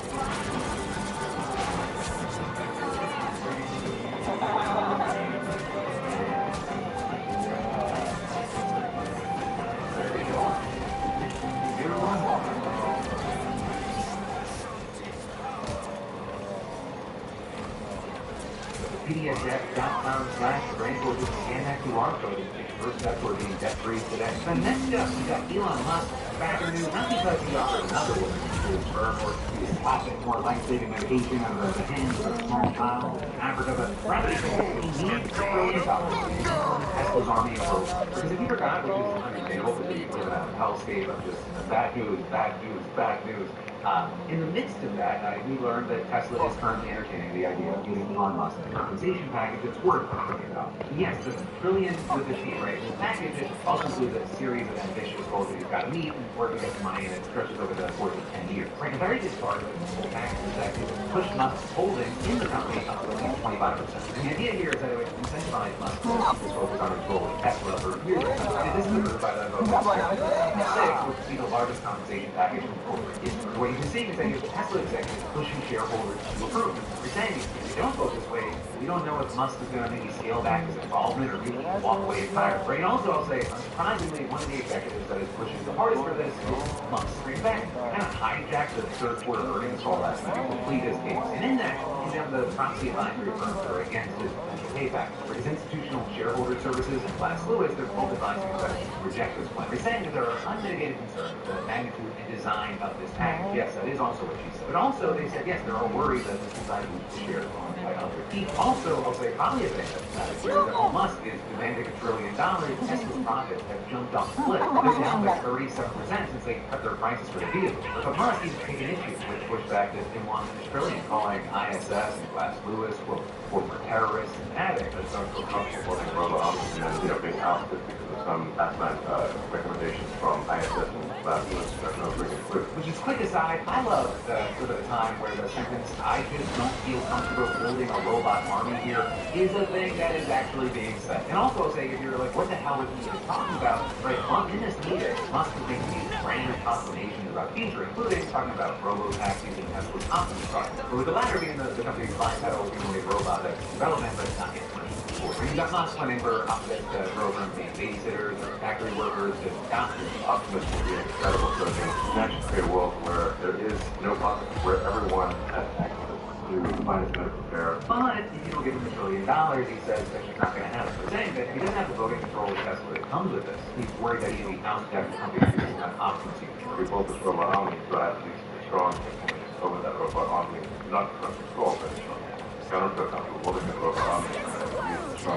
Again, put this out. Is anyone else concerned that anytime you talk about a group of robots or a batch of robots, you refer to them specifically as robot armies? It feels a little bit too on the nose to even call it foreshadowing. Maybe saying robot army by itself, that would raise a red flag, but when it's the guy who's got like super into the right-wing politics and trying to get involved in governments all over the world, and he also, for a little bit, created a mega AI Hitler, it hits a little bit different. But I will say, but it hints in that tiny concern. Now, what we do know is that, for Tesla to build up anything like an army, it would take a while. I say that because the company reportedly set an internal goal to produce 5,000 Optimus units by this year, but that was rolled back over the summer. With Musk saying there would be a prototype ready by February or March, next year. But still, based on that timeline, next year in the grand scheme of things, pretty quick. And that is, this fight over control of this robot army isn't the only battle that No, Rose, you would talk about how big your pee-pee was if that was true. She said that shit's small. No, we don't gotta look. We don't gotta look. Believe women. Believe women. We don't have to look. So the trains, they have a roadblocks, notably things like regulation, and rules for NASA, Asian administration, and the National Highway Traffic Safety Administration. Right now, those cases Never. are overseen by one guy, Secretary Sean Jones. Well, Musk, he appears not to be a man, saying on X yesterday. I mean, an NASA administrator who knows literally zero about rockets and spacecraft, never mind the American space program. You know what? Give Isaiah 30 cards.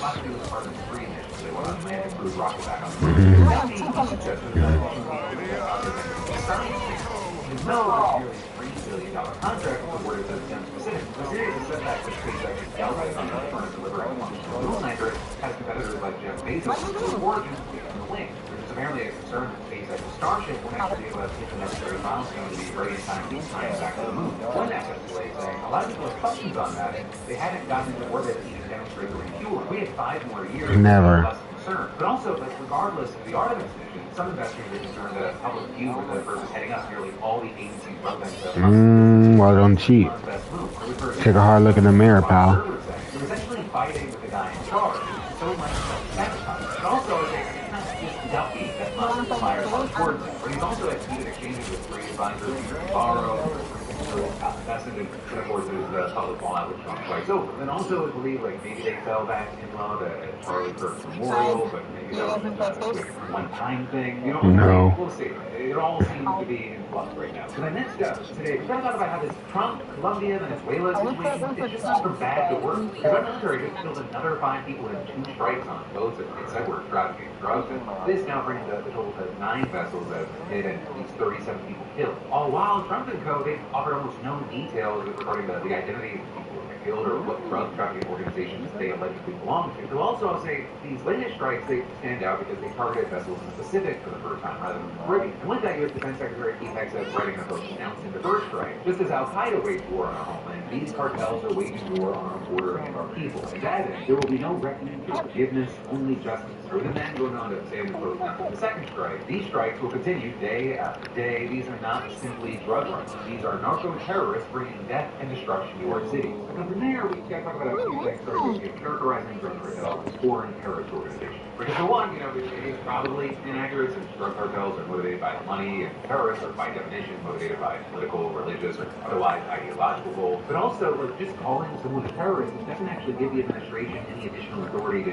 easily report. Right? And then beyond that, as we've talked about before, there are just a multitude of reasons that you have many legal experts on. And these strikes are almost certainly not permissible under U.S. and international law. But also, even if a reasonable legal justification did exist, we have not actually seen solid evidence that these people who have been killed by our government are who the Trump administration claims they are. But we have seen people claiming that they are not those people. You got a woman in a town on the Venezuelan coast telling the New York Times that her husband was a fisherman, saying that he'd gone to work one day and he was back. Also, the relatives of a 26-year-old from Trinidad and Tobago saying that he and a neighbor had killed in an attack on October 14th, which Trump claimed 6 male narco-terrorists were on board, but the family denied that he had been trafficked. And also, actually, 2 men survived the strike on October 16th, which ended up killing 2 other people. Then, the Trump administration decided to send those 2 back to their own country, Colombia and Ecuador, rather than detaining them and bringing charges. There, you have experts arguing that Trump and co did it this way to avoid having their claims come under legal scrutiny. But noting that these cases ending up in court may have required the administration to disclose sensitive information and a possible lack of clarity around who was actually in the boat and what it was holding. And with that, in the case of the man from Ecuador, the government actually released him, saying there was no evidence that he had committed a crime, at least in the country. And then, as far as the Colombian government, they said they had plans to prosecute the man. They got back. Also, over the years, the country's president accused the U.S. government of murder. It was claimed that one of the other strikes had actually killed a fisherman from the country with no ties to drug trafficking. And that is, the United States has invaded our national territory, fired a missile to kill a humble fisherman, and destroyed his family, his children. And then as far as Trump responds, he said that the U.S. slash assistance to Colombia and imposed tariffs on enforcement fighting on it. Social that the Colombian president is an illegal drug leader, strongly encouraging the massive production of drugs. And adding that he better close out drug operations, or the United States will close them up for him, and it won't be done nicely. And then, of course, within the next few days, the military launching another 2 strikes, which we were talking about at the beginning. But for now, that's where we are, though it's definitely not the end of it. Just yesterday, you had Trump repeating that he may soon order strikes against drug trafficking targets on land. So with that, he also said he would, quote, probably go back to Congress and explain launching those strikes, while then also insisting that he doesn't actually need their permission. So everything feels like it's inching closer and closer to some sort of tipping point. The next step today, at a different time of year, you have investors all around the world right now panicking after they lost billions with Valve making an update to its game Counter-Strike 2. Because one of Counter-Strike's features, that's really a feature of most Valve games, is that the cosmetic items in them, they can be traded on a marketplace for real world money. Well, technically, that's supposed to keep in mind open Steam, which is Valve's extremely popular marketplace. The most common way is to use other marketplaces to facilitate trades in exchange for cryptocurrencies and other money. These trades, they can go for a lot of money. We're talking hundreds or thousands of dollars, or in rare instances, way more. So all of that brings us to the question, well, what did it's Mountain Dew. So this is going to get a little technical, though, for I think CS2 fans. It's going to kind of disrupt service, but just bear with me. So the cosmetic items in CS2, they usually walk around with things with guns, knives, and players gloves. And the latter two generally get the highest price. So knives, gloves, expensive, guns cheaper. And there's also a rarity system, so for simplicity's sake, we can cut out most things more that really want to get into that now made it so that now, outside of that handful of exception, you can trade any 5 guns from the rarest over tier for a chance of that knife or a glove. Instantly, Nice. the market went crazy with the price of knives and gloves crashing while the price of covert guns skyrocketed. And it was especially true for covert guns that were pretty popular and cheap because it gave a massive opportunity for just this arbitrage since you can trade 5 relatively cheap guns for the chance of an expensive knife. And even though knives and gloves, the prices there are falling, it's still pretty valuable. So the thing for many was, you know, to buy covert guns cheap and trade them up is still up the value. With all this, it created some space like XQC saying. Now, every that has something, it has nothing. You that has nothing, it has something. It's a market. Everything good is worthless now. So it's not a jump to skin. Only thing that are worth now is an actual rare gun. No, there, I would say you might be wrong about that. The only thing worth something now are rare guns.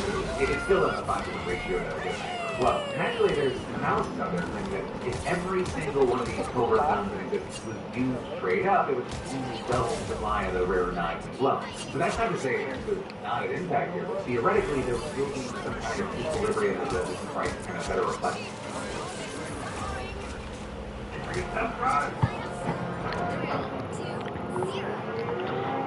So are his nuts. His pee-pee's a little funny too. No one wants you to. Shut up, Greg. See what you activated? A sleeper agent. Why can't Greg play every game you play?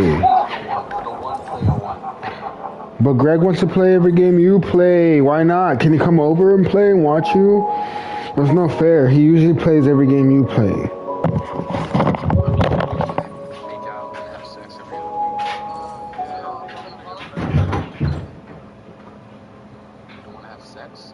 But also, until we see what that is, in the meantime, a ton of money's been lost in the high-end collections, and a $2 billion loss has been seen across the board. And from that, finally today, I want to end with one more thing and a little bit of a promo. So one, let me say, depending on when you're watching this, probably a last chance to get in on this last Beautiful Bastard drop. Everybody heard that hate the government, who just want to have fun, emotionally gothic and emotionally exhausted. For those on like shirts, screws, and hoodies. But then your one more thing today is a bit from a conversation I had with John Lovett today on my podcast.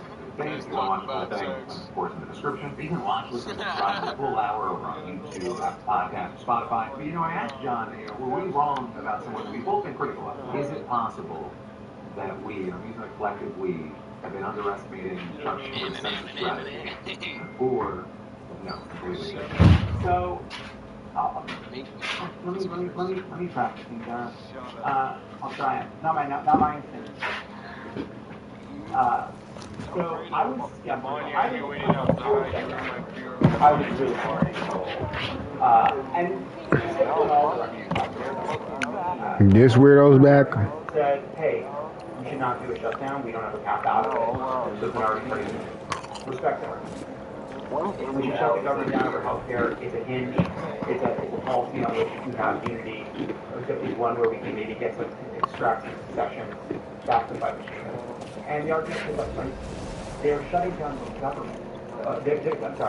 They're firing people willy-nilly. They've got mass agents on the street. They're disregarding Congress. They're doing open corruption of healthcare. We have to fight this on everything, on democracy. We can't fund a government that is doing an authoritarian takeover. Respect that argument too.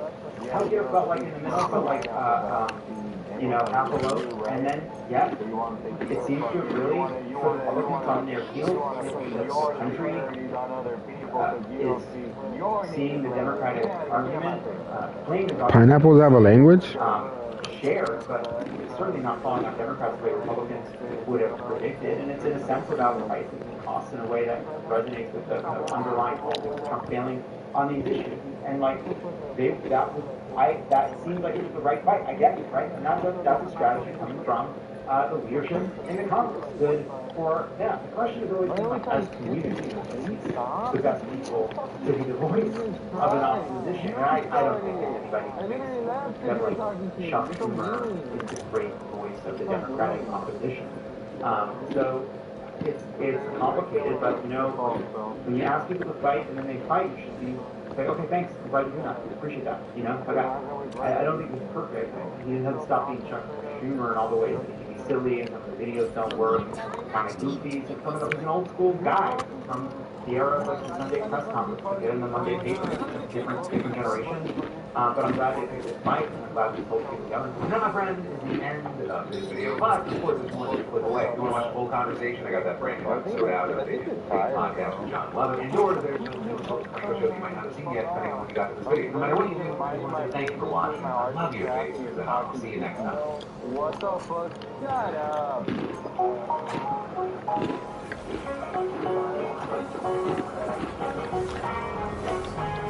Real cocktail. Hot water. 30 seconds before you attack. Get ready.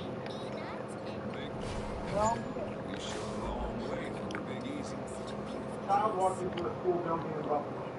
A man followed him. Minutes later, that man was tackled by a staff member.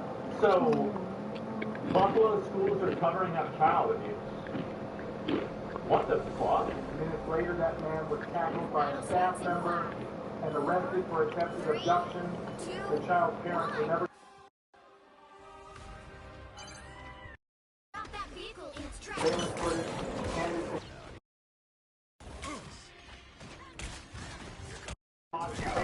the family found out from the district attorney.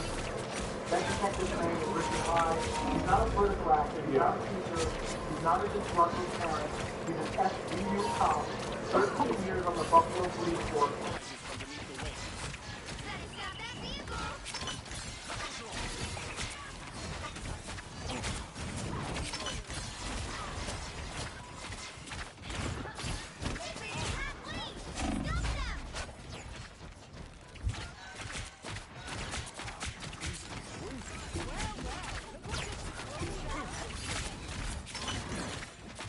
Guess the hunter got hunted.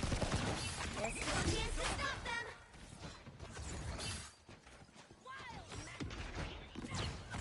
Better stop that vehicle. They hit a checkpoint. Now might be a good time to stop them. Things in the bayou, Nemo.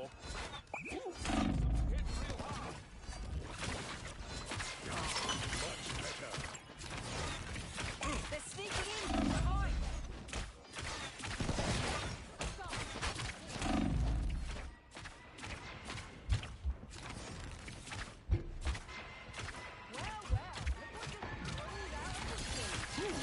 That hit the spot.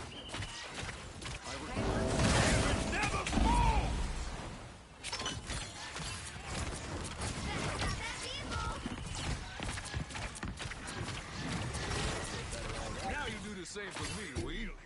What vile creature is made of Hell unleashed!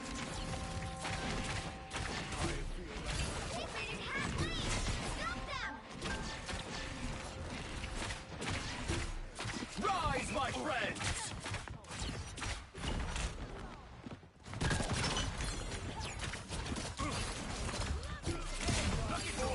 Us against the world!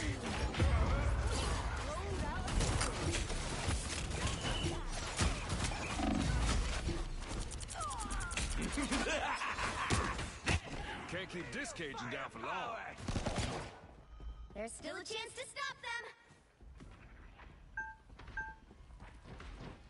Better stop that vehicle. Some assistance, please. They hit a checkpoint. Now might be a good time to stop them.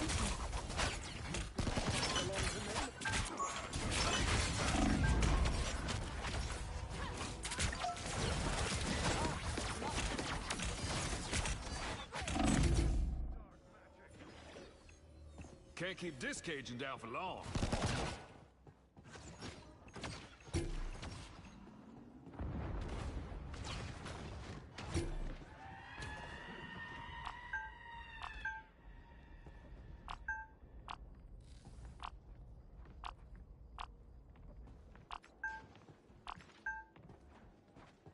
Better stop that vehicle.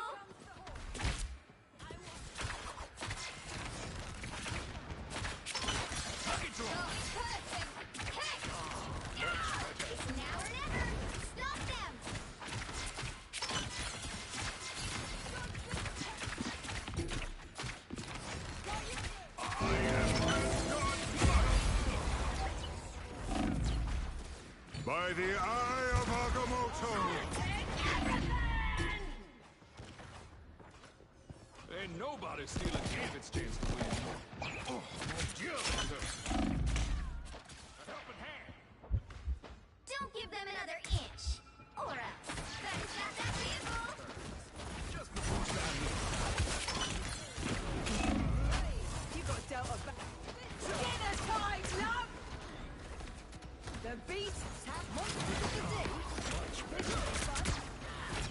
Laissez le bon temps brûler.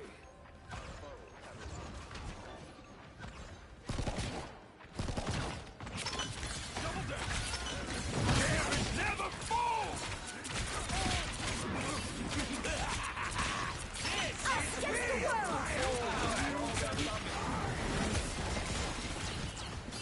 Back to La Mer with you. Rise, my friends! Ah, bon. If the layer of rocks was with a scratch, I would turn around if I were you. Second chances over.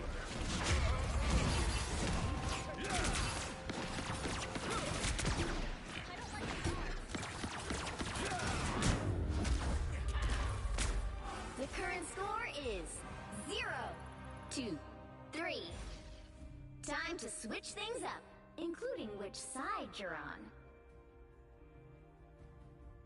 You'll need a top-notch team to win this one. Make way for the King of Thieves.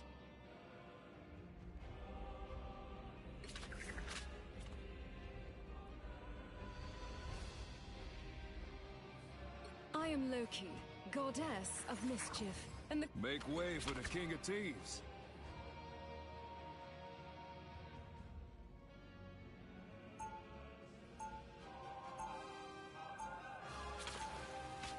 Round 2.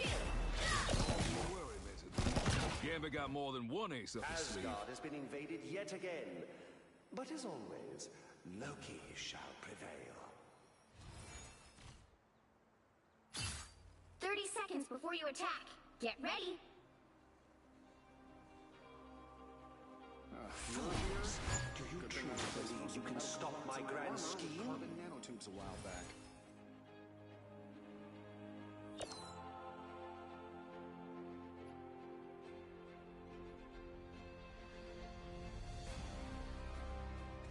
The battle starts in 5, 4, 3, 2, 1. Help get that vehicle to its destination. Galaxy for this? You gotta be kidding me.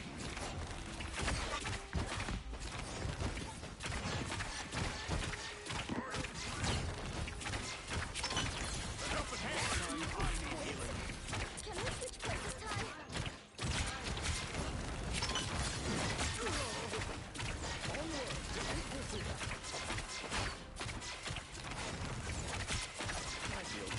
Hey, hitting real hard. Now you do the same for me, we. Les poissons, monsieur. Wait, that ain't the spot. Back to the bottom of the ocean with you.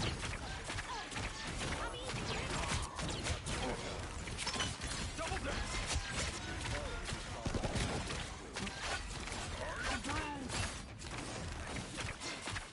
These things must belong.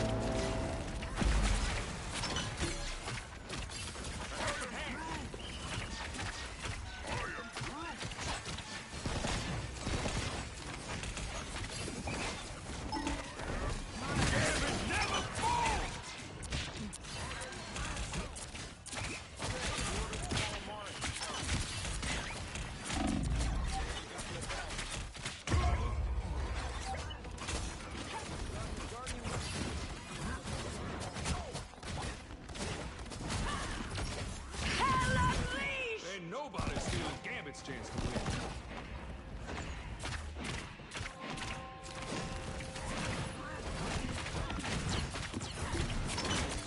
Rise, my friends!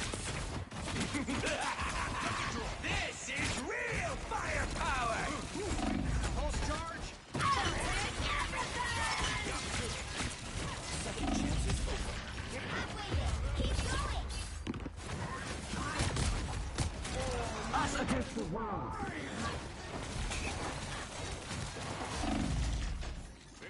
Yeah, you made a commitment. You're gonna stick to it. There's securities on this, but yeah.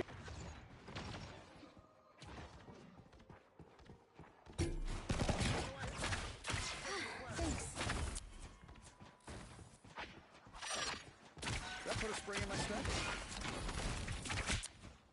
Get that vehicle moving again!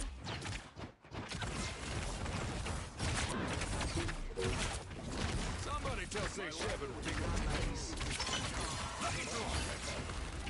By the eye of Agamotto!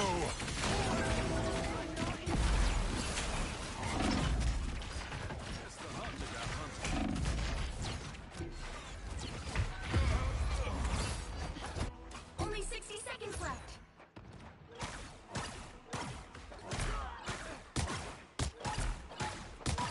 Laissez le bon temps brûler. Almost to the world. Get that vehicle moving again! Here comes the horse.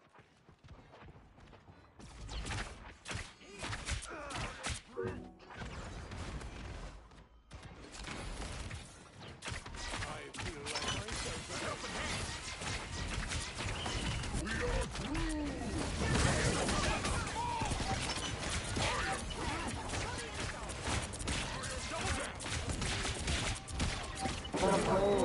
Hello. Wait a minute.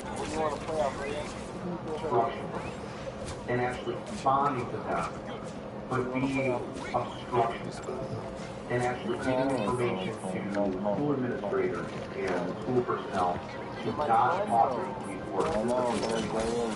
So to actively obstruct a police investigation into a child abduction. And this is being done by a school. It's the 1 in the morning. This whole day is ruined. For the next 23 hours, I'm out of The school district claims that it's on Twitter. No, it's the rest of the day.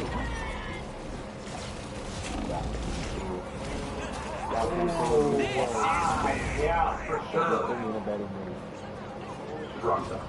Intentionally do not do these things without your professional. So, and here's where, like, it's crux coming in, what kind of road the world is. There are people that are trying to get this information from the school, and then Well, like, wouldn't it be easy to tell? Because, so, like, if the school has security cameras, and the security camera footage during the time of this abduction just doesn't exist, but there's a secondary footage of it that wasn't recorded by the school security system, wouldn't that prove effectively that they deleted it? Yeah. Like, I mean, I feel like, how do you even deny that? main obstruction is Darby's lawyers. So what they said are ignoring subpoenas and court orders. And the only way that you could overcome that is if somebody from the court system, judge, Attorney General's office, the Attorney General of the United States, comes down and says, why are you not Oh, fuck. following these court orders? You're ordered to respond to this or not. And in this specific case, you know, like destruction of evidence. That's what you call the bad one, you know? I know he's cool. And then also keep in mind, we talked about this the other day, I'll say it again, is that destruction of evidence is something that, even if the crime hasn't officially been committed yet, it's still something that you can be held accountable for if you are destroying it in anticipation of the crime being reported. So even though it hasn't been charged as a crime yet, this can still be something that you're held accountable for. Telling one of the, you know, the kids' parents. You know, if somebody comes forward, you said somebody had the wherewithal.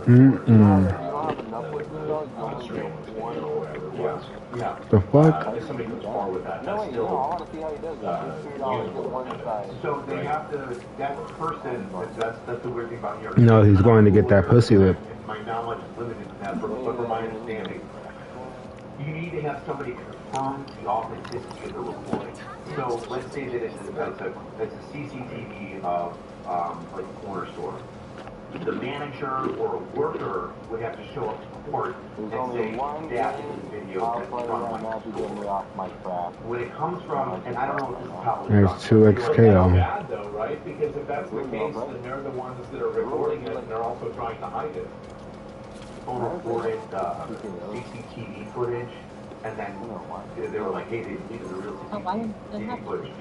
And then gave it to the assistant district attorney. I played Alizé last night. He's bad. You would have beat the dog shit out of him. And I'm consistent with the legal process. I'm not sure if it means that the individual Yeah. sent the CCTV recording from their phone would have to state, I'm so and so. I recorded that with my phone. I was in the office of and this is recording of our CCTV footage. Or can they also Settle it. the metadata too? Because there will be like a creation date and everything for the data. And assuming that this person isn't some kind of a computer scientist, they're probably not going to know. What are you really saying? Artificial. that any representative from the school Get it along. Yeah. No, but that person or yeah, but like, I didn't even ask him. He asked me. right? Very rarely are you able to achieve 100% certainty. But if you have somebody who doesn't like seem to be computer literate, that is metadata accurate storage, and there's a history of having experience changing it, having, you know, like, then, yeah, it's not on the graph. is our Oh, yeah, but you get my dick out of your mouth before you pull the garden. So I'm not sure if that's something for like the lawyers to do. I'm not sure how that process goes, but dude, I'm telling you, there's a lot of the schools. When I say that's the worst example that I have, which is obviously horrible. Don't yell at me. I can't tell you the amount Don't yell at me. I'll come or what? What is it? that I have to go through in order to go to a school. And they'll go, I can't talk to you. I've got to talk to my lawyer. They're like, isn't your job to protect the kids? I can't tell you how many. I think they're just trying to protect their job. That just pisses me off. Why would you I think that's that what's tomorrow? probably Oh, they're doing this in my order to mother's protect literally their job. played this and I've been waiting, bro. Fuck him. And it's doing this well. You know, it's fucked up. No. Nah, the thing with no man. He plays Yasuo. I don't lie. I don't give a fuck. Yasuo. Yeah.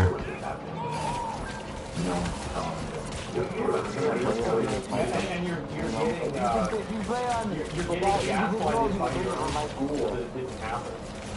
Too. I mean, you think about the damage that goes to the data psychologically. If like the school won't even acknowledge the things that happen to you. Yeah, livid. I think it's a fear of, there's a lot of shit there. I don't think it's sort of funny. I think it's fear of losing jobs, fear of the people that are above you. I appreciate it. Yeah. This is not trying to turn this into like some global, like, Pizzagate level conspiracy. It's probably just a lot of people that are bad actors or not doing their jobs properly that are scrambling and using No. things as No. effectively collateral. No. No. I think it's the fear of stepping out of line and then getting, reprimanded. Yep. You want me to let you on like No. She got beat by her dad with his blood. He's a piece of shit. Yeah. She got beat by her dad. And she went to school house instead. I was laughing like a loser. Because he's a little femboy and he wishes it would happen for real. Was I hearing Wanda? No. I thought I heard. No, you're hearing things. I forget if it was either No. the dad beating her or if it was during the beating or if it was of her injury. I think it was of her dad punching her. And she walks into the house with daughter with another girl, plays the video, and the woman's like, is that you? She's like, yeah, that's me. And then the girl walks out of the office. And then later on the day, the counselor goes up to her and says, hey, listen, what's going on with that video? Like, is that you? Like, what's going on? She's like, yeah, that's me. My dad beats me all the time. And then the kid walks away. Not recorded. Not recorded.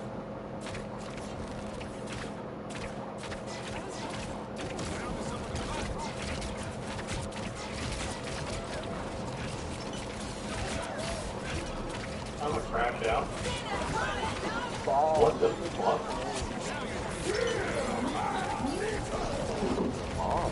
Now, of course, CPS now reported to the police. The third time, when my kid comes in, the kid comes into school beaten and bruised and swollen, and then they remove the kid from the parents' custody. Right? And that's when I get the investigation out.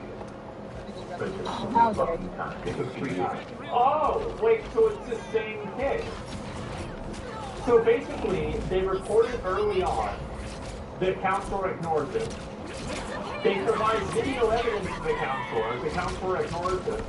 Finally, this kid gets totally fucked up, and oh my god, still ignored. Well, and the counselor probably didn't even have anything to do with the third time. Tried for help, ignored 3 times, 2 times apparently, but yeah. Holy shit, that counselor is a good person, holy fuck. Well, they need to have their license taken. I mean, at the very least, right? And why? Because they lied about being popular in another school? Who's the adult here? The first time, hey, yeah. Yeah. Girl said, did you get beat? I don't really know what's going on. Here you go. And then CPS begins an investigation. And then the law enforcement. I really hate this idea that, I don't know if you guys have noticed this at all, being more pervasive, but have you guys noticed the pervasive and toxic idea that parents should not be privy to and accountable and should not be aware of the things that their children do in school? And I'm seeing this happen in a lot of different cases. I think it happens with, for example, like the, gender identification. Now it's happening with this circumstance. It's also happening with, like, sexuality as well in general. And I think that we're seeing more of a widespread perversion that effectively justifies removing a parent's agency over their own child in, like, the supposed best interest of the kid. Like, because I'm seeing abortions is another one. Yeah, giving the kid birth control, right, without telling the parent. I think you should be able to give the kid birth control, but you should also have to tell the parent. Is that fair, right? I mean, I think that's fair.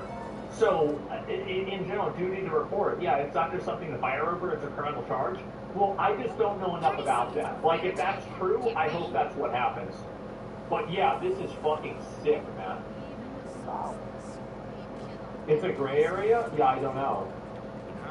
Referral from CPS comes to me, and then... Okay, birth control can make you sterile. Look, if a doctor disagrees with me for legal or like for medical reasons, I would defer to them. I'm just thinking about this ethically from my perspective. I could be wrong. It's not. I don't strongly hold this position. It's just something that if I have to fall off on one side of the fence, this is kind of what I think is okay. Brings her in, does an interview, and it's valid. I go talk to dad and arrest her. That's it. Yeah. The second time, he was fucking holy. So she's got a video on her phone and shows you. And they call it nothing. Yeah. And so, like, those are the two. That's one that I'm directly involved in. That's one that I happen to know about and I'm investigating. Wow. And I can tell you that this is all in the same school district. Myself and people in my unit are concerned. So we basically, the people in my chain of command above me have made complaints, and we had to go back to like, let's look at the data of the school. What's the outcome you want on this? Like what is you guys see what I'm saying though, right? About how like there is this increasing like narrative that parents are like effectively not fully accountable for their children, and schools and society should be making decisions above the parents. I've been seeing this play out in the last 10 years, and I find it to be incredibly disgusting. And I think this is one of the dark sides of that. I went to one school counselor that I investigated arrested for not failing to report. Okay. The non-school counselor, you don't know how to tell people that a child can abused. She needs to be arrested or charged, put on probation, fucking fine. But something needs to happen. And I'm not saying it happens like it's still legal for them. I'm saying that there has to be a repercussion so that people who see you don't report what you didn't report, that there's a repercussion. So like the people aren't reporting that their working system will fuck them but if you don't report, the system will. So exactly, he's totally fucking right about that. Because yeah, if you're afraid of getting fucked by the system, then you have to create a system where if you don't report, you get even more paid. Like you need to do your job. It's like you don't have to talk to the police. Like everybody has their own individual rights for self-preservation. You know, your Fourth Amendment rights. You don't have to Miranda rights. You don't have to talk to them. But it's different when you're a mandated reporter, and it's different when parents aren't being told why they're being If you picked up your fucking toddler from school and they pissed themselves in their car, and you're like, oh my god, Jimmy, what's going on? The first thing you do is go up to the teacher and be like, hey, what do you want to do? And you would expect a real answer. Somebody tried to steal you. What you wouldn't expect is for that school to delete video footage.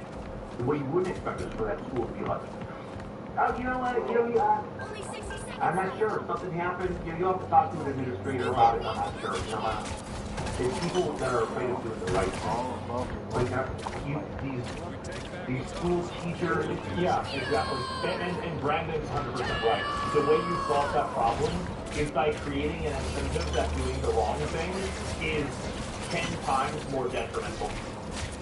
Because if you've created a system where doing the right thing puts you at risk, then you have to amend the system. And principals are afraid to do the right thing. And like I said, we can guess why. I got my why. But either way, they're failing to do the right thing for one reason or another. And some of them are bad. And I'll give you another. Get these guys an electric fly swatter. So you get one of these. All right, listen. So you get one of these right here, and they're really cheap. They're on Amazon. You've got the Dragon Slayer Greatsword, Gut Sword. You guys can definitely afford this. You just need to get one of these fucking things, and if one of those bugs flies around, you just zap them. It's super easy. For like $3.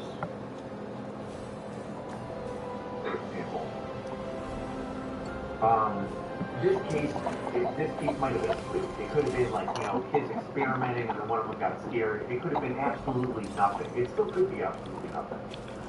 I left 6 messages on a principal's voicemail saying, hey, I just need you to talk to me. I need the phone numbers of the parents. I only have the phone numbers of the kids. I don't want to call the kids. Please give me the phone numbers of the parents, of the adults of these kids, of the police report that you call 911 for, to have police already show up. I just don't have the phone numbers for the parents, and I can't get a return phone call.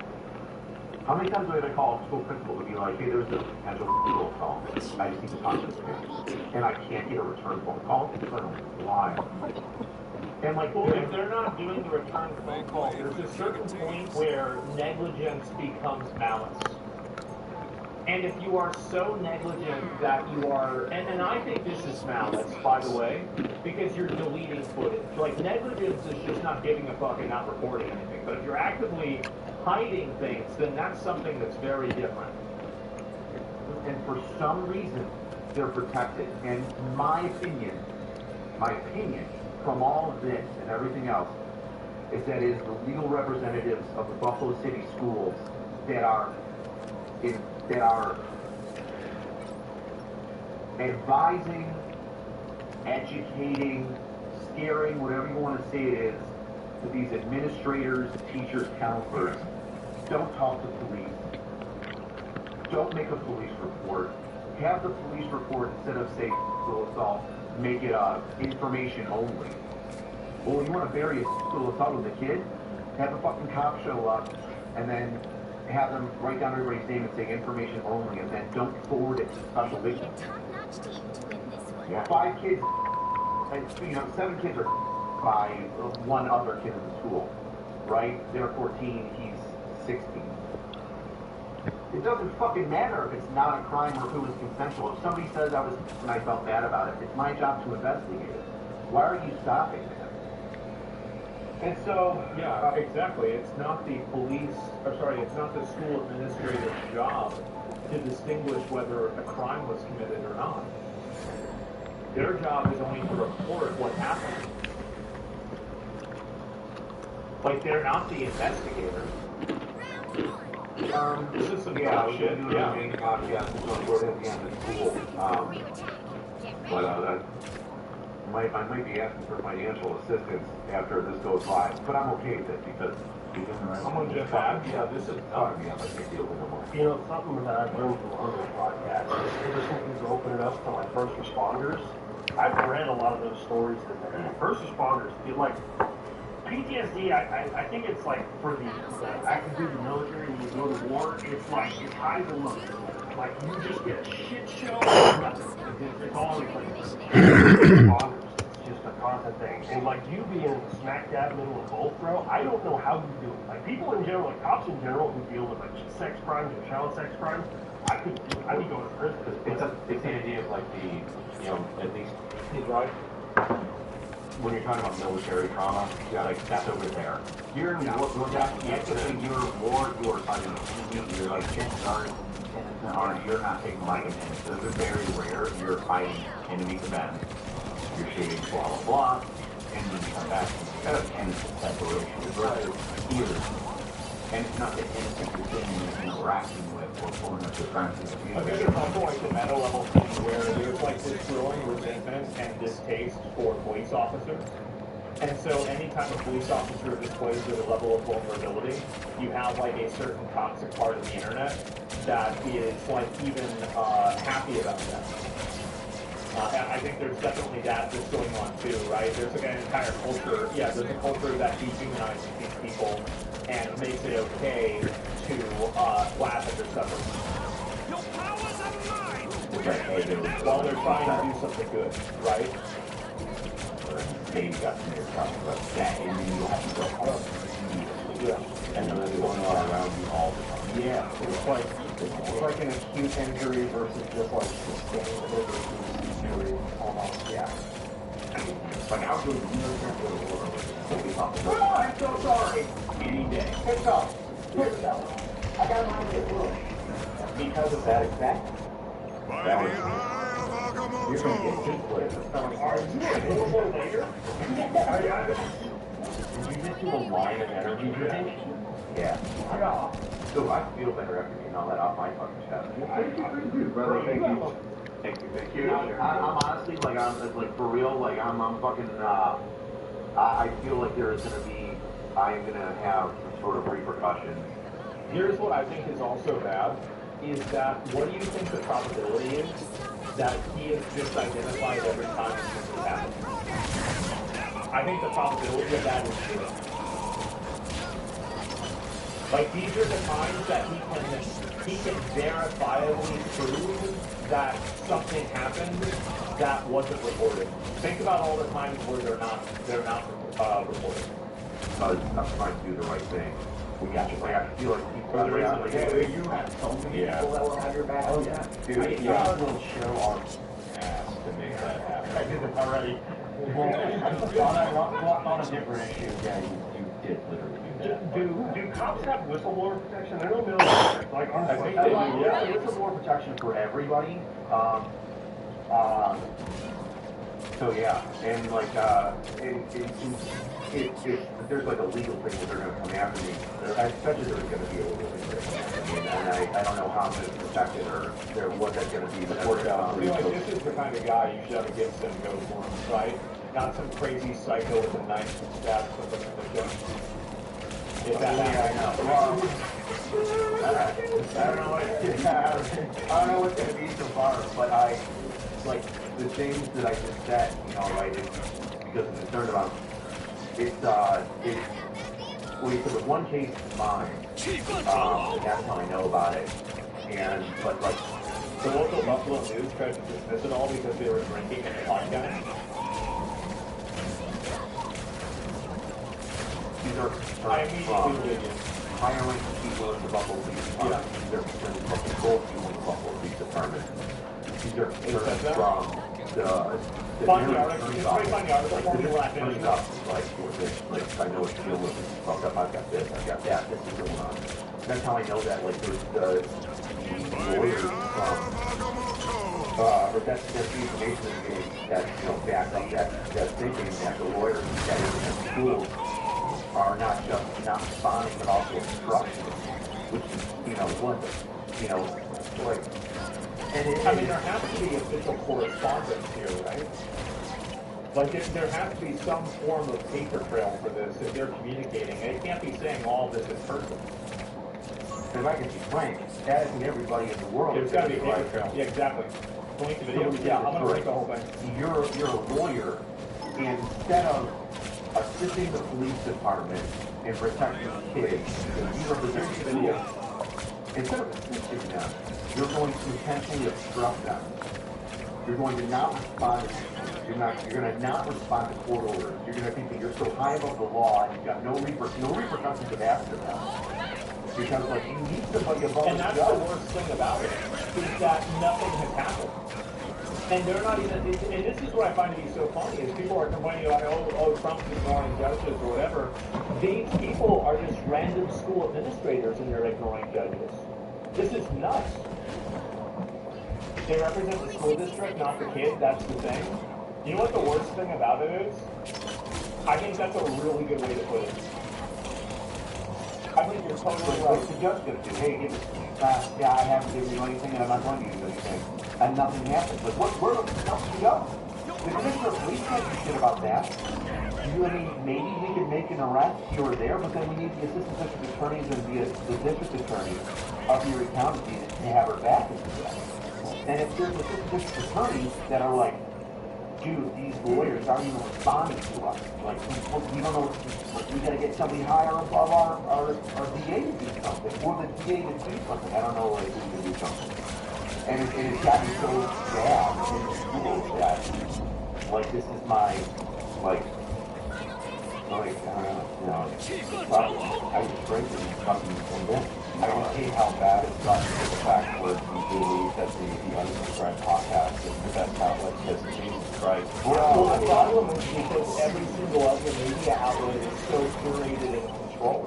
That's the reason why podcasts and individual media has been growing so much.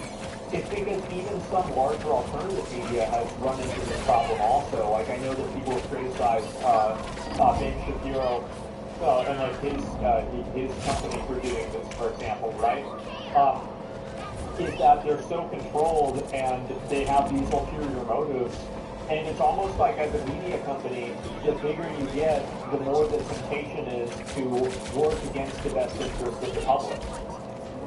The Daily Wire is an Israel mouthpiece? Yeah, that's what a lot of people say. And I was just bringing this up to say that, like, it's not just mainstream media.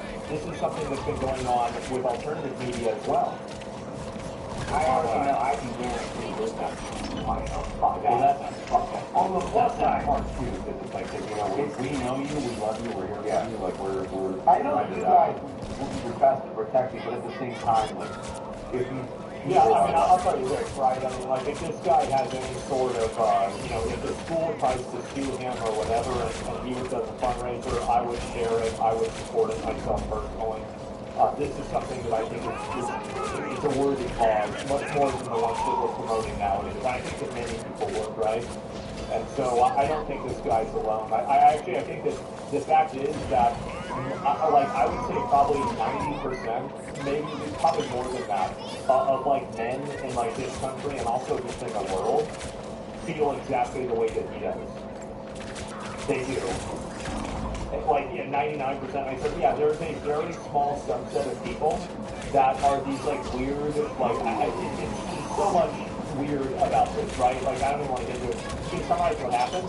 Basically, there's a school district in Buffalo, New York, that is, I'm pretty sure, right? And so, anyway, that's it, okay. So, they not only are not reporting instances of kids being abused, but on top of that, they're actively deleting evidence of the abuse happening. There was a kid abducted from the school, and the parents were not even told that it happened. And the video evidence of the abduction was deleted, and the only evidence that it happened was recorded by a third party. And attempted, excuse me. It didn't happen, but it was happening. Oh, my bad. Because I know it's going to happen. Shut up, Rosie. I've been around the legal system long enough, and I know how if you shake the right tree, something's going to happen. Like, I know what's going to happen. Is Alize still here too? Yeah, shut up, Alize. You're a shredder right now. Right now, what I'm saying, they're going to go, you violated this, and this of your department policy and procedure. And they're going to go, you violated this, and this of whatever procedure. And You acting real clinker-like, brother. and here you go. And so what's going to happen is a guy, myself, if I can toot my own horn, who's a hard worker, who's been crushing his cases, who my lieutenant and my chief. I hope your arts and craft never art or craft. A lot of people that work inside of these different departments is that their enthusiasm turns to almost cynicism when they feel like they're being oppressed by the bureaucracy of the machine that they're inside. And I think that's why you have so many of these police officers and people that work in these different organizations that are effectively trained to apathy. Because it's just like, you know, they come into it with like a certain level of righteousness. That righteousness is undermined by endless levels and layers of bureaucratic red tape. They can't express themselves, they can't talk about it, they can't do anything about it. And eventually you do that for 20 or 30 years and you stop giving a fuck. I think that's what happens. Detectives can vouch as like an asset in whatever unit I go to, especially under the investigative unit of the special victims or others. Like, good at stuff. Yeah, I'm good at cool stuff. So I know that I know that things kind of happen where the move down like the wall. Yeah. There's just going to be, I feel like there's going to be righteousness is trying hard to do a good job. You're right. Righteousness could be perceived as a, you know, like a, you know, pejorative. Yeah, he's trying to do his job. He's trying to do his best. Yeah, for sure. Precautions on my career, and they're going to come at me for it because that. If nobody else has done it yet, why? But really, I guarantee you will way more money than their attorney. I guarantee you will way more money. Do we know who the attorneys are? I don't know the names of the attorneys, but that's what I can say, that they are the attorneys that represent the Buffalo school system, and that they are attorneys that have been receiving subpoenas, and that those attorneys that have been receiving the subpoenas have not been responding. I'm pretty comfortable dying on the hill. Like, morally, I'm 100% right. Morally, fuck off. I know what I'm doing. But the things that I'm doing is extrapolating. And, like, that's one of those weird things where, like, I love being a cop. Not being a cop. I could have this career, but I love being a cop. But I'm worried that something, my thing is that I think they're going to send me for an investigation. They're going to take me to the detectives for the right thing. Off the fucking street. Let it happen. Let it happen. That's the truth. I mean, and by the way, it's easy for me to say because I don't have to cast this that he does. But, I mean, I think, like, I mean, honestly, like, this podcast, a lot of these guys, like, you know, my audience, etc., like, these are all, like, pretty much, this is the money demographic, right? Middle-aged men and young guys. Yeah. Like, a lot of people would donate to it. Like, if any demographic to have, this is the money demographic. For the definite period of time. Which my biggest fear is, I don't think I'll lose my job for it, even though I know they'll come at me for it. My next biggest fear is that they're just going to take me off the table, and they're going to fucking put me on administrative leave for 10 years until I'm forced to retire, and I'm never going to be able to help the city again. And that's going to be as he sits from his bad bitch mode. Yeah. We'll make sure that. You make a change, though. Rich. You got contacts in the White House? You got contacts in the Pentagon? I'll put it this way, we got some contacts that probably make this terrifying for a lot of people. Yeah. Well, you know, it's all fun and games if you get a call from your boss and boss. Yeah. So, like, so I mean, and like, not just, you know, pumping at What's that? Good war hunt. What about it? Yeah, I'm about to give it. It's the guy who, like, yeah, what's brother Williams? It's not your fault. It's not, bro. It's not your fault. Yeah, it's not your fault. It's not my fault. I know. Well, I didn't cause the situation. But that doesn't mean that I'm not going to catch flack for it. You know, and I'm okay with taking on flack for it. What I don't want is to, like, not do the thing of the Zodiac that I love. We'll make sure that never happens. Yeah, you gotta have all your homies. Your powers are mine! Yeah, I'll fucking, I'll look at it tomorrow, and I'm going to play my game. I mean, I don't know if I'm invited to yeah, yeah, so, you are. Well, that was a little heavy. Yeah, say that again? Let me tell you. There is a two-point flow, which is one of the reasons why I think there's been like the pushback. But it's slippery slope, and that's why it is difficult to charge non-reporting when you're mandated reporting. In New York State, there is New York State penal law. I forget which one it is, but it's failing to report, right? Now, that can fall under. I'll give you two examples that are very different, right? Failing to report can be situations that I talked about the girl going to the school house and saying, so it's something's happening to me and I'm now reporting, right? It can also, technically, there's a law, right, the white and black women. It can also be done.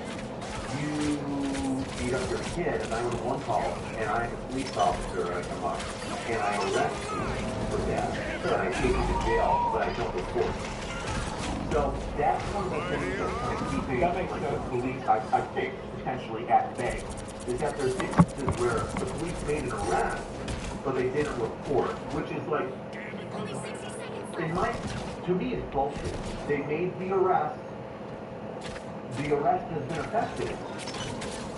Our rookie cop would assume that I've done literally the highest amount of that I can do. I've effected an arrest. I haven't taken a report since before. I've made an arrest. New York State now knows that this person's been arrested for child abuse, and they bring him in. And so I know that that's one of the issues when it comes to going to somebody that is a failure to report, because the legal system is the legal system. I think it's a very big difference too also. Like we're talking about a police officer not reporting something as he's arresting somebody for a certain crime. This is like an administrative error. But whenever you're talking about like a counselor not reporting something, this is a deliberate obfuscation. Like you see kind of like where there's like a very big difference here. Is it like one cop fucked up by not reporting it right? This is done, oops, I'm a dumbass. And then the counselor doesn't report it, oops, I'm a piece of fucking shit. That's the difference. To the mall, and sometimes, you know, people in the legal system don't see the gray. And the gray is the police officer made a good judgment by effecting the arrest. And maybe failed to report, but in that failure to report, it wasn't an intentional failure to report. He made an arrest and assumed that that was enough, which I think we can all agree is like an understandable mistake. Yeah. Right? That's when you have a good system, it works. Yeah. You know, if you affect the arrest, why should you have to make a report? That should be done by maybe a report technician or by New York State by checking the box and saying, oh, hey, this person was arrested for this. Yeah, it's a bureaucratic thing. Yeah. But that's very different from my example of the school counselor failing to report not once, and I'll even let that one fly. Like, fuck it, maybe my dad beats me. All right, he's a liar a little bit. I wear the bruises. The bruises are fine, stay home. So then I have a bruise out there. Well, like, all right, just report that. Okay, they were making a mistake. I can, got one.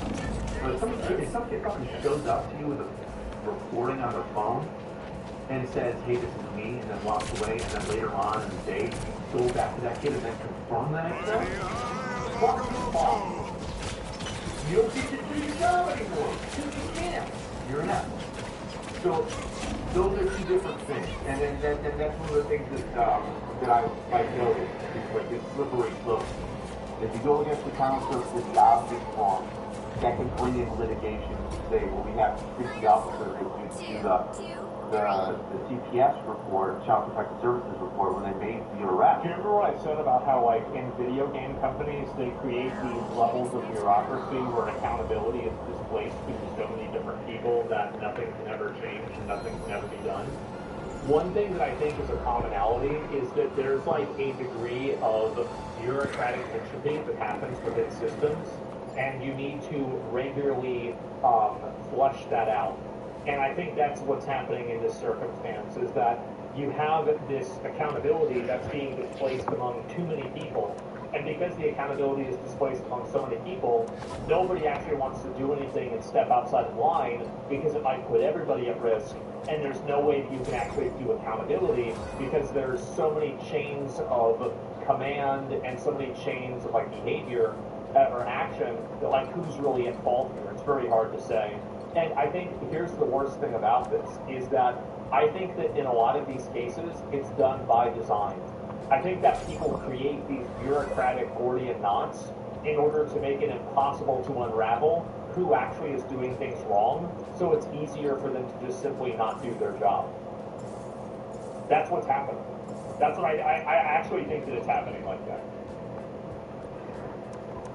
But at the same time, it's in video games, it's in education, it's in corporations, No. it's in probably the military, I don't know. Nope. It's everywhere. It's job security? Yes, exactly. It's too big to move? Yeah. like I said, there's No. great understanding. There is, what do we call, officer discretion. That officer discretion can be passed down to the ADA. Which means that if I see something happen, let's say a traffic ticket, you go through a stop sign, I have the discretion to not give you a stop sign. Call him the N-word. Attorney is a good example of this, just so you guys can understand the context, is that an officer has discretion to give you a speeding ticket until you're going 20 miles over the speed. And at that point, he's compelled by law to give you a speeding ticket. But before that, it's up to him. Oh, I'm still doing the right thing. Discretion. To say, all right, you effected an arrest, you were intentionally not reporting the CPS. No, he doesn't listen. He effected a mistake. Hey, next time, fix it, right? And then you also have discretion. Yeah, like that's an example, like kind of a generalization. Until the third time. Please. Black and blue, and I had to arrest for blood father.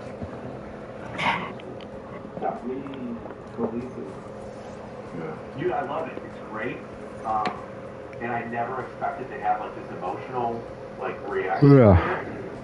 So like, it seems like the dichotomy. And you see how the bureaucracy of this trains police officers into apathy and cynicism, right? I think that like all this fits Well, you do. Like, it's awful to experience, but it's also awful knowing that if I'm not there to stop it, it'll keep going. Yeah, and I can't do that. I can't do that. It's like, dude, it's like being it's like being a drill sergeant. If I see a private fuck up and they do the wrong thing, and all the other drill sergeants are like, well, you be careful on that one. That one might make a complaint on you. Ooh. And when that fight, well, the same thing here. Like, fuck the people that aren't doing their job. They should do their job. I'm not gonna. Don't talk like that. And if you make I think this is also, again, like another Karen bureaucracy thing, is that when you're dealing with law enforcement, and primarily all men, there are instances where yelling at somebody is the right decision. You do that yourself. Especially if you're dealing with a bunch of young men. Adrian. But the problem is that, inside of a Karen bureaucracy, you don't understand that. Like, how many There of they you guys are. have had, like, what the fuck, dude? Yeah, how many of you guys have Looking for. when you were a young guy, age 14, probably 20, somewhere around Shut there, up. you were acting like a fucking retard, and you got yelled at, Don't come back. set straight, and after that, things were better. Yep, exactly. And I'm not saying they should beat the shit out of you, I'm not saying anything like that, but there is a degree of natural male friction that happens that I think a lot of Karen bureaucracies don't understand. Hey, listen, we're reasonable people again. I'm reasonable. If you are, what would you call it? Reckless. Cover-up. A cover-up. Intentionally preventing the district attorney's office from gathering information after you're subpoenaed by court orders or judges, etc. Then fuck you. If you're deleting,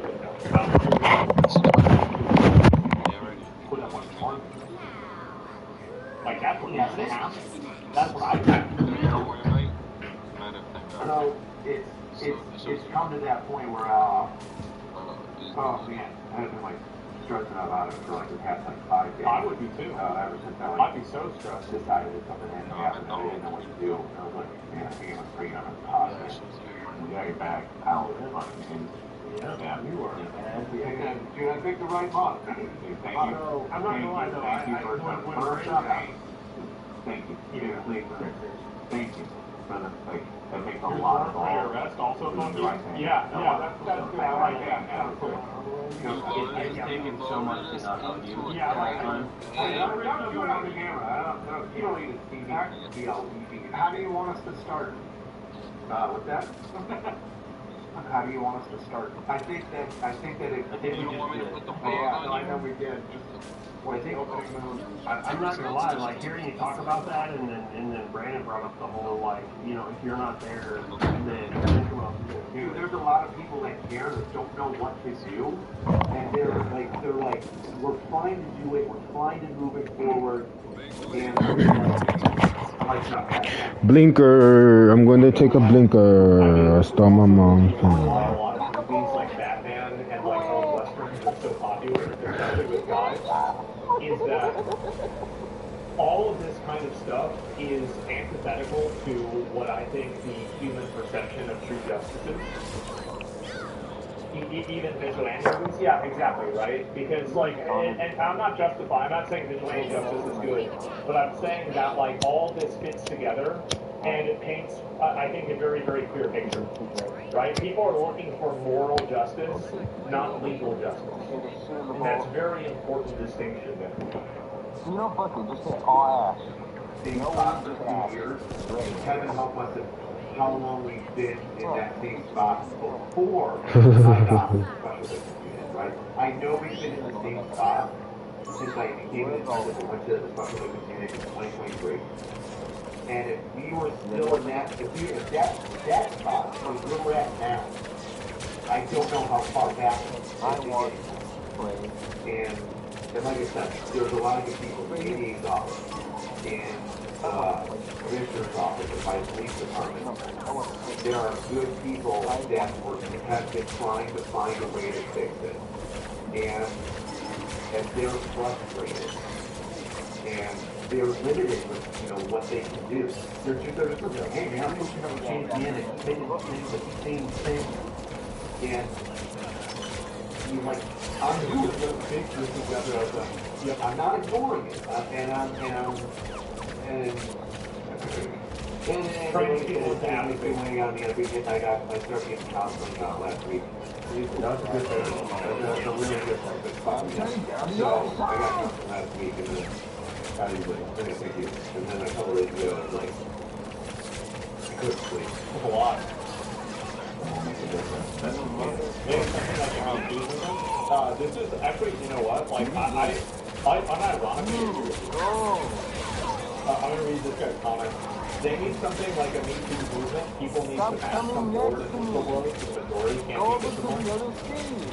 I think this is perfect. Yeah, and I'm Spartacus basically. Yeah, but if you invite him to a duo, you can't. You have to leave the duo.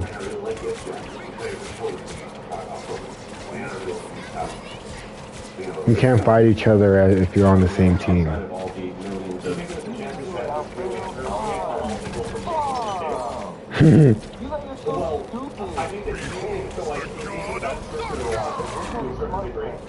Is that the problem is that things are taking so long. So the answer to why they're taking so long is because they take a long time. I don't think that's really. Like that doesn't necessarily like okay, never mind. Hey people, we all love you, brother. Yeah, shut up. All right, let's take the joke for the after show now. Hey, Rich, this is the entire day that we will always have your back. no matter what, like, the entire community will rally behind you. Thank you so much for opening up. Yeah, I think again, another really important component to this is that I bet this is only the tip of the iceberg. Ready? I do. Because these are the ones that they can verifiably confirm were suppressed. Think about how many of them that were successfully suppressed. The world, Yeah, I saw that. Are amazing. Be proud of everything you've accomplished in this life and continue. You guys are all your friends. We are blessed to share the room with you and some experience with life. Yeah, I'm going to link you guys the video. All your business partners. Keep kicking out and take your names today. To the audience out there. Yeah, give it a like, give them a sub. Unsubscribe podcast. To a dude that loves being a police officer, loves being a detective. Most importantly, loves helping others. He is still in the military as a drill sergeant. He doesn't have to be. He doesn't have to be a police officer. He chooses to be if he actually actually wants to make a difference. He is very, very kind of human. That's why he is. You know what I think? I actually agree with that. I think that there's a lot of guys out there that want to go out and make a difference, and they are trained into apathy by the oppressive nature of these systems. Very, very good friend. I think there's a lot of people like that. Why show how lucky we are to have an individual like that in our lives. All of us, all the guys, we're just blessed to have you around. And I know it wasn't easy doing that message. Sometimes I cry on camera and trying to find others.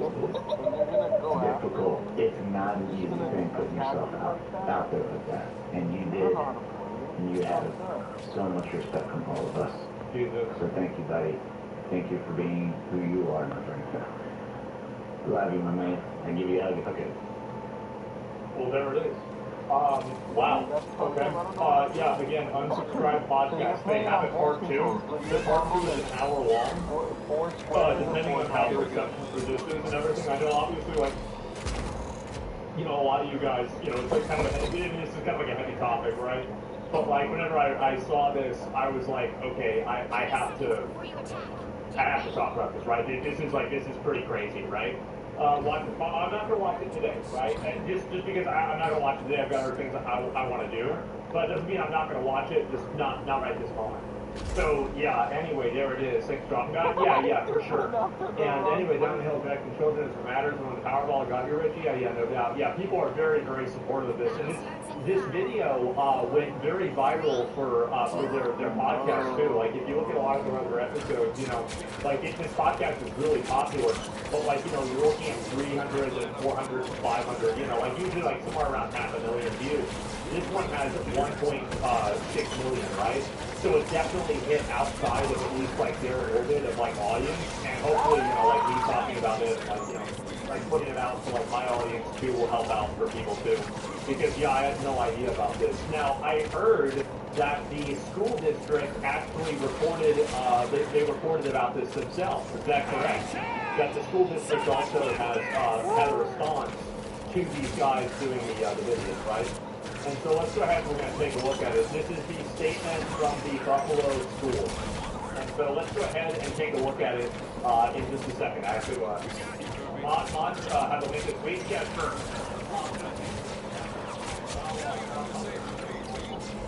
So we got a bunch of fucking retards over here talking shit. Statement from the Buffalo Public School. A member reveals the school district was actively trying to remove it, and and this is the this is the video right here.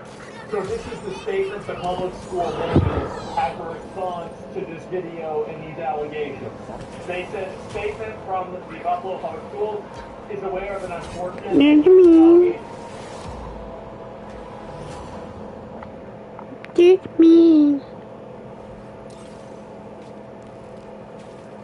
Beat his ass, Alfredo. No mercy. Send him to bed sad.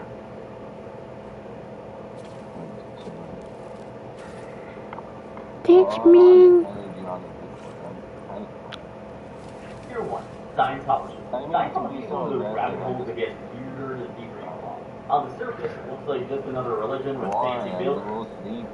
No, my reflexes are all there, so Winning multiplier scratchers from the Arizona Lottery for over $270 million in prizes. Skill issue. I don't know if you want to take people. Opioid addiction gets between you and what you love. One Smartly Sublocade may help you move forward in your recovery. Sublocade, with counseling and psychosocial support, treats moderate to severe opioid addiction in adults started on an oral dose of buprenorphine or already on buprenorphine. Sublocade is just one dose that lasts all month long with no complete detox required. Buprenorphine should be started after the first signs of withdrawal. Sublocade may cause harm or death if injected in the vein. As an opioid, it may cause serious life-threatening breathing problems. Ask about naloxone for opioid overdose. Get emergency help right away if you're faint, dizzy, sleepy, confused, Forward 02. talking, or naloxone is given. Don't take with other opioids, benzos, alcohol, or other drugs, including street drugs. This can cause severe drowsiness, decreased awareness, breathing problems, coma, and death. In emergencies, tell medical staff you're on Sublocade for opioid dependence. This isn't a full list of risks and side effects. Talk to your doctor and read patient label for more information. If you or a loved one is struggling with opioid addiction, visit Sublocade.com. Water is a very important part of Super Mario Sunshine. In fact, the entire game is built around using water in some capacity. You need to use it to solve puzzles, reach higher areas, and even clean off